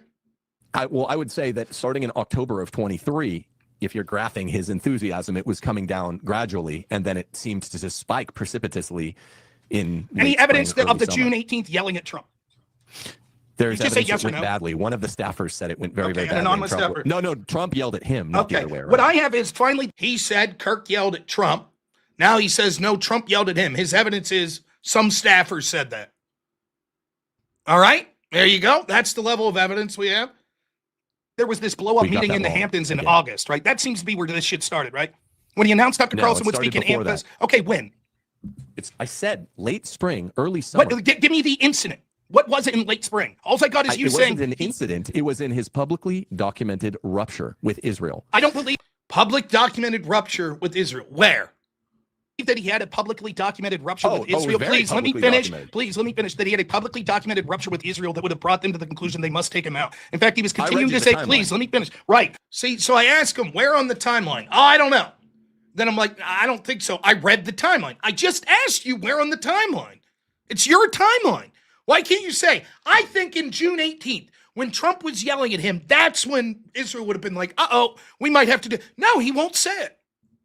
I just went through your timeline. The first date I had was June 18th. He yelled at Trump. You have no evidence for that. You just say some guy said it. No. So what we can see is, here's the point. The last question I have on this. How long do you think it would take them to create a movement on Discord to radicalize someone like Tyler Robinson? How long do you think it would take them to do that?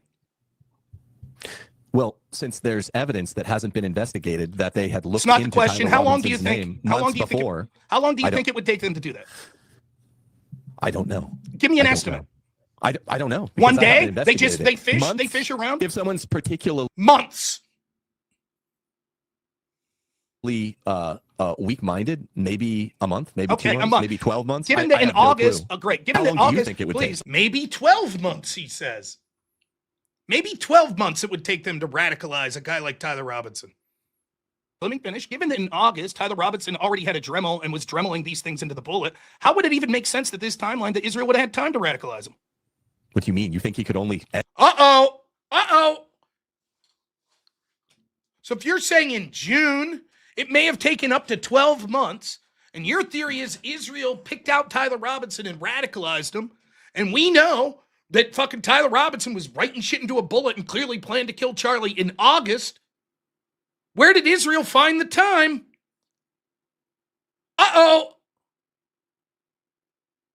Now do you see why he didn't want to fucking stake a position? You see? Because it doesn't make sense. Whoopsie daisy. That's why he's being vague. Don't want someone to point out how fucking nonsensical the timeline is. Now listen, how would it even make sense that this timeline that Israel would have had time to radicalize him? What do you mean? You think he could only etch into a bullet at the beginning of his turn? No, I think if it took him a month, okay, but that means he turned even earlier. Okay, So if it took him fucking 12 months to radicalize, and you're like, it could have been in June he was radicalized. Okay, so when do you think Israel decided to kill Charlie? It doesn't help him to say maybe he was radicalized earlier. That means that Israel would have to start instigating him even earlier. He doesn't even understand. Radicalize him to the decision to kill Charlie Kirk. That would mean they'd have to reach out to him in early July, which you have no evidence that there was any reason that they would have motive to kill him in early July. What I said is, and I'm just guessing because they now listen. refused to investigate the claim, but Charlie had You don't know a slow at first disenchantment with Israel, where that starting in October of 2023. He's literally the first person I heard saying it was probably a false flag, October 7th. It shocked me. Charlie Kirk never said it was a false flag. Lie. Charlie Kirk said, well, it looked so bad, it looked like there could have been a stand-down order. Didn't say it was a false flag. Still said he felt horrible for Israel, supported them, one of their biggest supporters, 2023, 2024, 2025. Until the first potential blow-up, which he cites, was this May letter, which is basically Charlie being like, I love Israel. I'm happy to work with. You guys got to do better at PR. So they could have started looking into this in October of 2023. So now his claim is maybe in October 2023, Israel was like, we might have to kill Charlie Kirk. We have to start instigating people to potentially kill Charlie Kirk. Do you see the stupidity of this? Does anyone in their right mind think that in 2023, Charlie Kirk, who's out there day after day talking about Israel, so much so that you have people like Nick Fuentes, like this fucking Zionist, that Israel was like, nah, we might have to kill this dude. In 2023. Now, do you see? Now, all of this is because he realizes, the timeline that I've outlined doesn't make fucking sense. Yeah, they did when Tyler Robinson was 17. Before he was with the trans kid, they started reaching out to weaponize.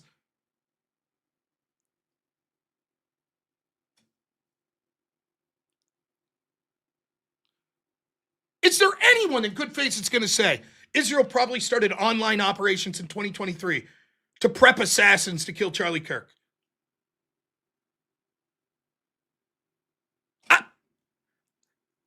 This is what happens when you're such a bullshitter. You just have to shoehorn bullshit in.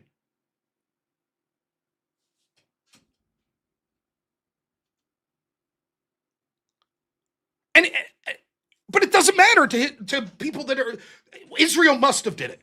So everything has to shoehorn fit in. It must be, we know Israel had to do it, so that must be what happened in 2023. They must have been planning. It's fucking ludicrous. Okay, so just to be clear, so now you can see how we have it both ways. On one hand, the timing is very suspicious, seeing as how he had a blow up with his donors in August, and that's very suspicious. On the other hand, they could have been planning this since 2023. Now, anyone that thinks that Charlie Kirk, please let me finish. That Charlie Kirk was an adamant anti-Israel. See how he can't help, has to interrupt every time. Person way back in October 2023 is laughable. And this is exactly why people. Please let me finish. This is exactly. See how he has to interrupt. Say that. I don't know what to do here, Mike. Please, it's becoming frustrating. I actually to me that I didn't say. Don't have a mute button. The time. I don't have a mute button. Now go back and watch his 30-minute cross-ex. It's so fucking frustrating. And like I said, I just don't know what to do with this situation. I don't know. I guess it's my mistake. I should have assumed he would do this and started doing it to him beforehand when he had his 30 minutes. I guess that's what I should have done. And again, I've had this happen so many fucking times. I've tried to sit there and let people interrupt me and pause. Then that person talks 90% of the time and you talk 10%, and it optically looks like a win. I've tried to act a fool back to them and speak over them. Then people accuse you of being an asshole. I've tried to appeal to the moderator. Then people accuse you of being a little bitch. I've thrown up my hands and said, you know what, I'm done with this. I don't need it. Then people accuse you of being a coward and running.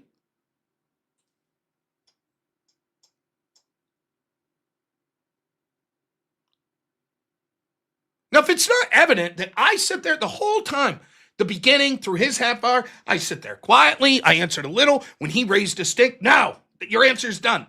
I let it go. I just said, fine, I'll get my opportunity. We're still going. Every fucking time he interrupts me, we have to have a meta.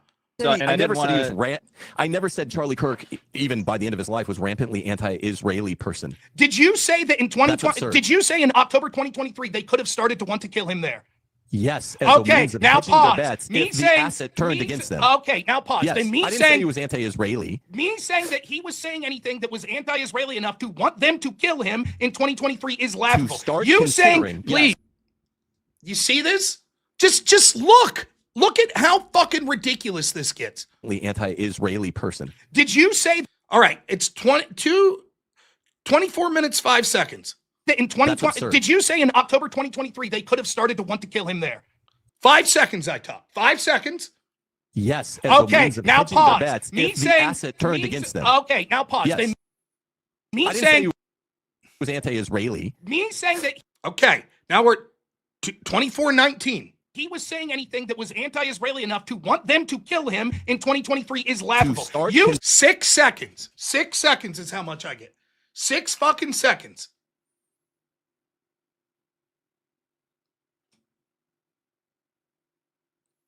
I sit there quietly almost the whole time. This is the shit I'm dealing with. Filibuster, filibuster, filibuster. I speak 5 seconds. Interrupt.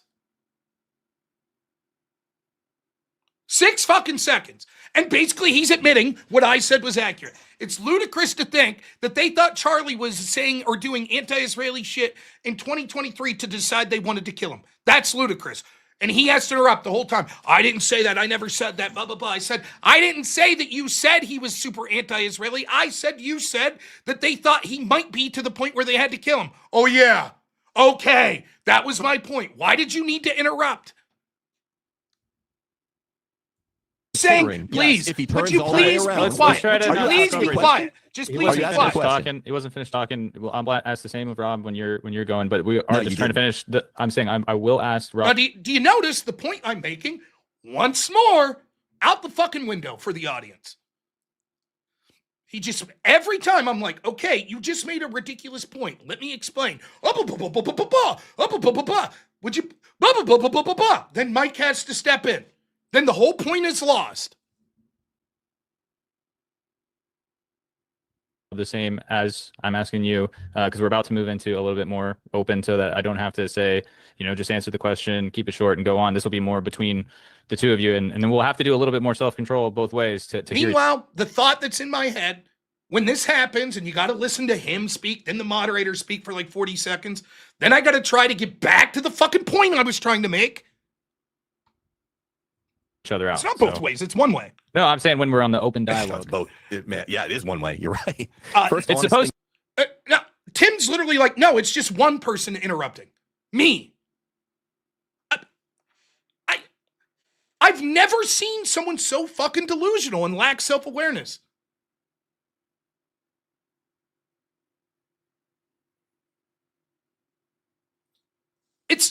This is ludicrous. He literally is like Tim's like, Rob's interrupting too much. to be said. right It's now. No, he's Yeah, it's supposed to be interrupting. right I didn't now. do that to him. I let him get Listen through to his a whole guy half yell hour. for It was a 3 joke. hours straight. It was a joke. I mean, I let him go. This will get reviewed all over. You guys can By the way, what was the point I was making? Can you remember? You see what it's like?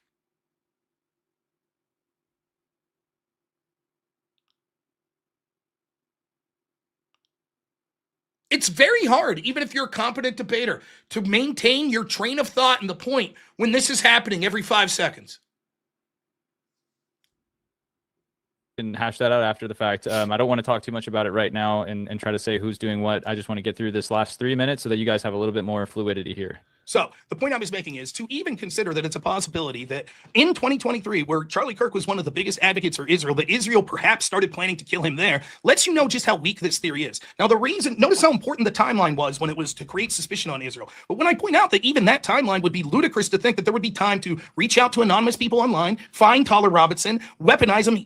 If he was very weak-minded, it would take a month, implying that if he wasn't, if he was just a normal person, it would take longer than that. And yet he had time then at some point in mid-August to actually start trembling this, shows that the timeline wouldn't make sense.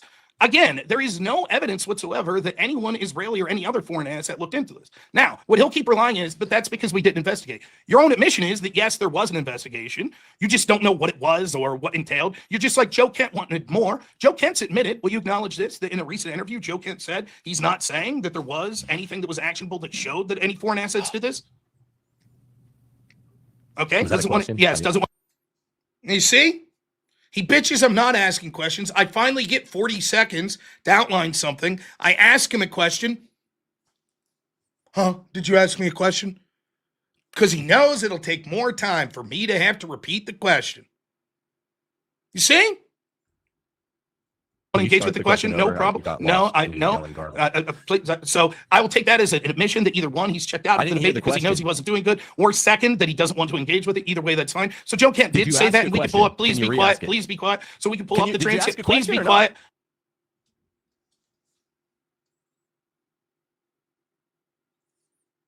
You see? Yawning, not listening. Okay, ask your question again. Nah, I'm good. Did you ask a question? What's the question? Blah, blah, blah. You see? See the little fucking games here? Please, I'm uninterested. I'm just going to move on. Right. So what I'm going. So Joe Kent did say in a recent interview, I forget who he was talking to, but just the other day when he was backtracking from Candace's implied, well, he's the one who told me about the 12 Israeli cell phones, did say he's not saying there was anything there. He's just saying he would have liked to have looked more. Also, we can see that the current police investigation, will you acknowledge this? It at least would be allowed to look into communications that Tyler Robinson had with people. I don't know. You don't know. He doesn't know. Again. He can't even, it is, do you see how frustrating this is? Would the current investigators be allowed to look into Tyler Robinson's communications? I don't know.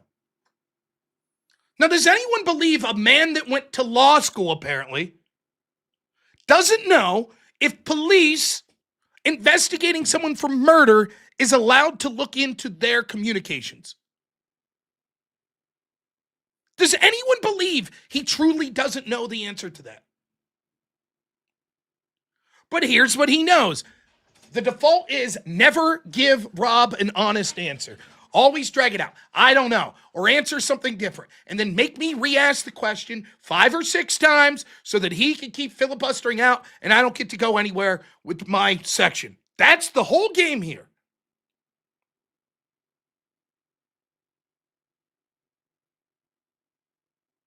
The whole game. I don't know. I don't know if law enforcement's allowed to investigate his communications. If the police are allowed to look into communications Tyler Robinson had with people. His Discord messages. Are allowed to look into communications. Yeah, you're talking local police? The police that investigated. Then why did you say I don't know? I had to think about it a second. You had to think. Of course they're allowed, he says. Okay, why'd you say I don't know? I don't know. I had to think about it. Whether or not police are allowed to look at a murder suspect's communications. I didn't think you were going to ask me any questions. Didn't you go to evidence? I mean, how many questions have I asked him? Evidence class? Done. What was evidence class like? 2 minutes. I thought you went to evidence class. You didn't know that? Okay. Anyways, so once more, we get back to this. The timeline doesn't add up. Under this reasonable suspicion standard that's not the debate, we would have a reasonable means, motive, and opportunity for basically every left-wing organization, every country that viewed Trump as unfavorable because of tariffs and viewed Charlie as part of them, which would mean we would have to reasonably investigate them all. The truth is, the way this works with such a low standard is they keep their ears open and say, are we hearing anything? They look at the evidence in front of them, but if they don't see any immediate connection to a hostile foreign power or a favorable foreign power for that matter, there's really not much more for them to go on. And so they continue to pursue the leads and the evidence and the metadata, etc., which the prosecution has all of this of Tyler Robinson, and we have no evidence whatsoever to suggest that Israel or any other country was involved. Nor did Joe Kent say that Israel was involved or anything like that. At the end of the day, the topic of this debate isn't, well, is there just a super low bar that we should look into stuff and keep our ears open? I'd say that about pretty much any country in the world. The question is there compelling, i.e. convincing evidence to think that Israel is responsible? And the answer is no. All we've seen is, well, they've killed people in the past, so we should be suspicious. And they possibly had some sort of motive. But that's not enough for the average person or for a legal standard to think that it's compelling that Israel was involved. I'll cede the rest of my time. That's fine. All right. Well, that was exhilarating. Now I'll go just a little more here. We're gonna move on here. So you guys had agreed on how long exactly before we get into cut off? A 5 to 7 If you want to stay, questions. we could rebut all night. I don't care. I can stay a little. I can stay cross exam.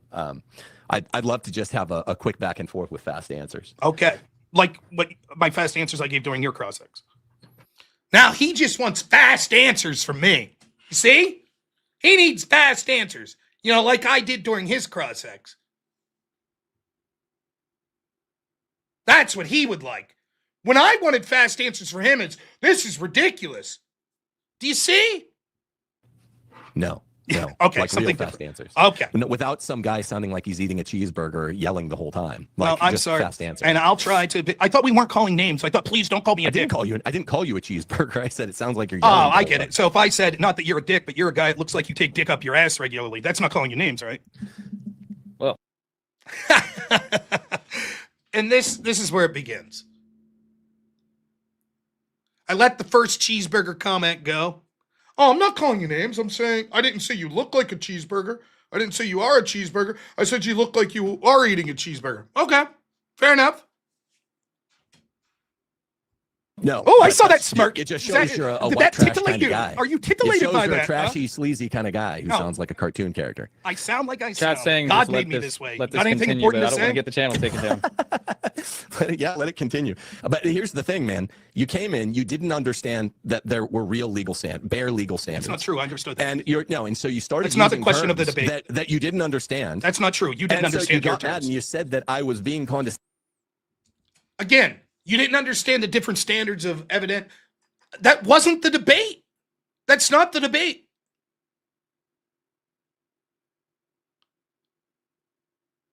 If me and Are We Not Men are debating what's the best Star Wars movie, right? And I'm like, I think it's A New Hope, and he's like Return of the Jedi, and we come in, and I'm like, all right, first question. Who developed penicillin first? And he's like, what? And I'm like, you came into this debate and you didn't even fucking know. What the fuck does that have to do with the topic? So he goes back to that. You came in and you didn't even know. Remember when James was still here and James had to remind him, Tim, you wrote the topic. The topic wasn't reasonable suspicion. Remember that? And I was just like, I thought you would research these terms. I wasn't trying. This wasn't overly legal. I'm not interested in the But meta. there are different burdens of persuasion. You said And you had a just- question. You want to guess? I'm not interested in the meta. Let's go. I don't know what you mean. I mean, like, But I'm not sorry, interested I'm in giving why a you little think bit I 'cause think you you're bitched the whole condescending. time. Okay, name one articulable fact. That's the standard for reasonable suspicion at law. That Canada killed Charlie Kirk. Name one. You said there are a bunch for every country that are equal to Israel. Name one for Canada. They think that Charlie is instrumental to Trump's success and they hate Trump for his tariffs. No, that's okay. Now that's not. No.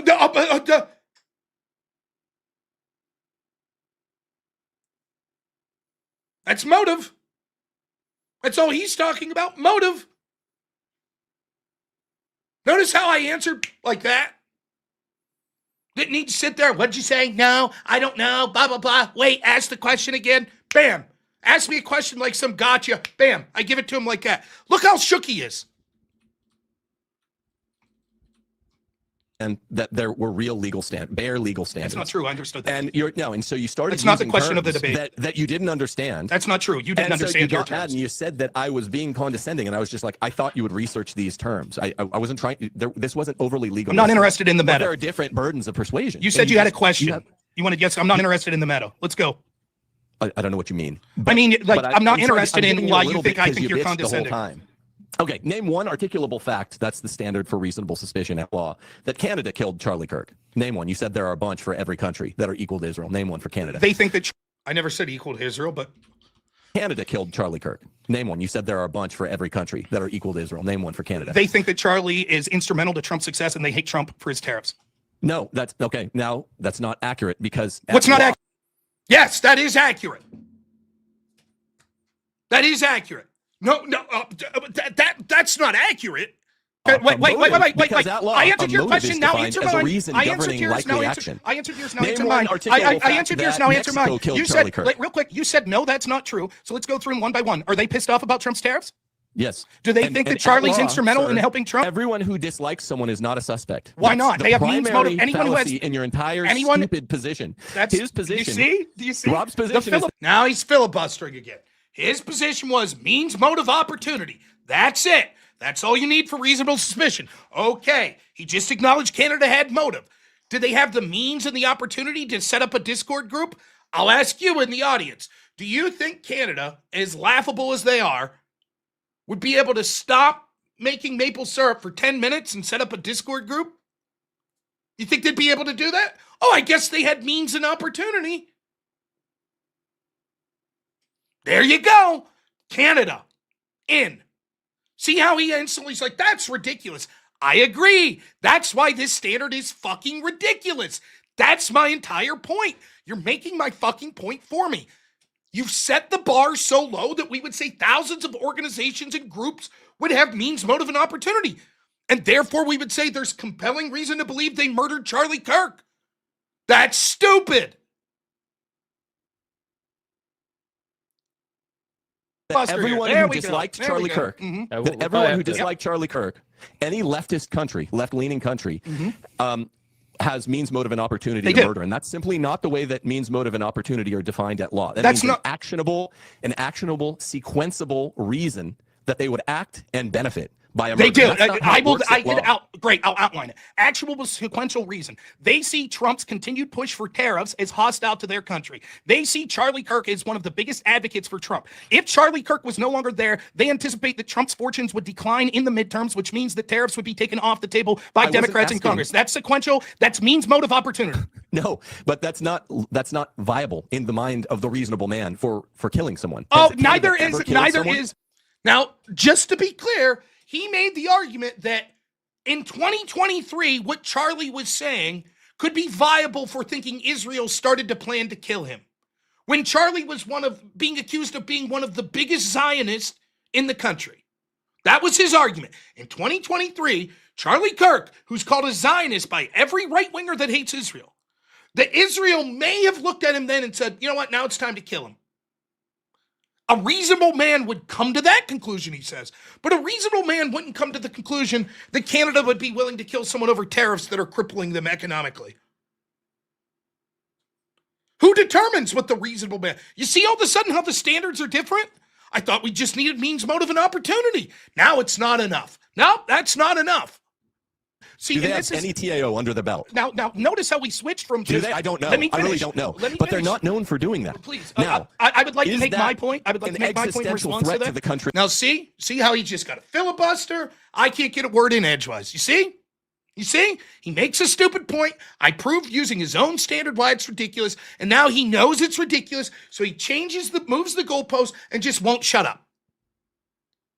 I would like to make that point. My point in response to that, right? Notice how now we're adding things. Now that's not what a reasonable man would say. That's not what your standard is. That's your the standard is. I read. No, your that's standard. The definition I read. Let's see how long I get to talk here. Not known for doing that. Please. Now, I would like to make my point. I would like to make my point in response to that. To the country of I would like to make that point. My point. All right. We are at 33 minutes and 50 seconds. Let's see how long I get to talk uninterrupted. In response to that, right? Notice how now we're adding things. Now that's not what a reasonable man would say. That's not what your standard is. 7 seconds. 7 seconds that time I got to talk. 7.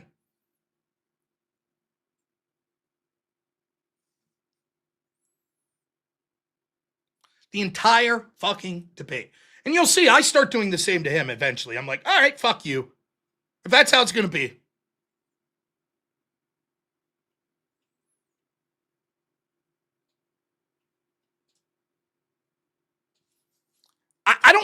I don't know how anyone could have watched this and been like, oh, Tim did good. It's pathetic. Your standard is reasonable suspicion that if there is means, motive, and opportunity, that's a super low bar that we can start an investigation. It is not my belief that all of these countries might be involved. It's that you have set such a low standard to try to weasel out of this debate and imply Israel's involved somehow, that same standard could be applied to Canada, Mexico, the ACLU, and a bunch of other countries. Yes, it could. Here's the response. No, reasonable suspicion is not it's lower than what you want it to be, which is a jury verdict standard of beyond reasonable doubt. That's not what I never said that. all I was saying at the beginning. It's lower than you want it to be. That doesn't mean it's so low as to catch all boat. That a rising tide. If lifts they all any ships, boat that has means catches motive, all fish. would it catch No, all fish it's that not have means, low. motive, and opportunity? For murder, for political assassination, Yes. which also That's the includes, crime you we're looking at. tried to move past this fallacy in your cross-ex time. The reason that you look at a country's proclivity to commit assassinations, TOAs, is because there's a nous, a certain operational security and operational know-how that goes with doing these things and getting away with them. Canada doesn't have it. That's Mexico's not part of known means, for motive, having or it. opportunity. Most countries, Rob, in the world don't have it. Most countries have 0 TAOs under their belt. All right, Israel has some, Russia has some, the United States has some. Israel has way more than everyone else. And Notice how we've moved on from alls we need is means, motive, and opportunity. Notice how we've moved on? Now it's something more. Now you have to have experience in carrying it out. By the way, he's unable to articulate the experience Israel has in carrying out killing a high-profile American on American soil. But it doesn't matter. that's why it matters. Again, it doesn't matter to the standard you set. You're backtracking from the standard. The standard you set was The standard is Let me reasonable finish. suspicion. Let's go back again. Watch. Let's see how long I get to talk this time. Way more than everyone else. And that's why it matters. Again, it doesn't matter. 2:35:35. I start. Matter to the standard you set. You're backtracking from the standard. The standard you set was The standard is 5 seconds that time. 5 seconds. I got 5 seconds uninterrupted that time. Let me reasonable finish. suspicion. The standard was is reasonable which you suspicion. cited as means, motive, and opportunity. Right. Now And you're when you- adding a fourth criteria, which is basically character, or have they done it before? As Do you I've already understand the articulated, I got about 4 seconds that time. Please let me finish. As I've the articulated, category? He's right there, Tim. Just let him finish. as I Back to articulated you. before, there are plenty of times where there's reasonable suspicion. Look how pissy he gets when the moderator's like, "Can you let him finish a thought?" See how pissy he gets? To someone with means, motive, and opportunity, and yet their character seems stellar. That doesn't mean that we wouldn't have reasonable suspicion. So you're adding that. The reason we're even on this is the debate has nothing to do with the term reasonable suspicion. There was an investigation into all foreign countries. There continues to be open that if they find evidence that foreign countries are involved, they'll look into them. The question was, is it compelling that Israel was involved in the murder? You haven't presented any evidence other than what I said you would in presented the the opening whole time. statement of motivation. Haven't presented any evidence other than what I said, which would be motivation and past history. And means. That's all you've talked about. Motive, means, and opportunity. Canada has Obviously, that. The history is evidentiary Canada of their has that. strong opportunity to do it because they've done it. They do it 400 times per decade. Is that good enough for you? It doesn't matter. That's not evidence Oh, that it they doesn't did it. matter. This, They know how to do Okay, it. They're so better at doing ju- it than anyone in the history of the fucking world. do you suspect? That Do doesn't you think amount there's? to See, this time I got to say it doesn't matter. That's it. That's all I got to say. So what's that? 1.5 second? opportunity? Is there Are you compelling? nuts? Is there compelling reason to believe that Israel killed Lindsey Graham? There's compelling reason to believe that Israel killed Charlie Kirk. Is That's there what we're compelling debating. evidence to believe Israel killed Lindsey Graham? Not in my view. Why not? Do you know all the I assassinations don't know. they've I done? haven't looked into it because we're not debating that. I prepare for the debate at hand. Is there unlike you. compelling reason to believe that Israel tried to assassinate Brett Kavanaugh? I don't know. Is there Do compelling you say reason so? to believe that Whatever you Israel say, man. Israel tried to instigate the White House correspondent's assassination? I mean, coming from the guy who said that there's an articulable fact with equal weight that supports that every country in the world. Of course, the point I'm making there is if it's just about, well, Israel's killed people in the past, so we have to suspect them, okay? Then anytime there's an assassination attempt, right? And it's just right over his fucking head. Assassinated Charlie never Kirk said that. as Israel. Never said that. No one can take you seriously. Never You said said that. Now listen what he there's says. An articulable fact with equal weight that supports. Now he makes a claim I've never made. I mean, coming from the guy who said that there's an articulable fact with equal weight that supports that every country in the world assassinated Charlie never Kirk said that. as Israel. Never said that. No one can take you seriously. When did I ever say that there's equal chance as any? That's not what I said. I said if your standard is merely means, motive, and opportunity, that could include a whole shitload of countries and organizations. I didn't say equal likelihood. I said that they meet the criteria of means, motive, and opportunity. And he says, oh, and he continues to say this on X. Now, I'm going to go to the restroom and I'll be right back, and then we'll go a little further with this. Be right back.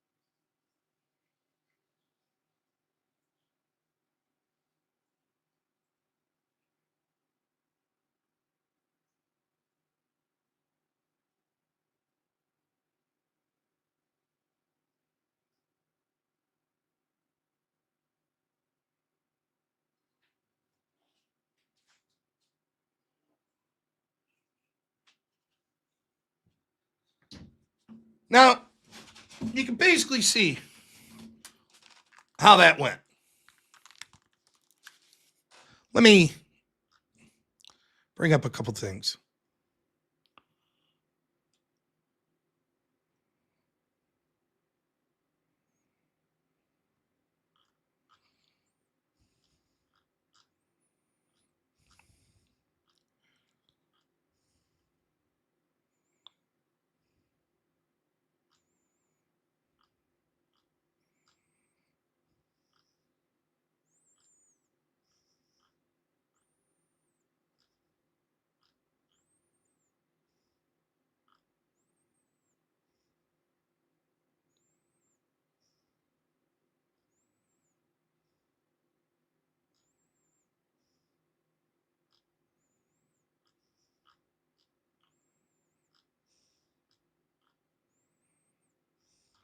One second.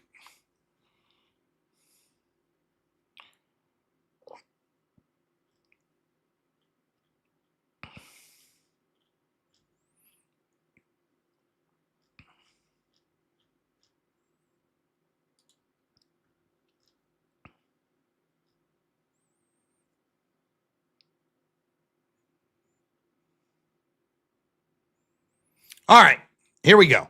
So you heard that he just said, I said that it's equally likely that any other country did it. That's what he said, right? Now, you know I never said that. Now, he decides to go on an X coping fest where he takes to X and he just starts coping about it.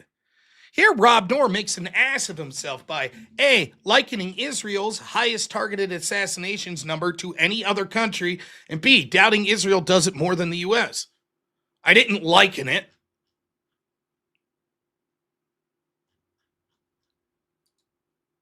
Next. Rob's arguments are so detached from reality, it's baffling. Misinterpreting legal terms, setting a new low for standards in debate. Has an equal. Listen. You literally said that. No, I didn't. You said, and that's why I wrote it down. It was one of the last things you said. You definitely said it. You said that's not true.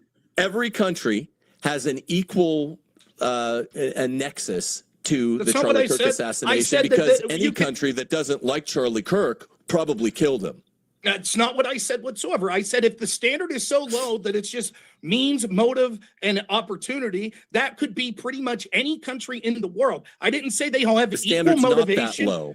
It was that low. That's an what you illustrative, not an exhaustive list. What you're trying to do is this weird Goldilocks scenario where you're running away from the prompt to say there's compelling reason to believe Israel did this, and you're like, that's because I'm just saying that all it has to do is reasonable suspicion. Then No, I'm not doing that. And then I promise I'll be quiet. Then I let you outline over and over what reasonable suspicion is. Then I showed how that would meet tons of countries, and you're just like, no, because. No, you didn't. The whole debate got stymied because you didn't know basic definitions you should have prepared for. I'm trying to call you back to the prompt because you didn't understand basic legal terms. You were trying, and maybe intentionally, maybe not, to misapply the burden of persuasion standard that accords after you have subpoenas and sworn in statements and mutual discovery during a jury trial where people give up evidence, prosecution and defense, that they really don't want to because they're forced to under obstruction of justice. And because you didn't understand that fifth grade distinction, I had to go through and attempt to explain to you that the standard is lower. It's not as low as you're now caricaturizing it, but it was significantly lower before a trial begins when a police arm or an intelligence agency is deciding whether or not to investigate and whether to continue investigating. Debate fail, hashtag ignorance, because he literally just clipped and lied to his audience what the topic was. Now, you heard him say over and over, reasonable suspicion just means motive and opportunity. Okay? Then he says, you wanted the standard to be different, the same standard we would have after an investigation. No, I just wanted convincing. That's all I meant by compelling, convincing. Is there a convincing reason that we think Israel killed Charlie Kirk? You haven't presented, you just said reasonable suspicion is enough to be compelling for you. I said, what's reasonable suspicion? You said means, motive, and opportunity. I said, okay, that's a bunch of groups. You're like, no. I'm like, yeah, you're trying to have your cake and eat it too. You're like, all it is means, motive, and opportunity. But no, it's something more, but I can't articulate it. So there you go. He puts out a little clip to his audience. See how bad Rob is at misrepresenting legal terms? Where the fuck did I do that? Total insanity. Next. Well, we just did that clip. Make an ass of myself by liking Israel's. Didn't do that. The May 2nd letter. I was like, show me that this letter is anti-Israel. Here's what he does. This thing in that letter that Kirk said. So I'm like, okay, he's claiming that May 2nd, Charlie Kirk writes a letter to Netanyahu, and it shows that he's anti-Israel now. That's why Israel maybe decided to kill him. Okay, let's hear. Pro-Israel surrogates like myself should not be in charge of fact-checking every piece of anti-Israel information. Quote, sometimes it feels like I'm defending Israel in public more than your own government. Quote, on my recent campus tours, roughly half of the questions I receive are about Israel, and they're overwhelmingly negative. He's saying you suck. Quote, even in young MAGA circles, Israel is losing support. Quote, Israel is getting crushed on social media, and you are losing younger generations of Americans, even among MAGA conservatives. This is a 5-alarm fire. Quote. By the way, did you notice in both of these clips how I sit there and let him talk? I don't interrupt him every 5 seconds. You notice that? You are losing the information war, which will eventually translate into less political and military support from, quote, Israel in young MAGA circles. Israel is losing support. Quote, Israel is getting crushed on social media. Let's refresh, maybe?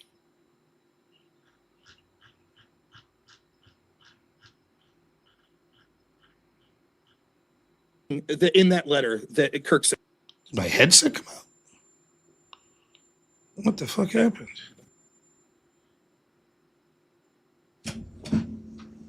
I think my headset just died. That'd be unfortunate. Give me a second.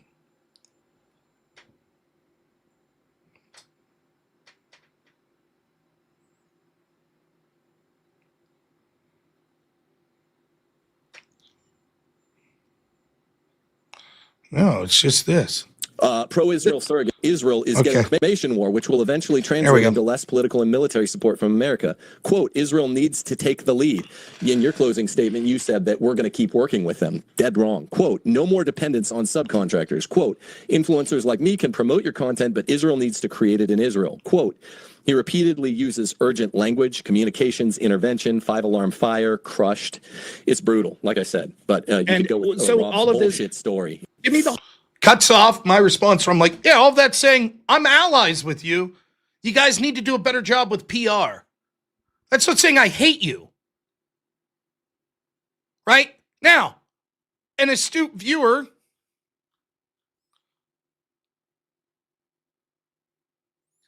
Ernesto says, for anyone that's not a dimwit, take the guy's words at face value. You can read the letter yourself. It's a fucking love letter to Israel. Here's the beginning. Dear Prime Minister, one of my greatest joys as a Christian is advocating for Israel and forming alliances with Jews in the fight to protect Judeo-Christian civilization. Most recently, I am proud to have taken over Ambassador Huckabee's show on TBN, where we continually support Israel and the Jewish people. As Mohammedism spreads into Western societies, it's critical that Jews and Christians stay united in the effort to contain and roll back radical Islam and Sharia law. Why do you think he skipped that? Instead, he said, basically what this letter is saying, we have a huge special relationship. We have to fight back against Islam. It's one of my greatest honors to ally with Jews in Israel. But here's things that we think you guys need to do better. And of course, he clips out where I say, no, that's not hatred of Israel. Imagine him believing that this letter, Netanyahu looked at this and said, motherfucker, we have to kill this guy. Imagine that. That's what he wants you to believe. Because Charlie was like, look, I love you guys. I want to work with you. But you guys got to improve on some public relationship. That's what he hopes his audience believes. He'll clip it selectively. I mean, I don't know what else to say. It's fucking laughable. Then look at the prompt you made was too vague. You couldn't agree. He wrote the fucking prompt.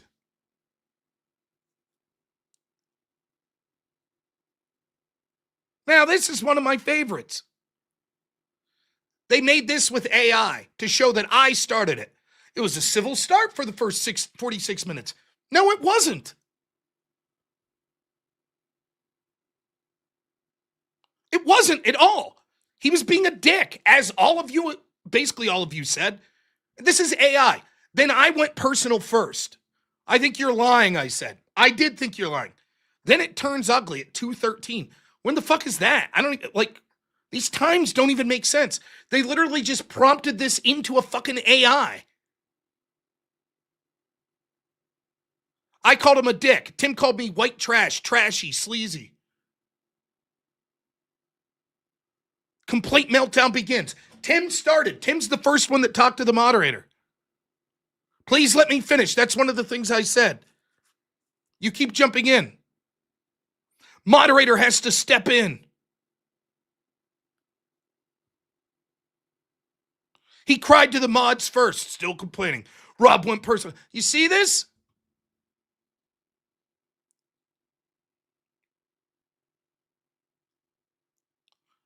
But hey, I guess if AI says it, it must be true, right? I guess I went personal first. Fair enough, Tim. Fair enough. Let's check what else AI said. Who won the debate? There's the transcript of the debate. Who won? Robnoerr won the debate. Performance notes. The debate became unnecessarily personal and low quality in the second half. Both participated, but Tim's later tone and filibustering style hurt him more. Early cross-examination already showed the evidentiary gap. The later noise did not close it. Robnoerr, 7.5 to 8 out of 10 on the actual resolution. Clear adherence to the prompt, better handling of burden, and successful demonstration that the case never rose above motive and pattern. Tim Gordon, 4 to 5 out of 10. Oh, 50-50 Tim there. Effective at establishing background motive and process question, but failed to produce or even claim the kind of specific evidence the resolution required. The persistent standard shifting was a net negative. Words spoken. Tim, 29 to 31,000. Me, 19 to 21. I mean, if we're going by AI, right, Tim? That's what we had to post online, right?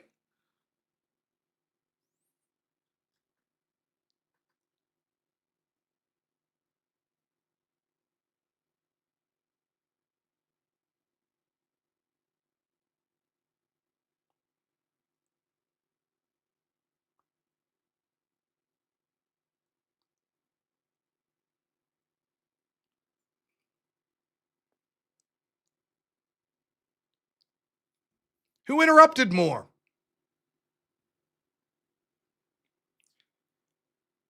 Tim interrupted more. During his own 30-minute block, he controlled the floor and cut Rob off frequently while Rob was trying to answer. During Rob's 30-minute block, Tim interrupted repeatedly, which is why Rob kept asking the moderator to stop the clock and complained about not being allowed to finish points. Rob also interrupted, especially when Tim was giving long monologues, but the transcript shows Tim doing it more often and more disruptively overall. Personal attacks. Tim started them. Interruptions. Tim interrupted more. Uh-oh, right? Tim? Now, by the way, I think using AI is fucking stupid and childish to determine what happened in a debate. But Tim, that's what Tim did. Yeah, then I was looking up some stuff for Josh Shapiro later. That's what Tim did. Tim went to AI. Uh-oh, Tim, what happened? Whoopsie daisy. Go ahead. Take the debate and put it into your favorite AI. Go ahead. See what it says. I'm confident I won based on any objective metric. Have at it. Huh. Right, Tim? We're using AI, right? And then, of course, my personal favorite. Oh, no, I don't want to subscribe to Tim for crying out loud. This was just today at 4:43.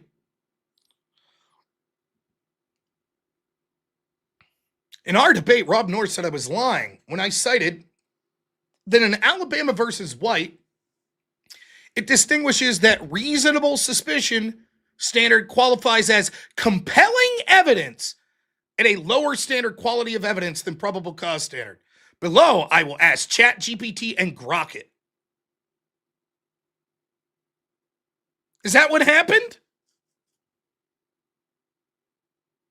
Now, I showed you what happened. Remember, we went through it. I said, you said a Supreme Court case defined compelling as reasonable suspicious. He said, yes. I said, which one? He said, Alabama v. White. Here's what he links from ChatGPT. In Alabama versus White, does it distinguish that reasonable suspicion standard as compelling evidence at a lower quality of evidence than probable cause?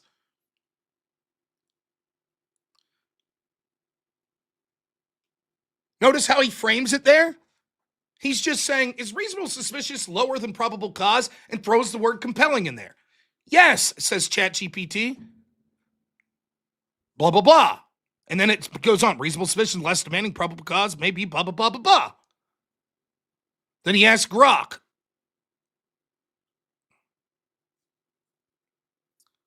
Doesn't use the word compelling here. Just says quantity and compelling. Why doesn't he? Doesn't even have it say yes here. Well, that's it. Open and shut. I guess he's right. And look at this. Look at his audience. Check it, Grok. Yes.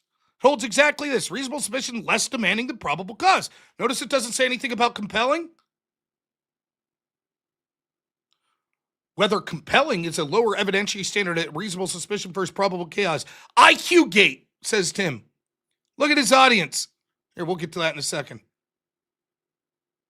You kicked his ass, Tim. The dude you debated really thought we'd believe you're a liar. Rob wanted to tread deep waters and got drowned. Don't debate losers.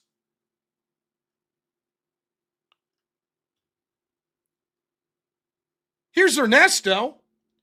He says, I didn't know you were such a manipulative liar, Tim. The exact question was, Rob, quote, show me where the word compelling means reasonable suspicion or higher. Tim said in Alabama v. White. Grok, can you tell me if Alabama v. White defines compelling as reasonable suspicion? Grok says, no. Alabama versus White does not define compelling or compelling reason as reasonable suspicion. The opinion does not use compelling that way at all. Oh boy, what? Super Grok, no. Alabama v. White does not define compelling reason as probable cause. But wait a minute, maybe it defines compelling some other way. No, Alabama v. White never uses the word compelling at all.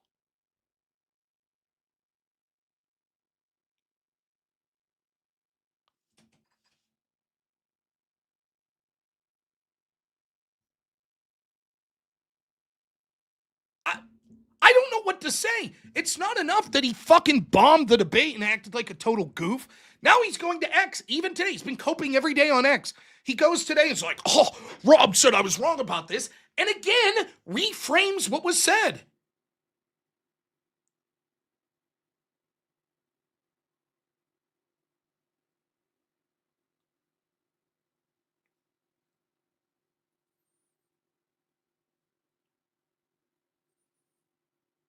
Now, luckily, I think Tim's basically getting eviscerated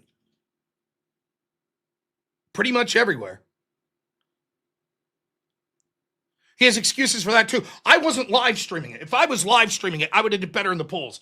And Jay Dyer's audience thought I won. Sure, Jay Dyer's audience thinks Israel did it. Great. I don't care what a poll says or anything, even though most of them went my way. I don't give a shit. I could look at the debate and point out the bullshit, the terrible tactics, the lack of argument, the lying, the misrepresenting what the prompt was.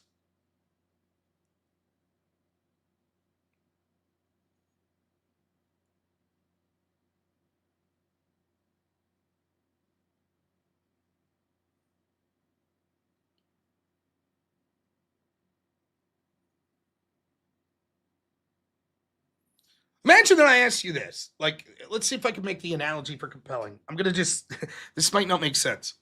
Let's say I was going to go take you fishing to the local pond, local river. And I said, it's compelling that we'll catch a salmon in the local river. And you might say to me, really? In the middle of the woods in Pennsylvania, a salmon? You think it's compelling? I.e. convincing that we'll catch a salmon? And I said, well, here's the deal. I think there is a theoretically possible chance we'll catch a salmon. And a compelling piece of evidence for that theoretically possible chance is one time a salmon was found in a river in Pennsylvania. So theoretically it's possible. So that's my compelling evidence that theoretically it's possible. And you would say, sure, that's compelling evidence for the theoretical claim, but that doesn't mean it's compelling that we will catch a salmon. Yes, of course it does, because it's compelling that it's theoretically possible. No, but it's not compelling overall. Yes, you're denying that it's compelling that it's theoretically possible? Do you see the issue here? That's what he's doing. He's saying if we take the lowest standard of evidence, I think it's compelling we meet that standard. But that's not the question. The question is it compelling that Israel was involved? He ignores that question and says, it's compelling that we meet the lower standard of evidence, which I don't even think it is, by the way.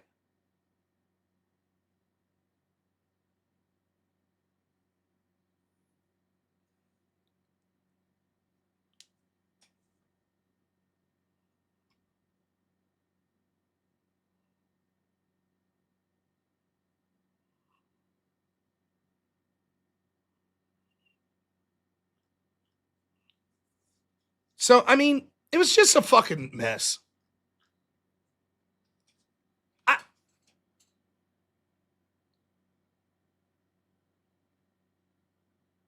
And what gets me the most about it is, I actually, again,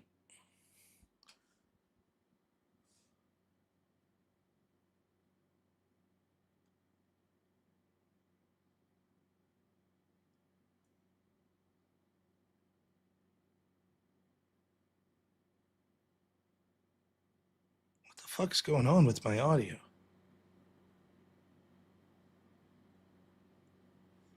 So weird. My audio keeps fucking up. I don't know if it's my headphones or...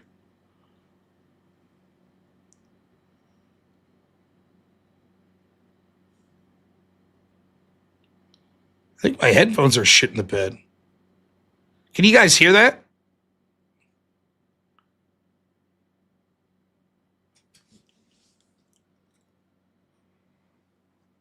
That is what's going on. My headphones are...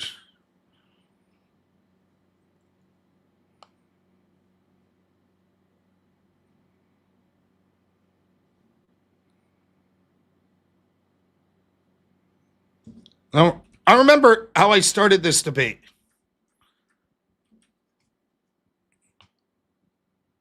This is how it started. Just want to thank James, and I think Mike will be joining us later to moderate, for moderating. And Tim, thank you so much for being here. I want to start off precursory by saying this. I very much respect the people that have questions about this, that are willing to discuss their theories and do these debates. So often what we see is the people making the most salacious theories that are specifically accusing people or unwilling to back up those claims. And I know Tim's not that type of guy. I don't know Tim personally, but I've seen him. I respect him as an intelligent debater, and he comes highly recommended with some mutual friends. So I'm very much looking forward to this debate. I think hope is that it'll be very productive for the audience and enjoyable. What a fucking monster I am. I respect him. I think it'll be good. And he came in like a total fucking asshole.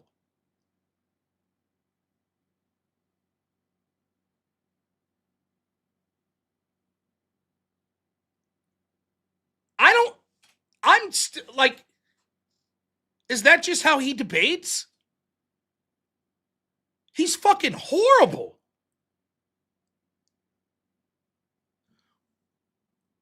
For a person that's not an idiot. I don't think Tim's like super dumb or anything.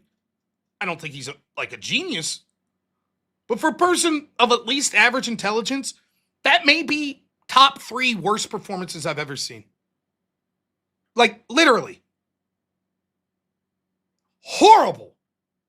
He's doing like the Pisco shit. Pisco's better, though, than him.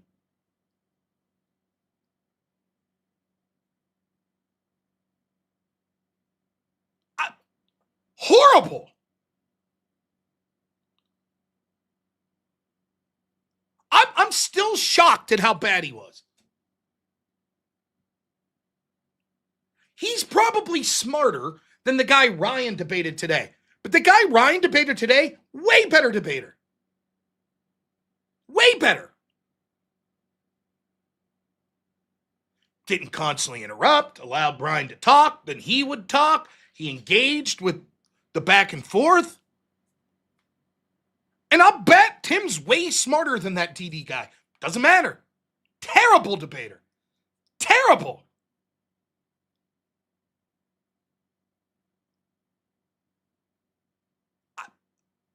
That's what I said. I was like, you motherfucker, Ryan. I said this to Ryan earlier today. I was like, why couldn't we have got the opposite debates? You could have dealt with that fucking ridiculousness. And I could have dealt with the guy that was like being polite, but just had some misguided opinions. That's horrible. He was appealing to his expertise as a lawyer. Wow, I hate to appeal to my expertise, but as someone who is a nationally qualified debater, you fucking suck, Tim. You suck. And anyone that was in the debate community that I was in that would watch that would be like, holy fuck. You know what this looks like? Some dude that's really bad at debate but's really fucking arrogant. Looks horrible. That's what they would say. In my opinion, as a debater and a debate coach at the highest levels in college. You know. Fucking horrible.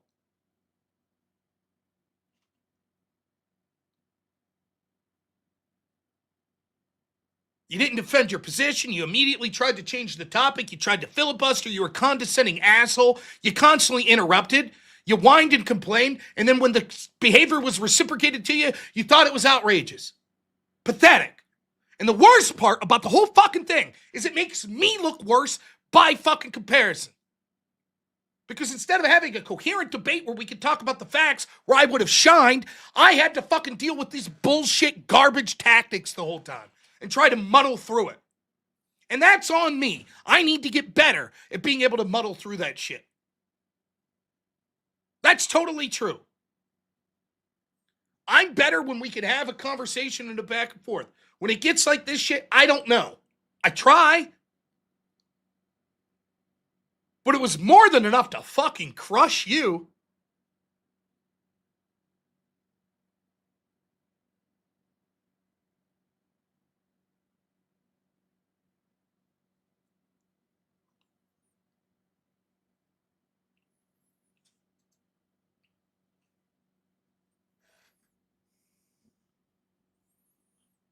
One more thing.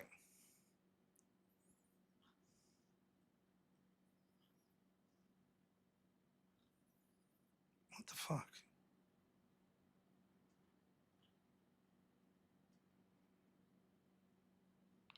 Is there a transcript on this debate? Must, because we edit it. Let's see if James's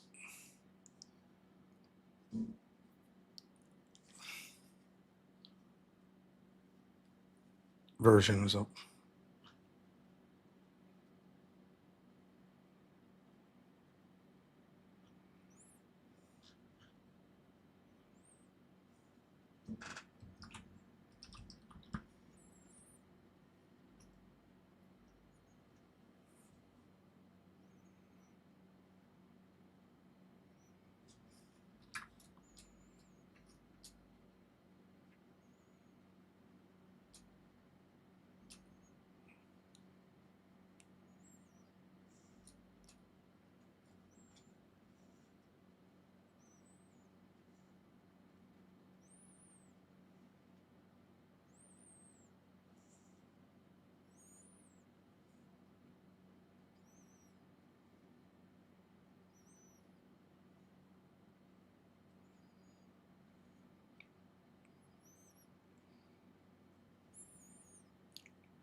I present to you, once we got to the mudslinging and I'm fat and this and that. See, here's the thing. Everybody's got plenty of ammo to call me fat, this, that, and the other. But if you want to get to insults, I'm pretty good at that game too. So here's a little taste of our friend Bathhouse Tim here. Jabba, hey, fat sweating Jabba. You're saying I'm gay, but I'm married with 8 kids. You fucking moron. When his face froze, it was literally the insert dick here face. Did you see that? It's all right, Tim. You're almost back to those dudes. You'll be all right. Good one, man. Good one. Shut it I'm down. sure this serves you well in the lower substrata of society where you debate people and impress them with your. Oh, I called you fat when you called me gay. Like, good one, dude. Yeah, man. I mean, but you're real really high fat. crap. I'm not really Sorry gay. that you're getting that medicine there, Bathhouse Tim. Everyone's 100% sure you're fat. People are at most like, 50-50 on whether I'm gay at the worst. But you're definitely fat and you're definitely sweating. 50-50, yeah, man. I think you're being charitable to yourself. 50-50, they think you're gay. It's at least 85. Dude, did you get a snack break? He doesn't even know himself. Be honest. Rob, did you get a snack break when we went? When we broke? Let's go. Did you get a snack break? Yes, you heard that right. 50-50 Tim Gordon. 50-50 on if he's gay.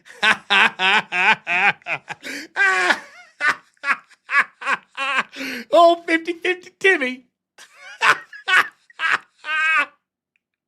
Oh, my goodness. What a horrible. I get what he was trying to do, but my goodness. Oh, 50-50. Where's the timestamp? Just in case you want for your own edit. Where we go here?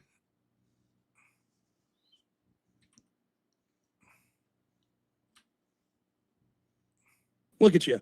Oh, butt plug Tim there. Look at it. Did you see that mouth? Protesting too much is when someone doesn't. With your, look at you. Oh, butt plug Tim there. Look at it. Did you see that mouth? Protesting too much is when someone doesn't. Well, I guess that's what we're going to have to his call mouth, it, when he froze there for Hey, me, Jabba. Hey, fat sweating Jabba. You're saying I'm gay, but I'm married with 8 kids. You fucking moron. When his face froze, it was literally the insert dick here face. Did you see that? It's all right, Tim. You're almost Which back is to those true. dudes. Look. Don't protest too much, I think, with your, look at you. Oh, butt plug. Look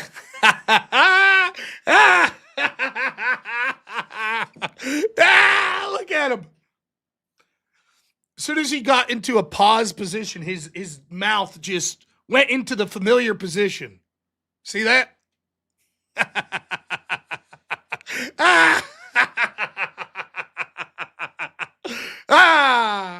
Yeah, that's on modern day debates. That's 4 hours, 21 minutes, 10 seconds. You can see Tim's.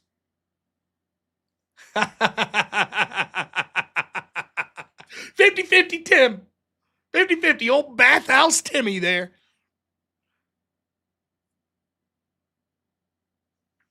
Amazing. Absolutely amazing. He's the one who started cheeseburger this, fat guy that. Okay.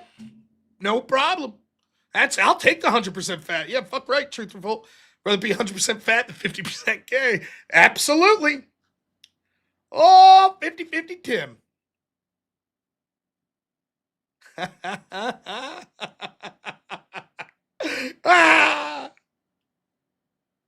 Don't dish it out, buddy. You can't take it.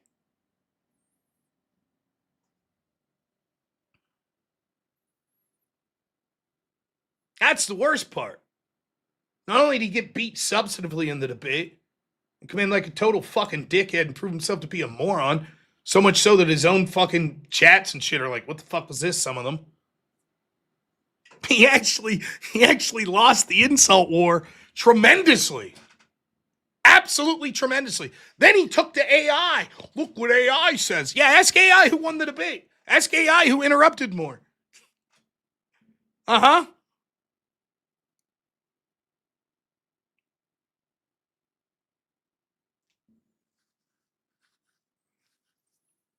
Condescending fucking prick.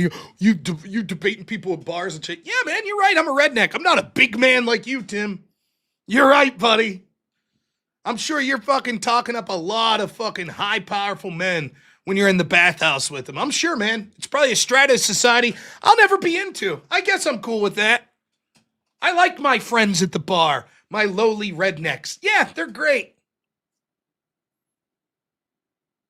You keep on blowing and talking to those fucking big-time men. You're killing it, Tim.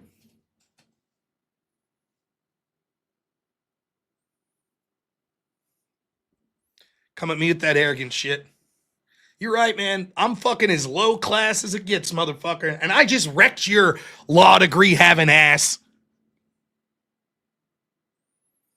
Little old redneck me.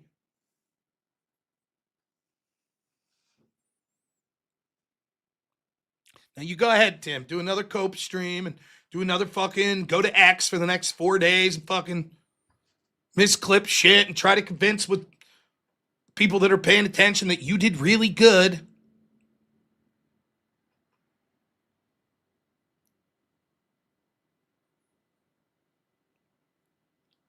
We know the truth.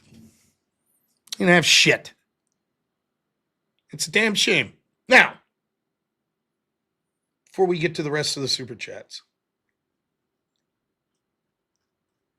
I don't like people picking on Tim's wife. Apparently, she was part of his cope stream. That's perfectly fine. I have nothing, unless it gets like egregious and she's coming at me. I don't give a shit if she said I'm a fat fucking moron. Mrs. Gordon, I'm sure you're a very nice lady. I really am. I don't want people fucking with her. And as far as Tim Gordon goes, until I see otherwise, I'll continue to think he's one of the worst fucking debaters I've ever seen. But he might be a decent person. I don't know. I can't speak to that. If I saw the dude in public, I'd be like, what's up, Tim? How you doing, man? No hard feelings whatsoever. I don't wish bad things to happen to him. I don't wish his channel to get brigaded or any shit like that. It was a bad debate. He was a big dickhead. Oh, well, life goes on. No big deal. It's not a big deal to me. At all. We probably agree on a lot of issues. He sounds like a good Christian man. Great.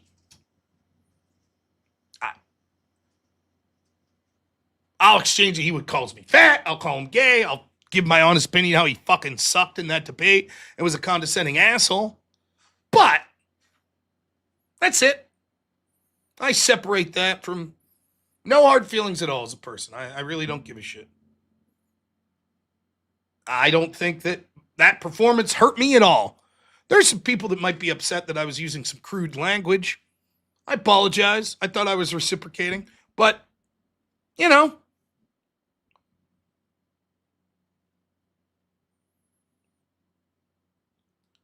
So that's ultimately my feeling on Tim Gordon. I don't know that I'll be debating him anytime soon. You know, but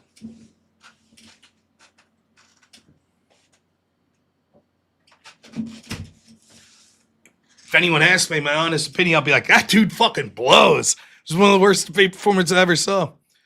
Undue arrogance like you wouldn't believe. Fucking terrible. Maybe a nice guy, though. I don't know.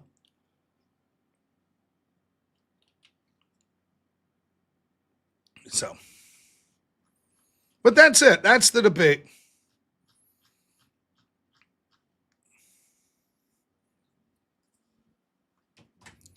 So I hope you all enjoyed it.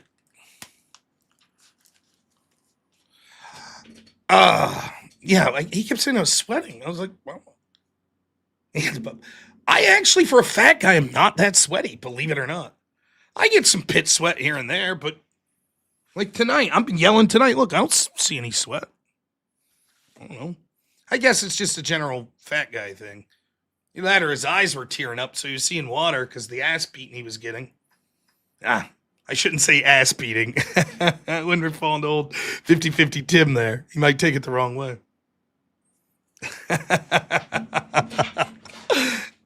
Man, I've been fucking, like where I come from, motherfuckers are brutal. Your friends make fun of you more than anyone. I've heard every fucking fat joke in the book. Been called every fucking gay joke you can imagine. Fuck, I'm more ready for those debates than anything else, you know? If that's what it's going to be, if it's just going to be personal insults, okie dokie, that's a debate I'm prepared for. You know? Sometimes what happens there is people then get pissed when you start going at them a little, and then they want to make it more personal. They want to go after your family or some shit like that. That's ridiculous. But if it's just going to be personal insults, my goodness. Loved it. Yeah, it was more in 2000. That one night I did the Crucible fucking TikTok invasion. I was there for like an hour and a half while people called me fat, donating money. Yeah. which is fine. If you guys want to call me fat and send super chats, don't bother me at all. I'll take it. Speaking of which, let's read some. K to the Swiss, $10 says, maybe a 50-50 gay had taken Andrew's debate university. Might have not have gotten his ass handed to him by Rob. Good job, Rob. Thank you. Well said. Drunk Batman, $5 says, I see Mike catching hate, which is unfair. He could have moderated a bit better on this one, but Tim couldn't control himself. Tim was being bad faith. I agree. There are parts I was frustrated with Mike.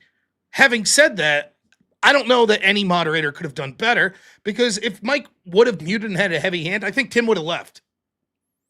I think Tim would have just been like, fuck this. I think he would have. When someone comes in determined to be an overbearing asshole like that, there's not much you could do. So I like Mike a lot. I have no hard feelings with Mike. You know, in retrospect, I could look back and be like, dude, this fucking sucked. But again, it's like bitching that the ref didn't call every holding penalty when the guy across you's mugging you every play. It's like, yeah, it's the guy's fault, not the ref. F the BS, $5 says, must be Clayton Bigsby because homie is blind to everything going on. Yeah. T Jenks, $10 says, I agree with the comment the other night during the debate in the Q&A section. This dude's a male version of Not So Erudite. So effing unlikable. Prattle. Yeah, I don't know, man. He did it to himself. I was ready to have a good conversation, but Upsetty Spaghetti, thank you for the 20, man. And then another 20. Or 10, I'm sorry. He says, Rob, we tune in because you're our horse. You're the best. Fuck that guy. I don't care. I like him or don't like him. You be you. We will back you. We are Charlie Kirk. His whiffer is the Wizard of Oz. Thank you. I really appreciate that. I do. Keith, $5 says, can't establish a timeline when you're dealing with time travelers. That's true. Get him, Candy. Upsetty Spaghetti again for 10. Thanks, says, sir. Pissed me up how he talked to you with zero respect. What a clown. He sounded like Brian Shapiro. I'm not down with it. He needs to start talking to. Here's the thing, man. Like, I'm used to it. Right? Like, one thing he's right about is I am low class. I am. And I was like that when I debated in college, too. I went to a small school as a fucking redneck. And I've constantly been underestimated. I don't mind. I don't mind at all. Good. Underestimate me. Treat me like shit. I know the truth. I'm one of the best conservative debaters out there. I'm not saying the best. I think every one of you could beat me in a debate. Every one of you. Just find the right topic. All you need is a little confident. You might have trouble. You know what one of your big problems were, most of you? You want to know what it would be? You just get nervous being online. But if it was like me and you sitting around watching a ball game and we were arguing about something, you'd beat me in a debate. No problem. So I'm not making some claim like, oh, I'm the fucking man. I won't lose. I'm not saying that at all. But I'm pretty fucking good. That's the truth. Perry County. There we go. Yeah. Love Perry County. I'm pretty fucking good. And I have a record of being pretty good, including in collegiate debate. Wasn't the best. I was probably top 75 in the country my final year. It's pretty fucking good. You know? So I don't have a confidence problem when it comes to that. There ain't no one I'm afraid to debate. If I lose, I lose. No big deal. But I'm not going to leave people punk me out like I'm supposed to be fucking intimidated or cowered down. Fuck that. Ain't happening. There ain't no one going to do that to me. Not at all. Fuck that. I told the story. I was down at Brandon Strzok's debate, the walkway debate. I walk in. No one fucking knows me. I walk in. I'm sitting in the hotel lobby. Meet a couple of the guys that are on my side. Then I ran into Viva Frei and Chase Geiser and Harrison Smith. And they're talking some mad shit. They're going to fuck us up. I'm just like, okay. I'm the smallest of the group, I think. Well, I don't know. My partner, Mikhail, might have had a smaller channel than me. And okay. And the last person on their side was supposed to be Robert Barnes. He ended up not showing up. So they replaced him with Alex Stein, who's a friend of mine. And Alex walks in. He was a little late because he was a late replacement. We had to take photos for the thing. And Alex walks in. He like shakes my hand. He's like, "What's up, man?" I'm like, "Fuck, how you doing, Alex?" And he's like, "We're going to fuck these people up." And I was like, "Oh, yeah." He's like, "Yeah, these fucking MAGA people." I was like, "Oh, actually, I'm on Team MAGA." And Alex is like, "Oh, fuck." And they're like, "Huh?" And he's like, this is fucking like Andrew Wilson's like debate coach. This is like one of the dudes that's like partners debates with Andrew Wilson. And they're like, "Oh."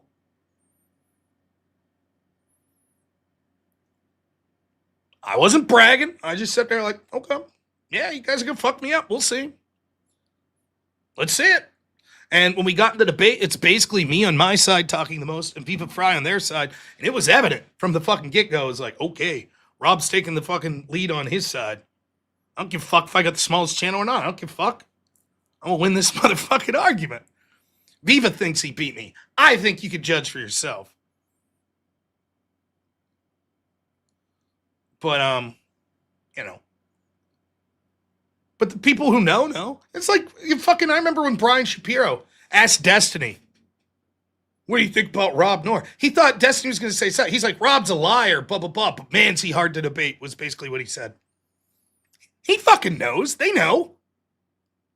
Nah, it's not out yet. It'll probably be a couple more weeks. Zero fucks. They fucking know. So all the people that are like, "Rob's fucking sucks. One of the super low tier. Tim, you crushed him." Those people are full of shit. And I know it. Even if somehow someone thinks that fucking Tim beat me.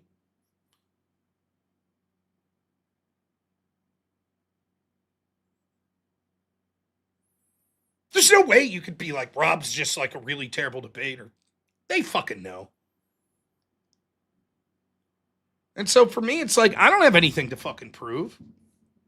At all. I don't give a fuck. Who am I trying to impress? My wife is who I'm trying to impress. My son. That's it.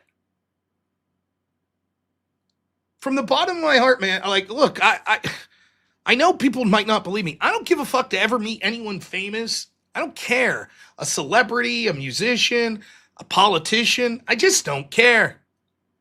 I like my crew. I like my wife. I like my son. For me, it's all good. I'm like, whatever. You meet people. I don't give a shit. I'm not going to walk in and fucking be like shell-shocked or intimidated. I just don't care. There's no one in the world. I could walk into a debate on like, with the nuclear physicist on like fission. And I'd be like, I'm about to get smoked, but I don't give a fuck.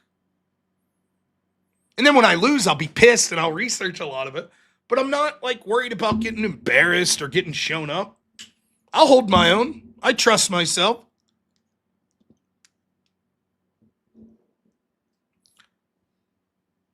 So the idea that it's like, some dude like Tim Gordon's going to come in and big time me. You're low caliber. You're low tier. Yeah, fuck you, buddy. Fuck you. The low class people I've debated. Why don't you go talk to fucking the head coach of Harvard's debate program? I don't know if he's still there. It's been a while. Why don't you go ask the head coach that was making probably close to $500,000 a year at the top debate program in the country what he thought of me. Because back when he knew me, he said he'd be a fucking good debater. Why don't you go ask Wake Forest top coaches? Go ask Al Loudon, one of the greatest fucking debate coaches ever to exist at Wake Forest. Go ask him what he thought of me. Or isn't that high class enough for you? The top fucking people in the country.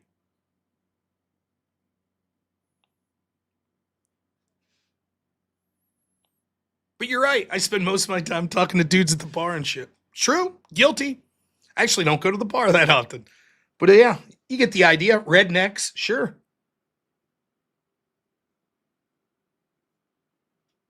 All right. Let's keep going. Seti Spaghetti. Thanks for another 20. Appreciate it. Really do. Joseph Romano, $10 says, "Blessings. All blessings to you." Always appreciate it.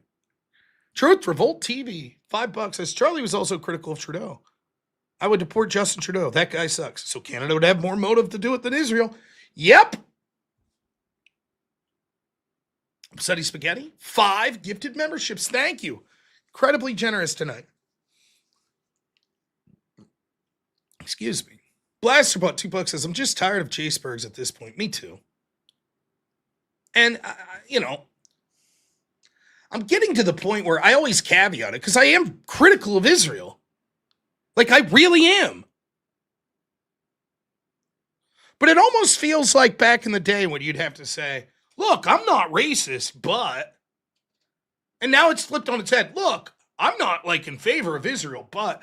I'm getting tired of saying the I'm not in favor of Israel part. Like, yeah, I don't need to virtue signal like that. Fuck you. This shit's ridiculous. Did I see Jay Dyer's critique? No. I respect Jay a lot. I like him, but if he doesn't think that that was a fucking wretched performance by Tim and that I wrecked him, I disagree with Jay's critique, whatever it may be. Truth Revolt, $10 says Lindsey Graham to Justin Trudeau. If you help the ICC, we're going to crush your economy. At this point, Rob, I think we should start a daily show looking at Canada's involvement with everything. Means mode of opportunity.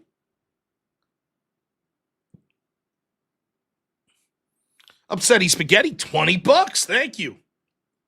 Really appreciate it. Truth Revolt, again, $10 says a Halifax cartoonist made a viral political cartoon depicting Lady Justice getting pinned down and mouth covered, which was in reference to Brett Kavanaugh and CBF allegations against him. Canada again. Yep. Means mode of opportunity. All they had to do was instigate him. Look at this legend. Intel crushing it tonight. Another 100 says, I'm still here, Zen. Thank you. Upsetty Spaghetti, $10 says, can I ask you, Mr. Noor, as a fan, what is your favorite bluegrass music? Can I ask that, sirs and ma'ams? Bluegrass. I like Billy Strings. I do. Now, it's not quite bluegrass, but like the original Tyler Chowders albums. I also like the old Drive-By Truckers albums. When it comes to straight bluegrass, though, I love me like some old school like Flats and Scruggs. One of my favorites. So that's probably where I'd go. A lot of bluegrass I listen to, I'll just put on Spotify and put on a random mix. And half the time I don't even know who's playing. But it's wonderful. I love bluegrass music. They used to have in the little county park where I grew up in, they would have bluegrass music festival. You could walk over, and I'd be like a teenager walk over, and it's just all these old timers sitting in fucking campers just picking on banjos. Absolutely fucking amazing. You know? Truthful, $5 says, Rob, what's your headphones manufacturer? Hopefully not Canada. Oh, shit. I'm going to have to get a new wire, I think. Jay Money Talks, $5 says, I think he obviously debate prep solely on the way Candace acted in her debate with Andrew. Smug, condescending, spurging out about evidence. Yeah? Upsetty Spaghetti, $10 says, I don't care. Destroy the left. Yep. Exactly. Upsetty Spaghetti, $5 super sticker. Thank you. The Almighty Nate, $50. Thank you. Says, will we get another Destiny or County Points debate at any time soon? I would be open to Destiny. Counterpoints. I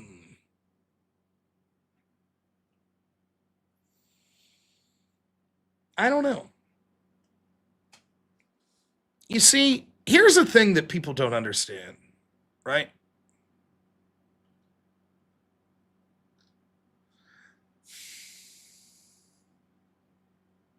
You want to hear some shit about counterpoints? I'll tell you some shit. We're at fucking 3:40 a.m. Sturgill Simpson, great. Yeah. That's a great album. Cutting Grass. All right, let's do a little drama here, right? Conor, of course, threatened to kick my ass in real life and called me every name under the book. Now, I don't mind the name calling, but threatening to fight you, that's a bit much. It's not like I'm worried, but do you really want to deal with that? Do I want to do another debate with the guy that was threatening to kick my ass? I don't know.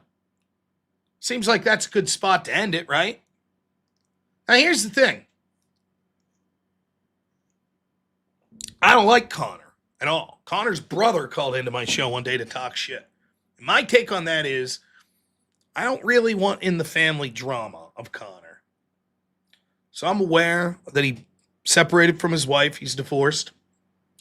I did do a little tiny bit on just his video explaining it where he was like, am I going to enter a slutty phase? Oof, terrible. But ultimately, I feel bad that he's divorcing like I would anyone, regardless of my personal feelings. I do feel bad. Bet it sucks. And he had a fallout with Destiny. Now, there's a bit of schadenfreude as a conservative that basically started fucking working with the dude that said all conservatives should fear for their lives, that it ended up biting him in the ass. Now his channel's really suffering. I heard that the media company he works for is letting him go. His viewership's way down.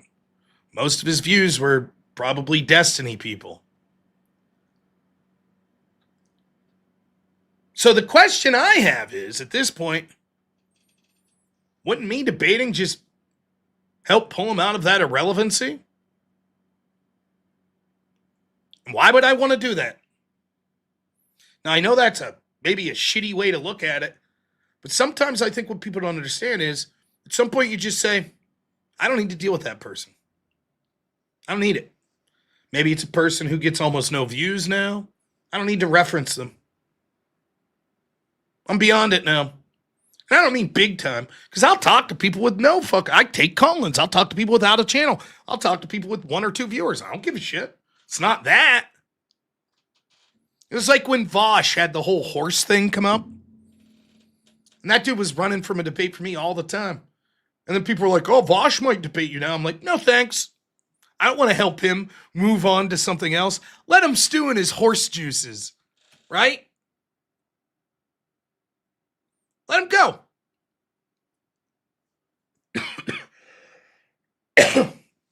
So I don't know. Why debate Conor? It's not that I'm afraid to debate him. I'll fucking wreck him. I always do.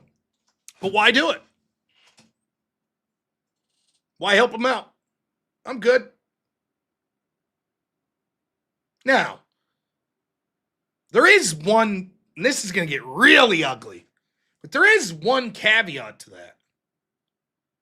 And this is really bad, and I got to choose my words wisely, so this is maybe one of my hottest takes ever.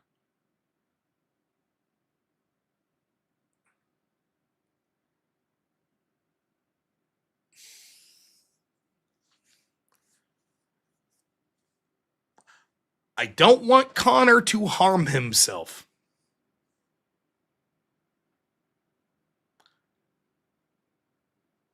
Losing your job, your friends, your wife, all in a matter of months.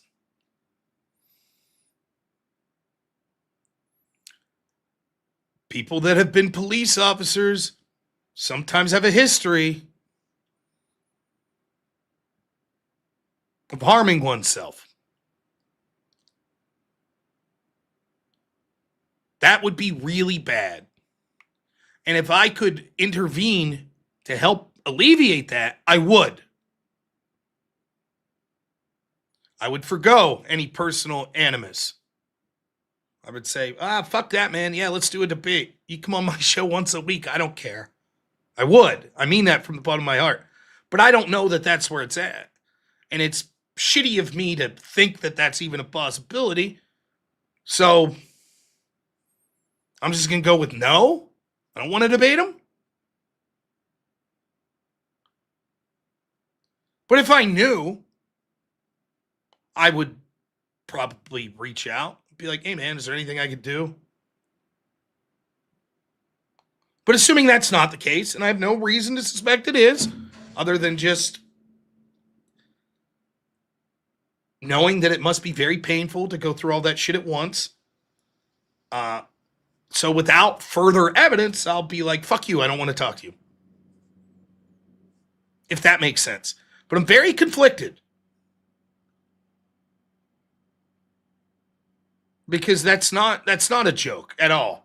And nothing Conor's ever said to me, would I wish upon him a divorce or losing his media company he was working with or losing his friends. I don't wish any of that at all. At all. I just,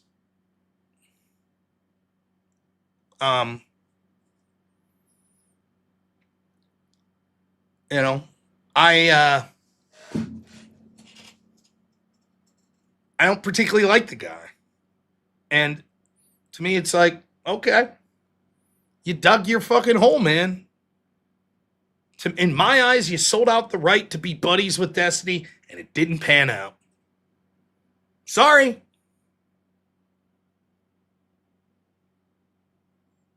You know?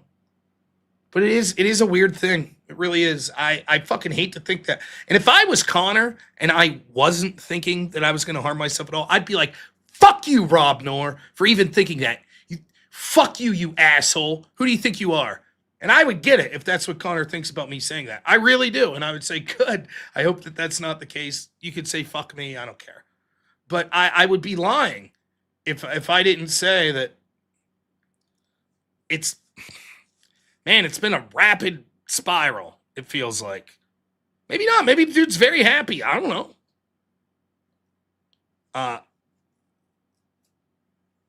Yeah, I hear you, Hugo. But I'm not quite there yet.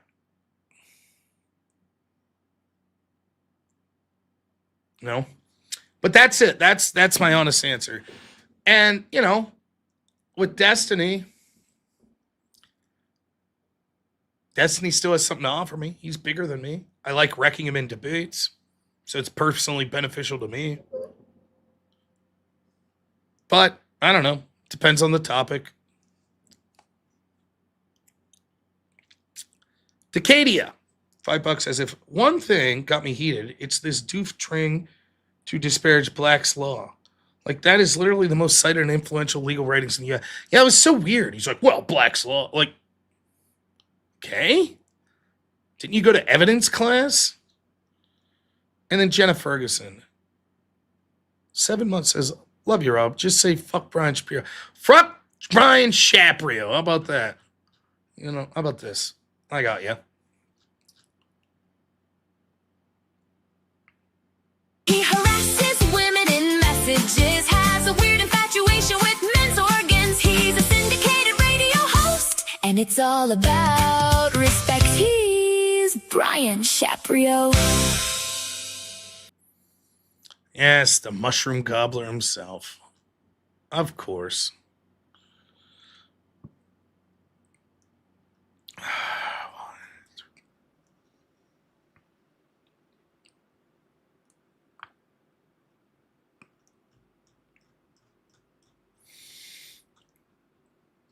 Oh, 4 whip songs tonight.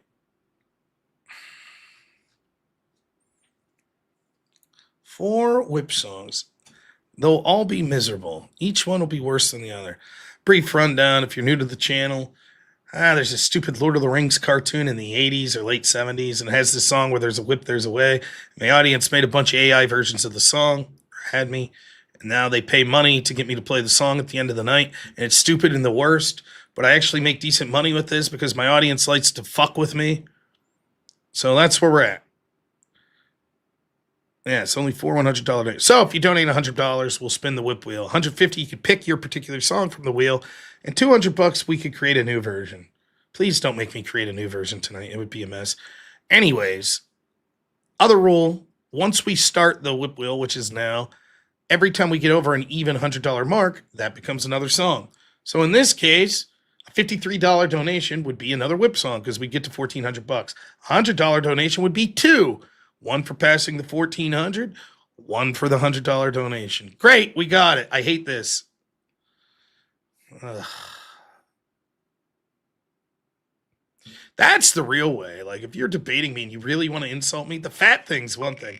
If you're like, you little bitch, playing whip songs every night, I'd be like, yeah, you're right. Oh, I also won Disney for Hidakachi over on Rumble. I'm so sorry. In fact, we'll start with that. I do owe that. Avarice is in bed. He's not here, so just deal with it.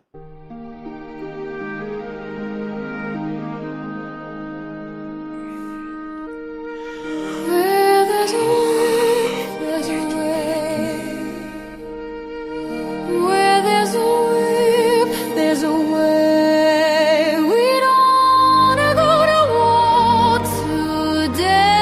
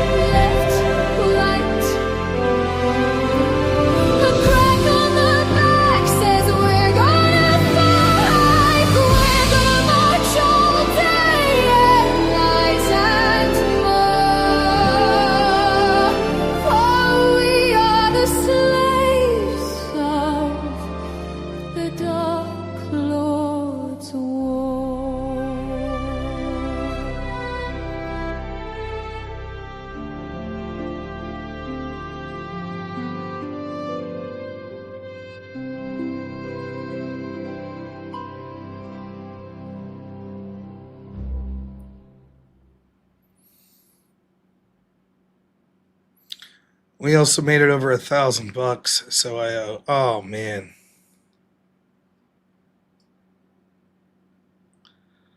Look at this guy. Pix Paradox, $200. What a G. You're the man, Pix.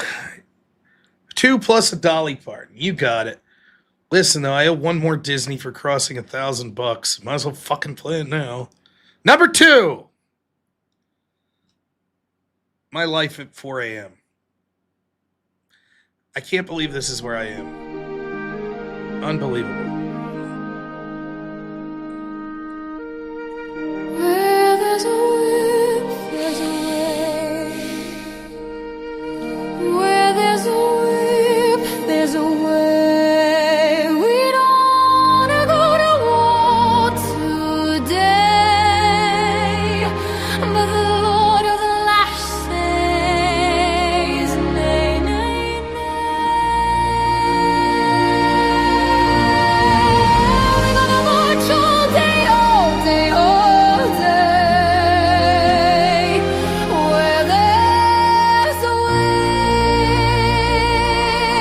there's a way.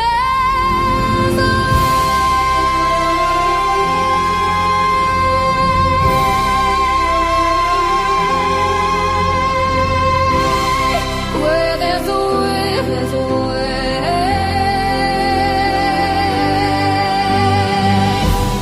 Where there's a whip, there's a way.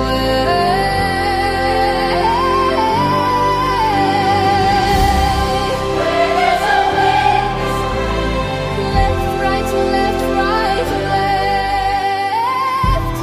Where there's a whip, left, right. A crack on the back says we're gonna fight. We're gonna march all day and night and more. For we are the slaves of the Dark Lord's war.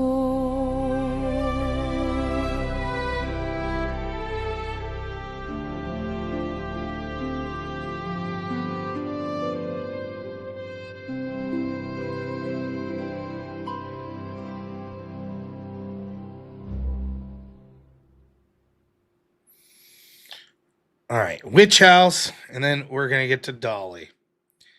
Oh, let's see more. Thank you, guys. J Money Talks, $5 says, I find it disturbing how much I enjoy this party fucker. This part of the show. I know I should hate it, but I don't. I literally come back for this part. What is wrong with you people? What the fuck is wrong with you people? Oh, man. All right, Witch House, then Dolly.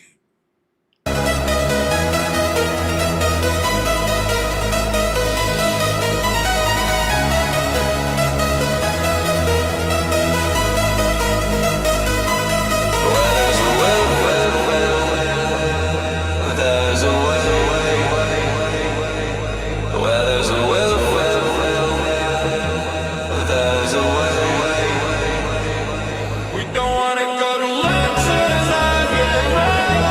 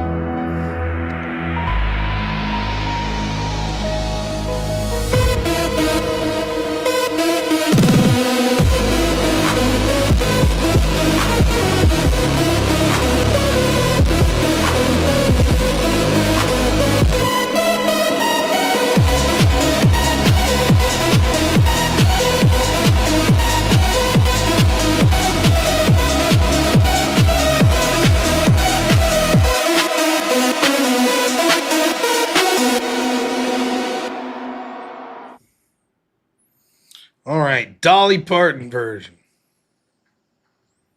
The newest version we have. I want that. Rest in peace, Dolly. With Tim Curry, of all people.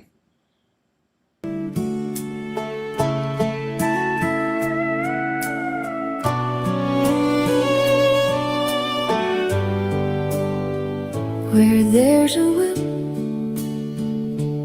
there's a way. Where there's a will, there's a way. Left, right,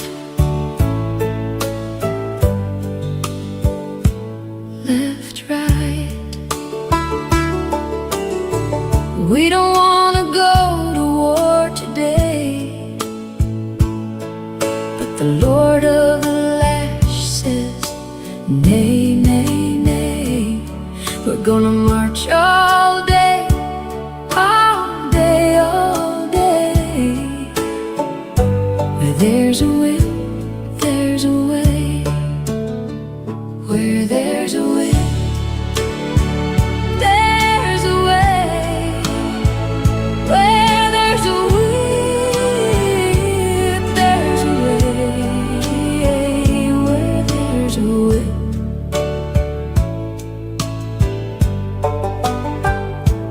there's a way. Left, right, left, right, left, right. A crack on the back says we're gonna fight.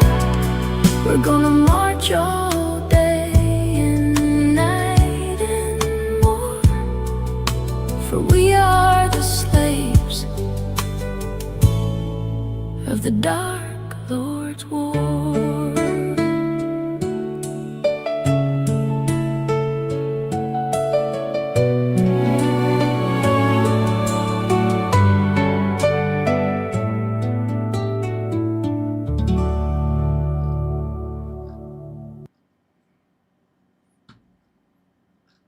Upsetty Spaghetti, $20. Thank you. Appreciate it. Truth Revolt, $10 says, riddle me this, Detective Rob. If a Tyler Robinson from Maine died in 2023 and came back to life in 2025 to assassinate Charlie Kirk, what country does Maine border? I don't know, man. I can't deal with Shapidler shit tonight.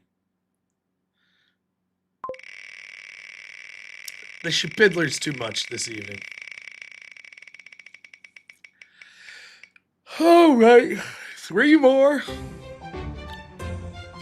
Are you fucking kidding me? Oh, man.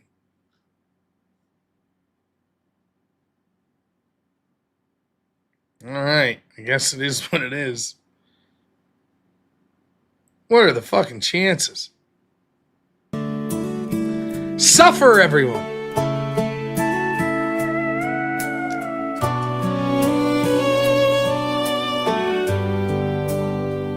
Where there's a will, there's a way.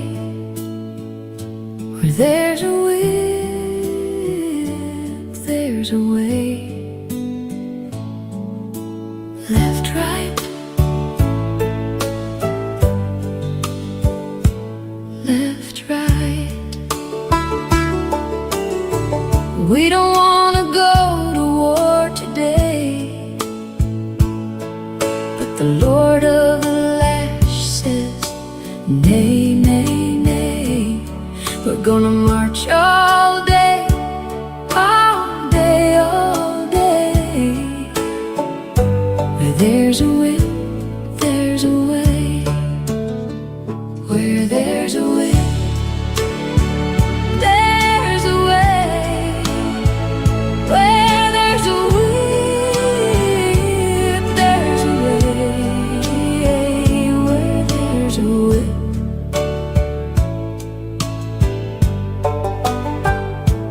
there's a way.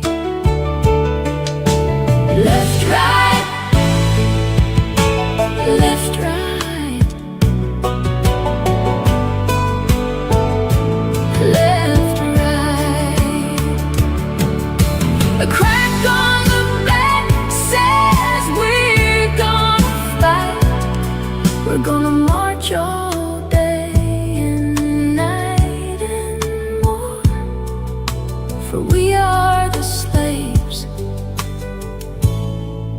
of the Dark Lord's war.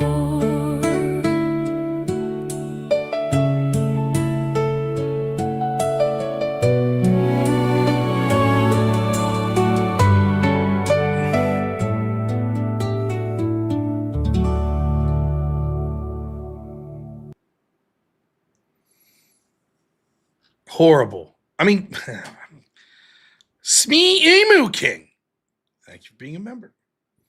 I have an emu story. When I worked with my guy that had disabilities, there was a bar. We would drive every day that I worked with him through the forest. There's a state forest near us.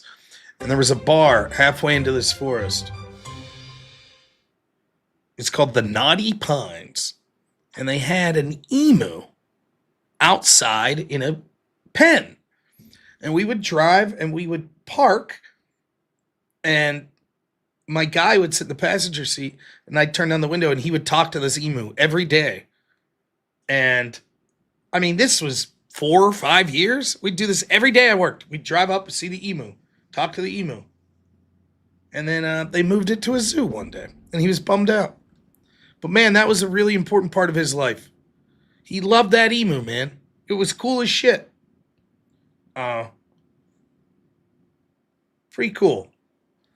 All right, barbershop.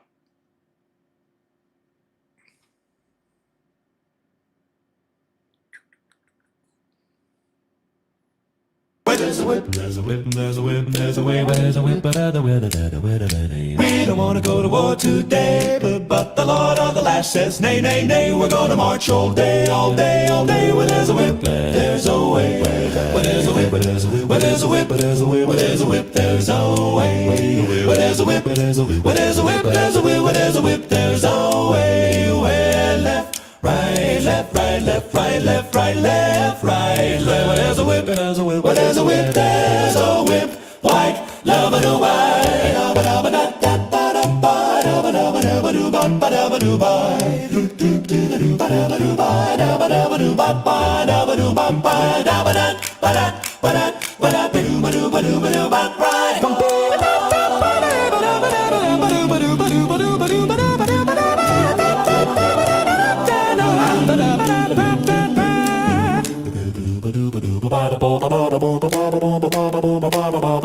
But Conor back says we're gonna fight. We're gonna march all day and night and more. For we are the slaves of the Dark Lord's war. Well, there's a way, there's a way. Well, there's a way, there's a way. Well, they're left, right, left, right, left, right, left, right, left, right, left, right, left. There's a whip, there's a whip, there's a whip, there's a whip, there's a way.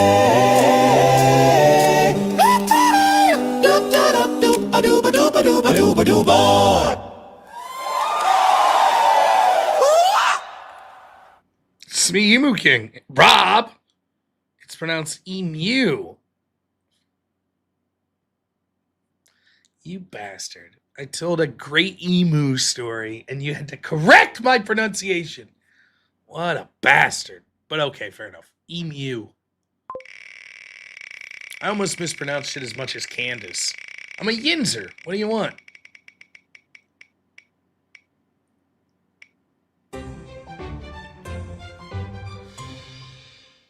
Alright, light emo.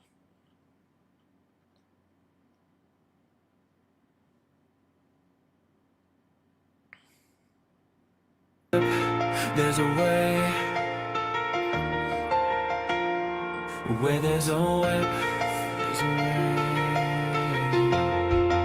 We don't want to go to war today, but the Lord of the Lash says nay, nay, nay. We're gonna march all day, all day, all day. Where there's a whip, there's a way. Where there's a whip, there's a way.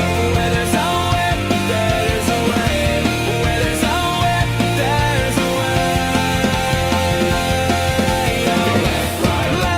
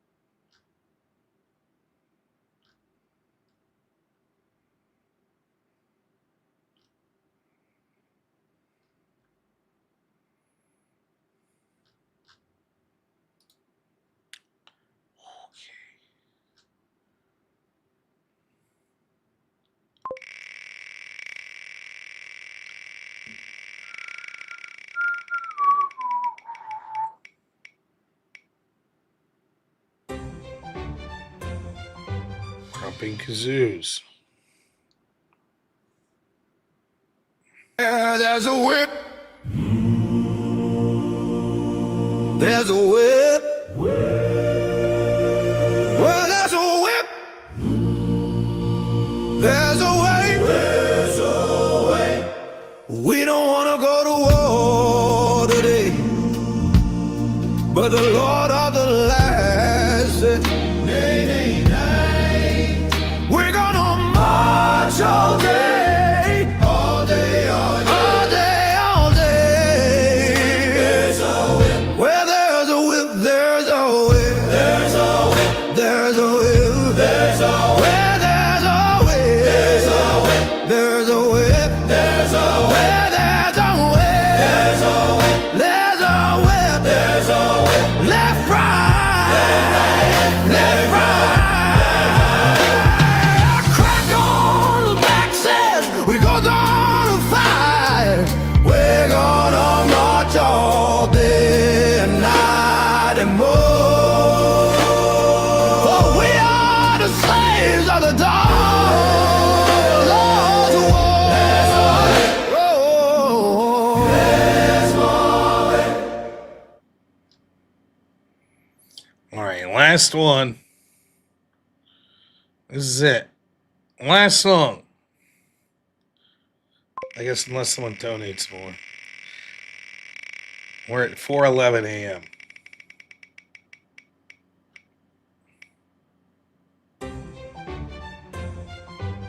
Okay. Power metal disco Latin. Just the other day I was asking my Alexa, can you play some power metal disco Latin? It was like, of course. That's the genre everybody's into now. 4 minutes? Fuck!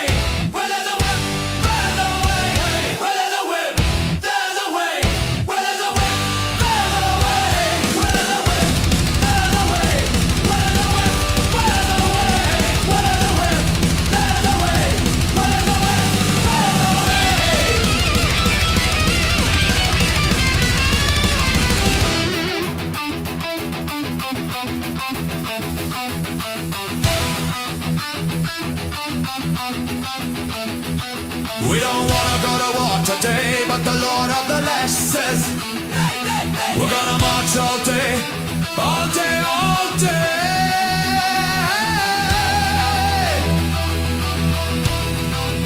Well, there's a whip, there's a way.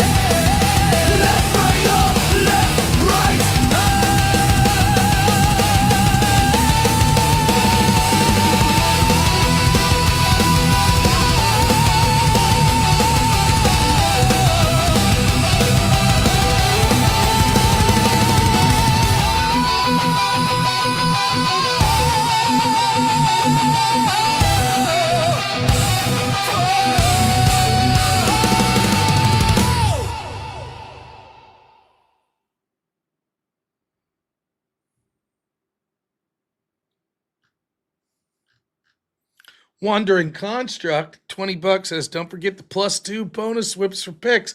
I played the +2. I did. We had 4. And right now we've played 6. Plus the 2 Disneys. You see?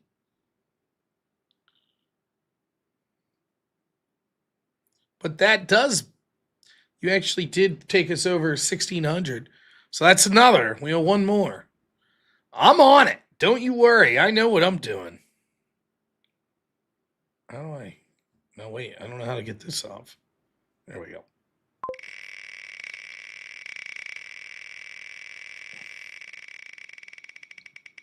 +3 Disneys. Fuck you, Matt Flynn. Ugh. This got to be it. This got to be the last one.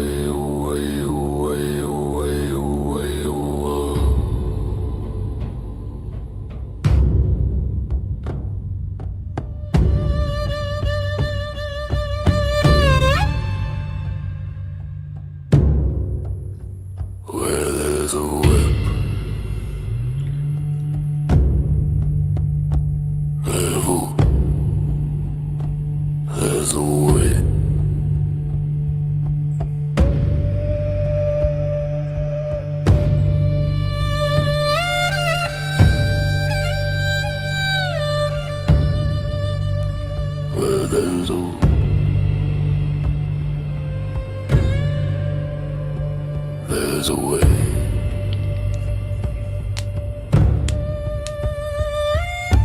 We don't wanna go to war today, but the Lord of the Lash says, nay, nay, nay, we're gonna march all day. All day, where there's a whip, where there's a whip.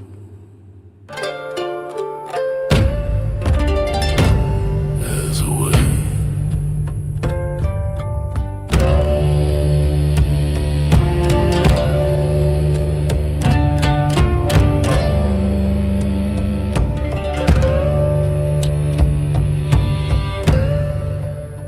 Where there's a way.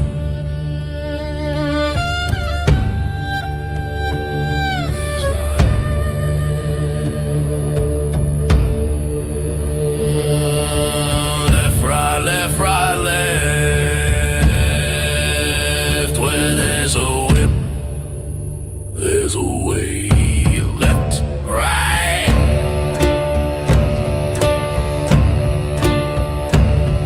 Hey!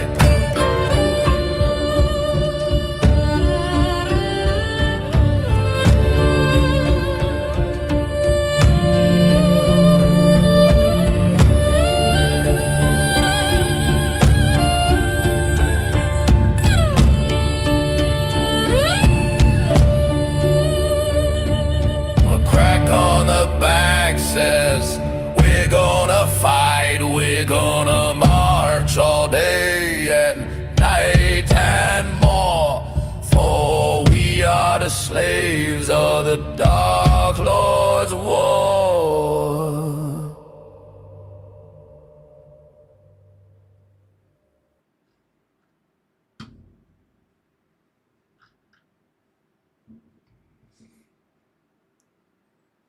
Am I done?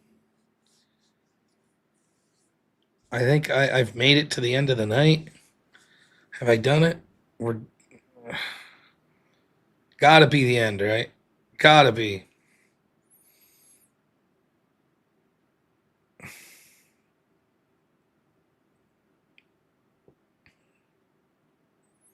Oh yeah, She-Walk. Yeah, I love those South Parks with him. Oh, Pix Paradox, $10. Says Caleb give me $10 out of his 7,000 for his Juiceburg. Oh, Caleb. All right. Jews, Jews, Jews, Jews.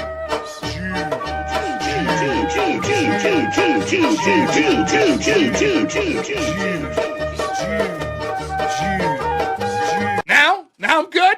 Now I'm speaking the truth. Look, we have a conundrum here. It's about to get crazy, right? Now I'm going to count this. Wandering Construct, always tremendous. Thank you so much. Gives 130 somethings. Says can't have it end like that. Now I'll count it as a $100 donation. But as the bar shows, it did not take us over 1,700. So that's just one. We're only counting it as one. I respect the fact that different currencies are worth different values. So if it's red, basically, and it's a financial donation, I'll count it as the 100. But it didn't get over the 1,700, so that's one song. I think that's reasonable. Otherwise, someone could give $11 and get us to the second one. But thank you for the NZ something's Wandering Construct. Always a pleasure. Says can't have it end like that. Oh, Crumping Kazoos again. You know, I said if someone donates $2,000, a singular $2,000 donation, and they ask, I will change the rule on repeat songs. But until then, everyone suffers. There's a whip. Oh. There's a whip. Well, there's a whip. There's a way. There's a way. We don't want to go to war today, but the Lord of the last said, nay, nay, nay. We're gonna march all day, all day, all day, all day, all day. There's a whip. Well, there's a whip. There's a whip. There's a whip. There's a whip. There's a whip. Well, there's a whip. There's a whip. There's a whip. There's a whip. Well, there's a whip. There's a whip. There's a whip. There's a whip. Left, right. Left, right. Crack on the back says we go down to fight. We're gonna march all day and night and more. For we are the slaves of the dawn. Lord's war. There's more.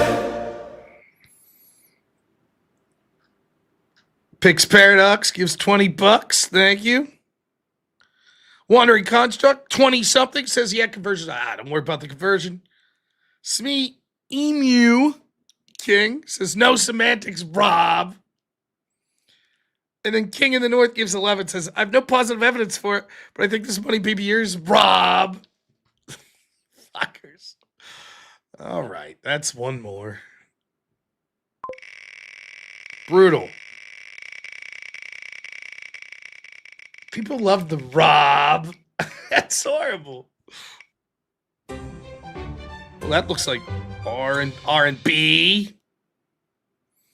Man, this one I haven't heard in a while. I think.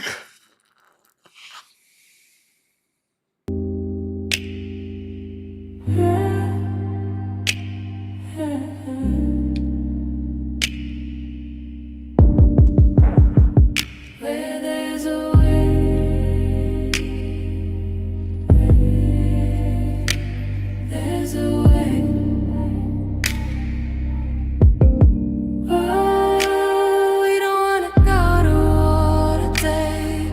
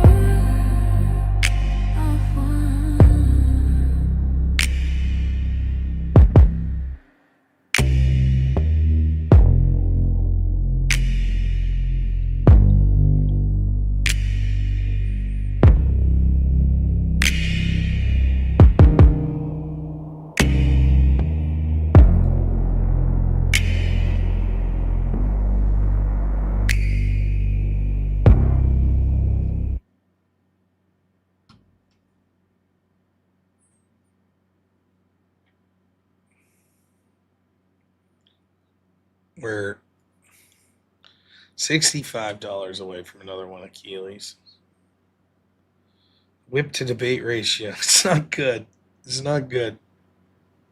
All these whip songs are only at 1% of my modest $300,000 goal. It's very modest. It's a modest goal. That's all I'm saying.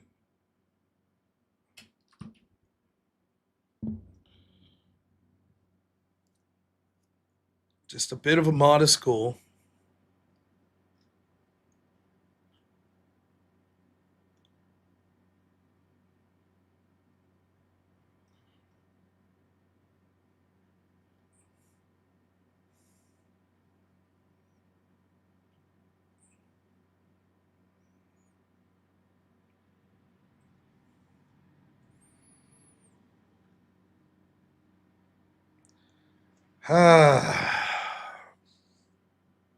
It's 4:30 a.m. Nazir, I think you're right. I'm going to get to sleep. I think it's time. I have another great day ahead of me tomorrow. Oh, I forgot to tell you all. Next week, I will be interviewing Dave Smith next Thursday, I believe. He got back to me. Now, he doesn't want it to exclusively be about the Andrew Wilson, Candace Owens debate. We will talk about it some, but it's going to be more of a broader reaching conversation. So I thought it'd be interesting to talk about like libertarianism a bit, what he thinks about that. We will talk about the Andrew Candace debate and the Tyler Robinson thing. I thought maybe we'd talk about what he sees that's positive with Trump and Republicans, what he sees as negative, what he thinks the best way we go forward. So it's not really going to be a debate. I will outline why I think he's incorrect about who won the debate and why I think Candace is not good. But, yeah, I think I like Dave personally. And I told him it's not some fucking gotcha. I'm not trying to bring him in to be like, fuck you, you're wrong. It ain't that shit. So, but I think it'll be interesting. You know, so I like Dave. I don't agree with everything Dave thinks. That's fine. So it should be fun. But I'll make my case why I think Andrew won. So I want to thank my editor, Black Elk. I would also like to thank all of my wonderful moderators. Everyone who called in tonight. Ryan Mullally, by the way. Thank you, Ryan. Appreciate it for calling in. He did an excellent job in that debate tonight. Excellent, excellent, excellent. Oh my freaking gosh. You motherfuckers. Oh boy, Dream 20. All right. Oh. This is Disney. You motherfucker.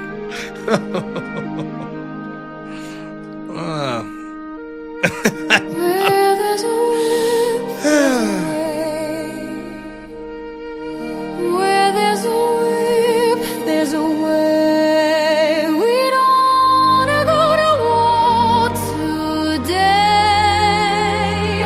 but the Lord of the Lash says, nay, nay, nay. We're gonna march all day, all day, all day. Where there's a whip, there's a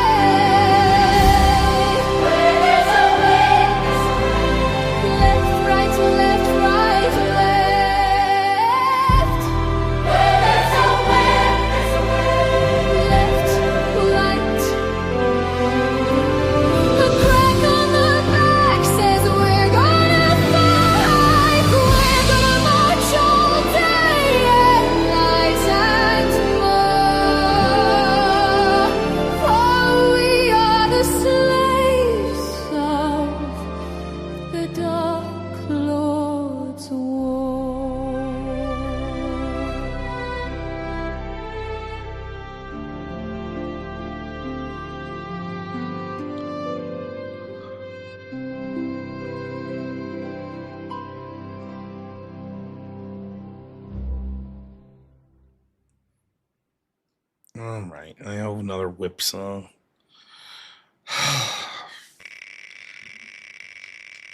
Matt Flynn, $20 says the whips will continue until morale improves.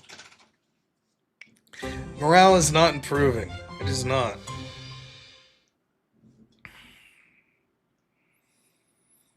I thought for sure, if I could be honest with what happened tonight, I was like, well, I went long, way longer than I normally do.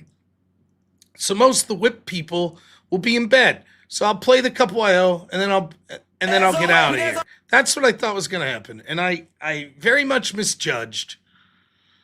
Where there's a whip, there's a way. There's a whip, there's a way. There's a whip, there's a way. There's a whip, there's a way. Left, 2, 3. Where there's a whip, there's a way. Where there's a whip, there's a way. Where there's a whip, there's a way. Where there's a way.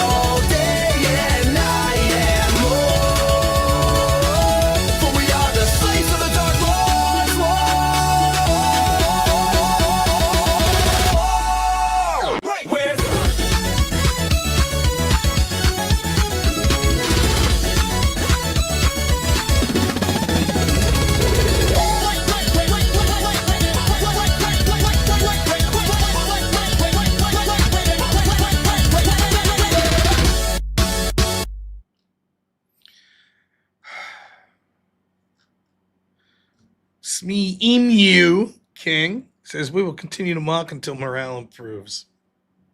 It's not improving. Last one. Sweet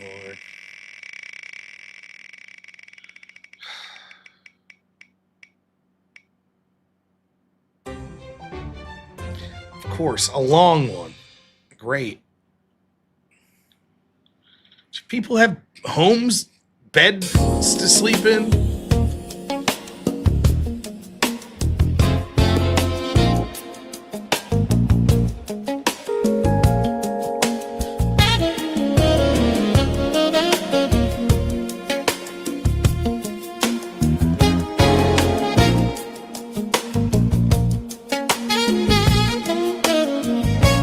Well, there's a whip.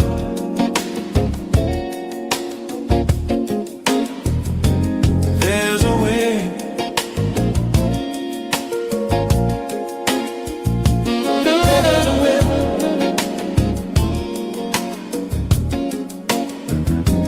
There's a way.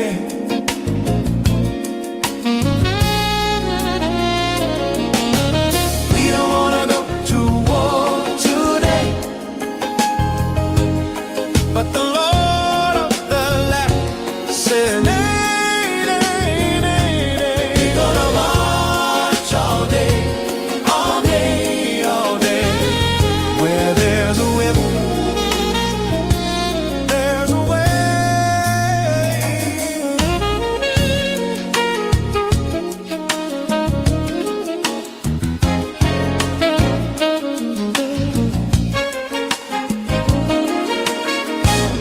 Where there's a whip,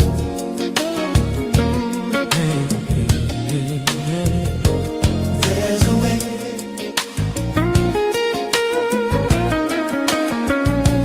Where there's a whip,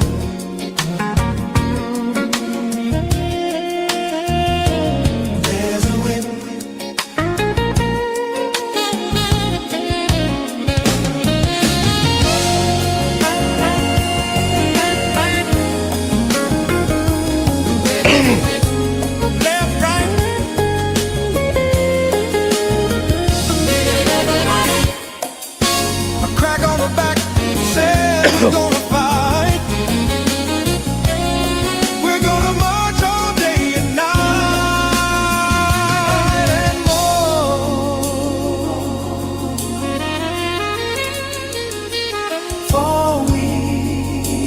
flames of the dark. Lord, Lord, Lord.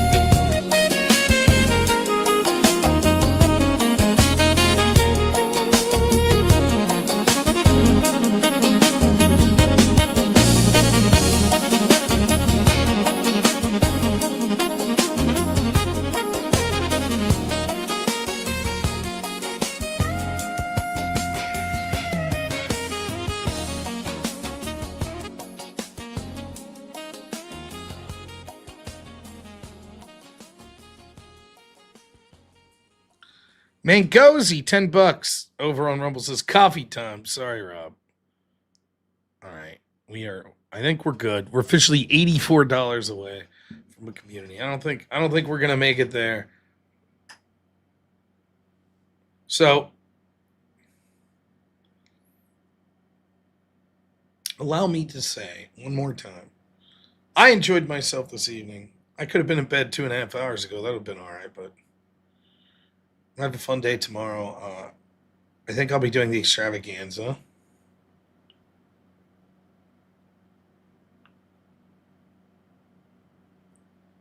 And then we'll be doing the show late in the evening. So again, thank you to my editor, Black Elk. My moderators who are tremendous, Ryan Mullally, for coming on. Everyone who donated tonight. You guys are the best. Everyone who liked the stream, subbed.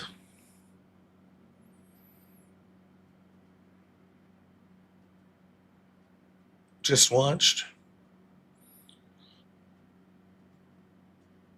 We did almost hit 2K. It's all right, though. I mean, at the end of the day, we fall short of the modest goal of $300,000. It's very modest. I find that to be a modest goal.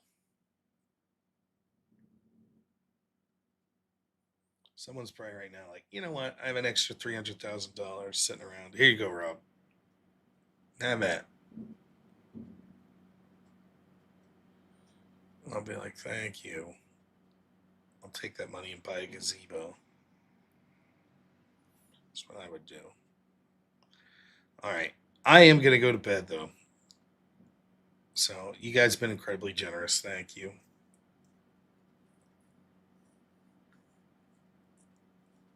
Did the debate. We reviewed the debate and Charlie Kirk. Assassination. Oh, shit. Look at this guy. Dartho Moss. Oh, man. $84. What a G. All right. Well, Dartho, that's $2,000. So I'll leave you pick the song. That seems fair. We don't have a special rule for 2,000, but it's rarefied air. So Dartho Moss, you made it to 2,000. You could pick the song. Dream you dissing. Fuck. It's Dartho's pick. What a champ.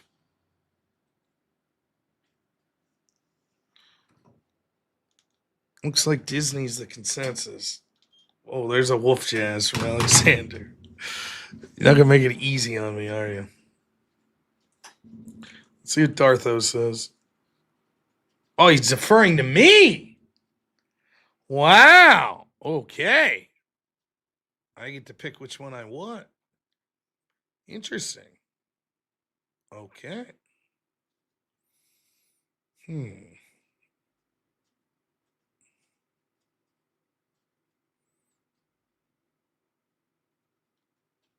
All right. I get to pick. I choose this.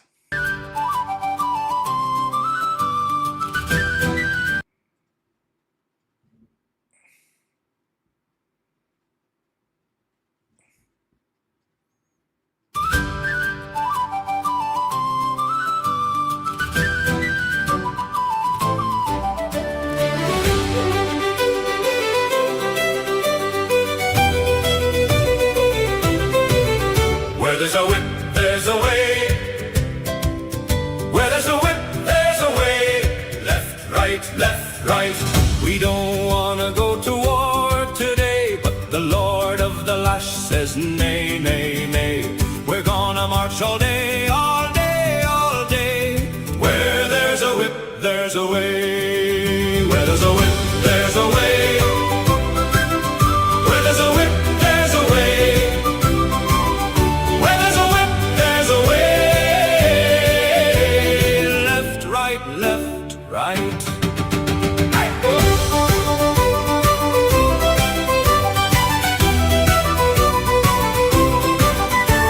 A crack on the back says we're gonna fight. We're gonna march all day and night and more. For we are the slaves of the Dark Lord's war. That was the Shire version. One of the newer ones. It's kind of catchy.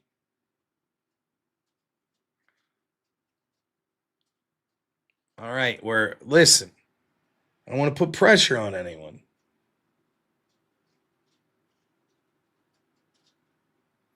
We're only $298,000 away from our goal tonight.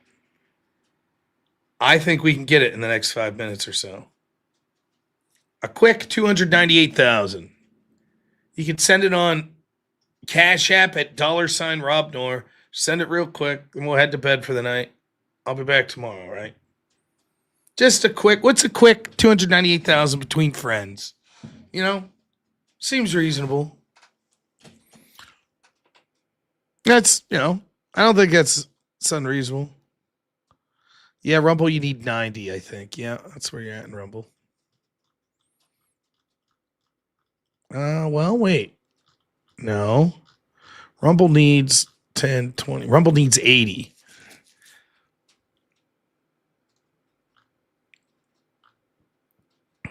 Think how many whip songs that'd be. Let's do it at $100 a pop.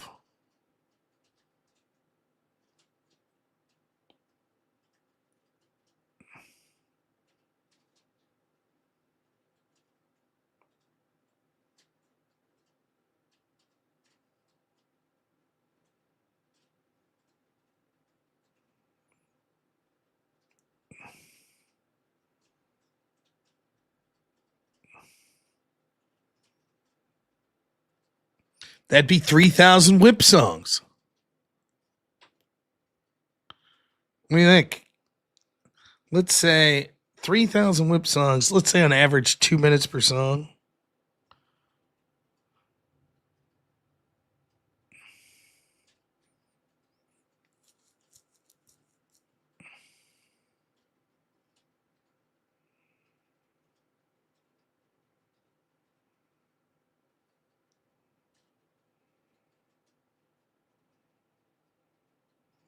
Roughly 4 days straight of whip songs. Is that right?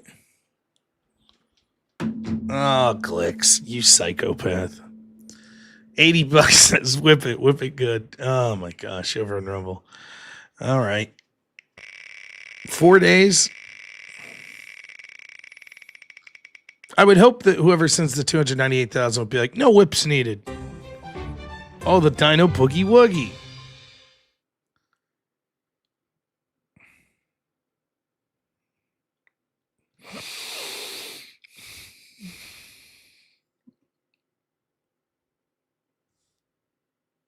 Where there's a way, where there's a way, there's a way.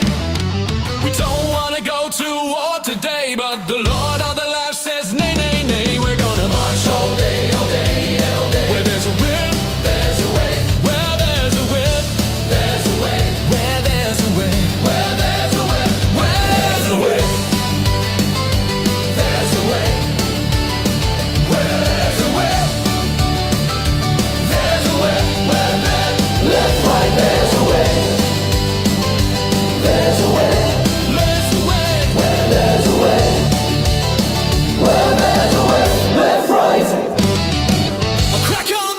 'cause we're gonna fight, we're gonna march all day and night and more, for we are the slaves of the Dark Lord's war.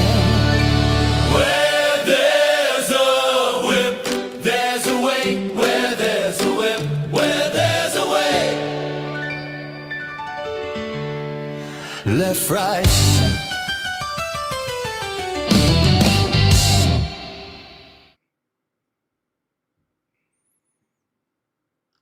Oh my fucking, this is outrageous. Mr. Somebody, $100 says one more whip. That's actually two more.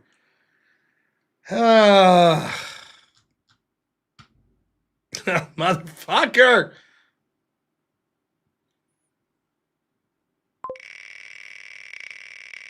Thank you, Mr. Somebody. Don't be a dumb one. Come on. Jurassic Jamboree. Where's the plaster bud? He'd be pleased.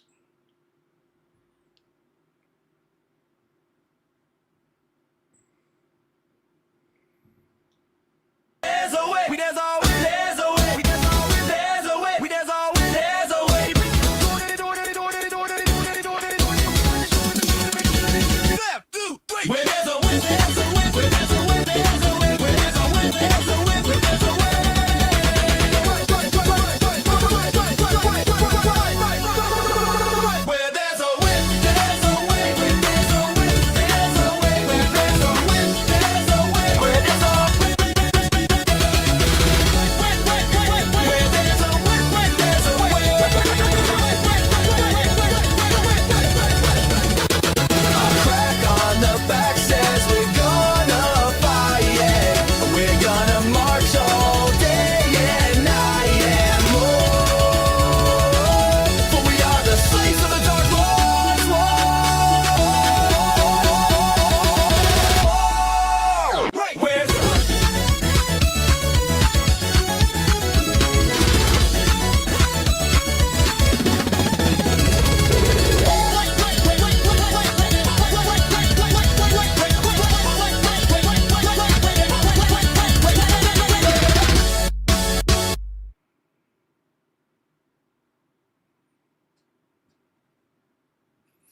Last one, hopefully.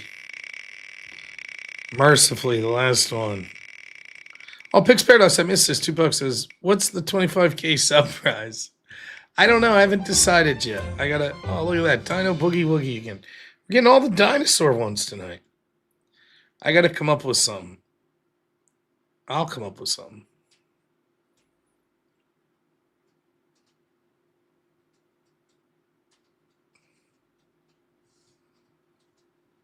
Where there's a way, where there's a way, there's a way. We don't want to go to war today, but the Lord of the Life says, nay, nay, nay. We're gonna march all day, all day, all day. Where there's a whip, there's a way. Where there's a whip, there's a way.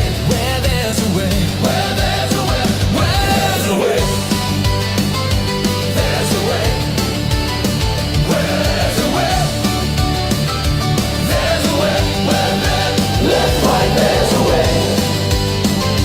There's a way. There's a way. Where there's a way. Where there's a way. Left, right.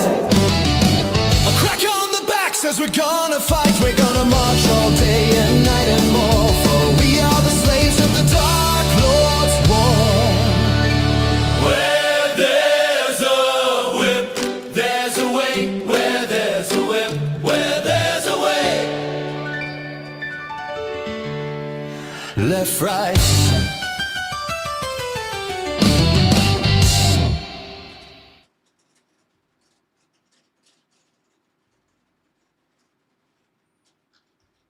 All right.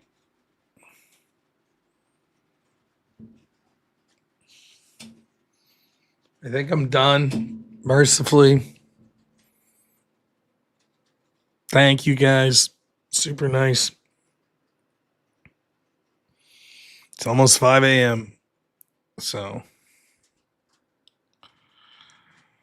All right. I hear it's raining outside. I have to set my alarm. Do that now.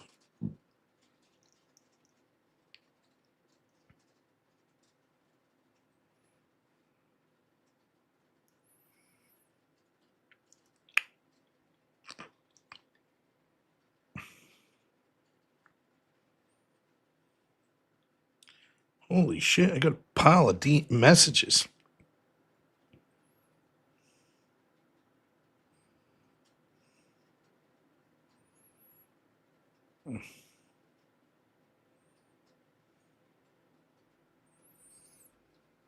How far away from 2%? I don't know.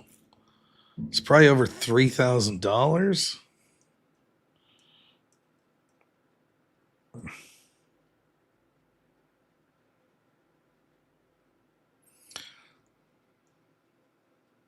I think 2% sick. So, I don't know, man. I can't do math. I'm fucking out. All right. We reviewed a debate, if you remember, about Tyler Robinson earlier tonight, a couple of them. Don't forget the human cost of him killing Charlie Kirk, the left that celebrated. Horrible. Absolutely horrible.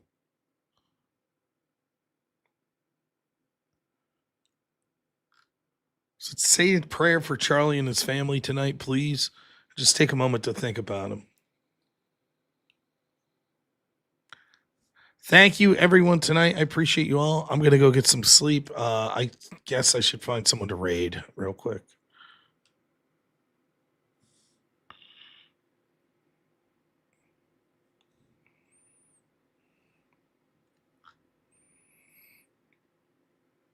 Who's upstreaming this early?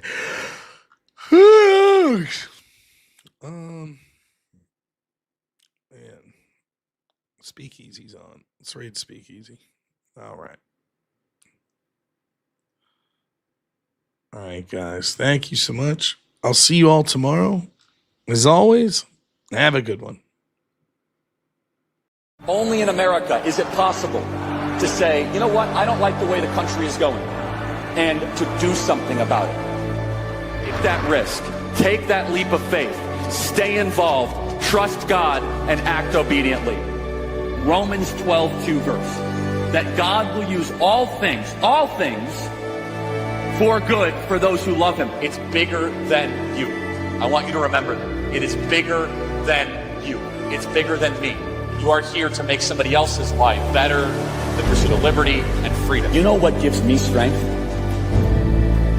The hundreds of thousands of you that say, Charlie, keep going. 1 Corinthians 5 and 15. So that's all pretty amazing evidence, not just intra-biblical evidence, but extra-biblical evidence that Jesus Christ was a real person. He lived a perfect life. He was crucified, died, and rose on the third day, and he is Lord and God of all.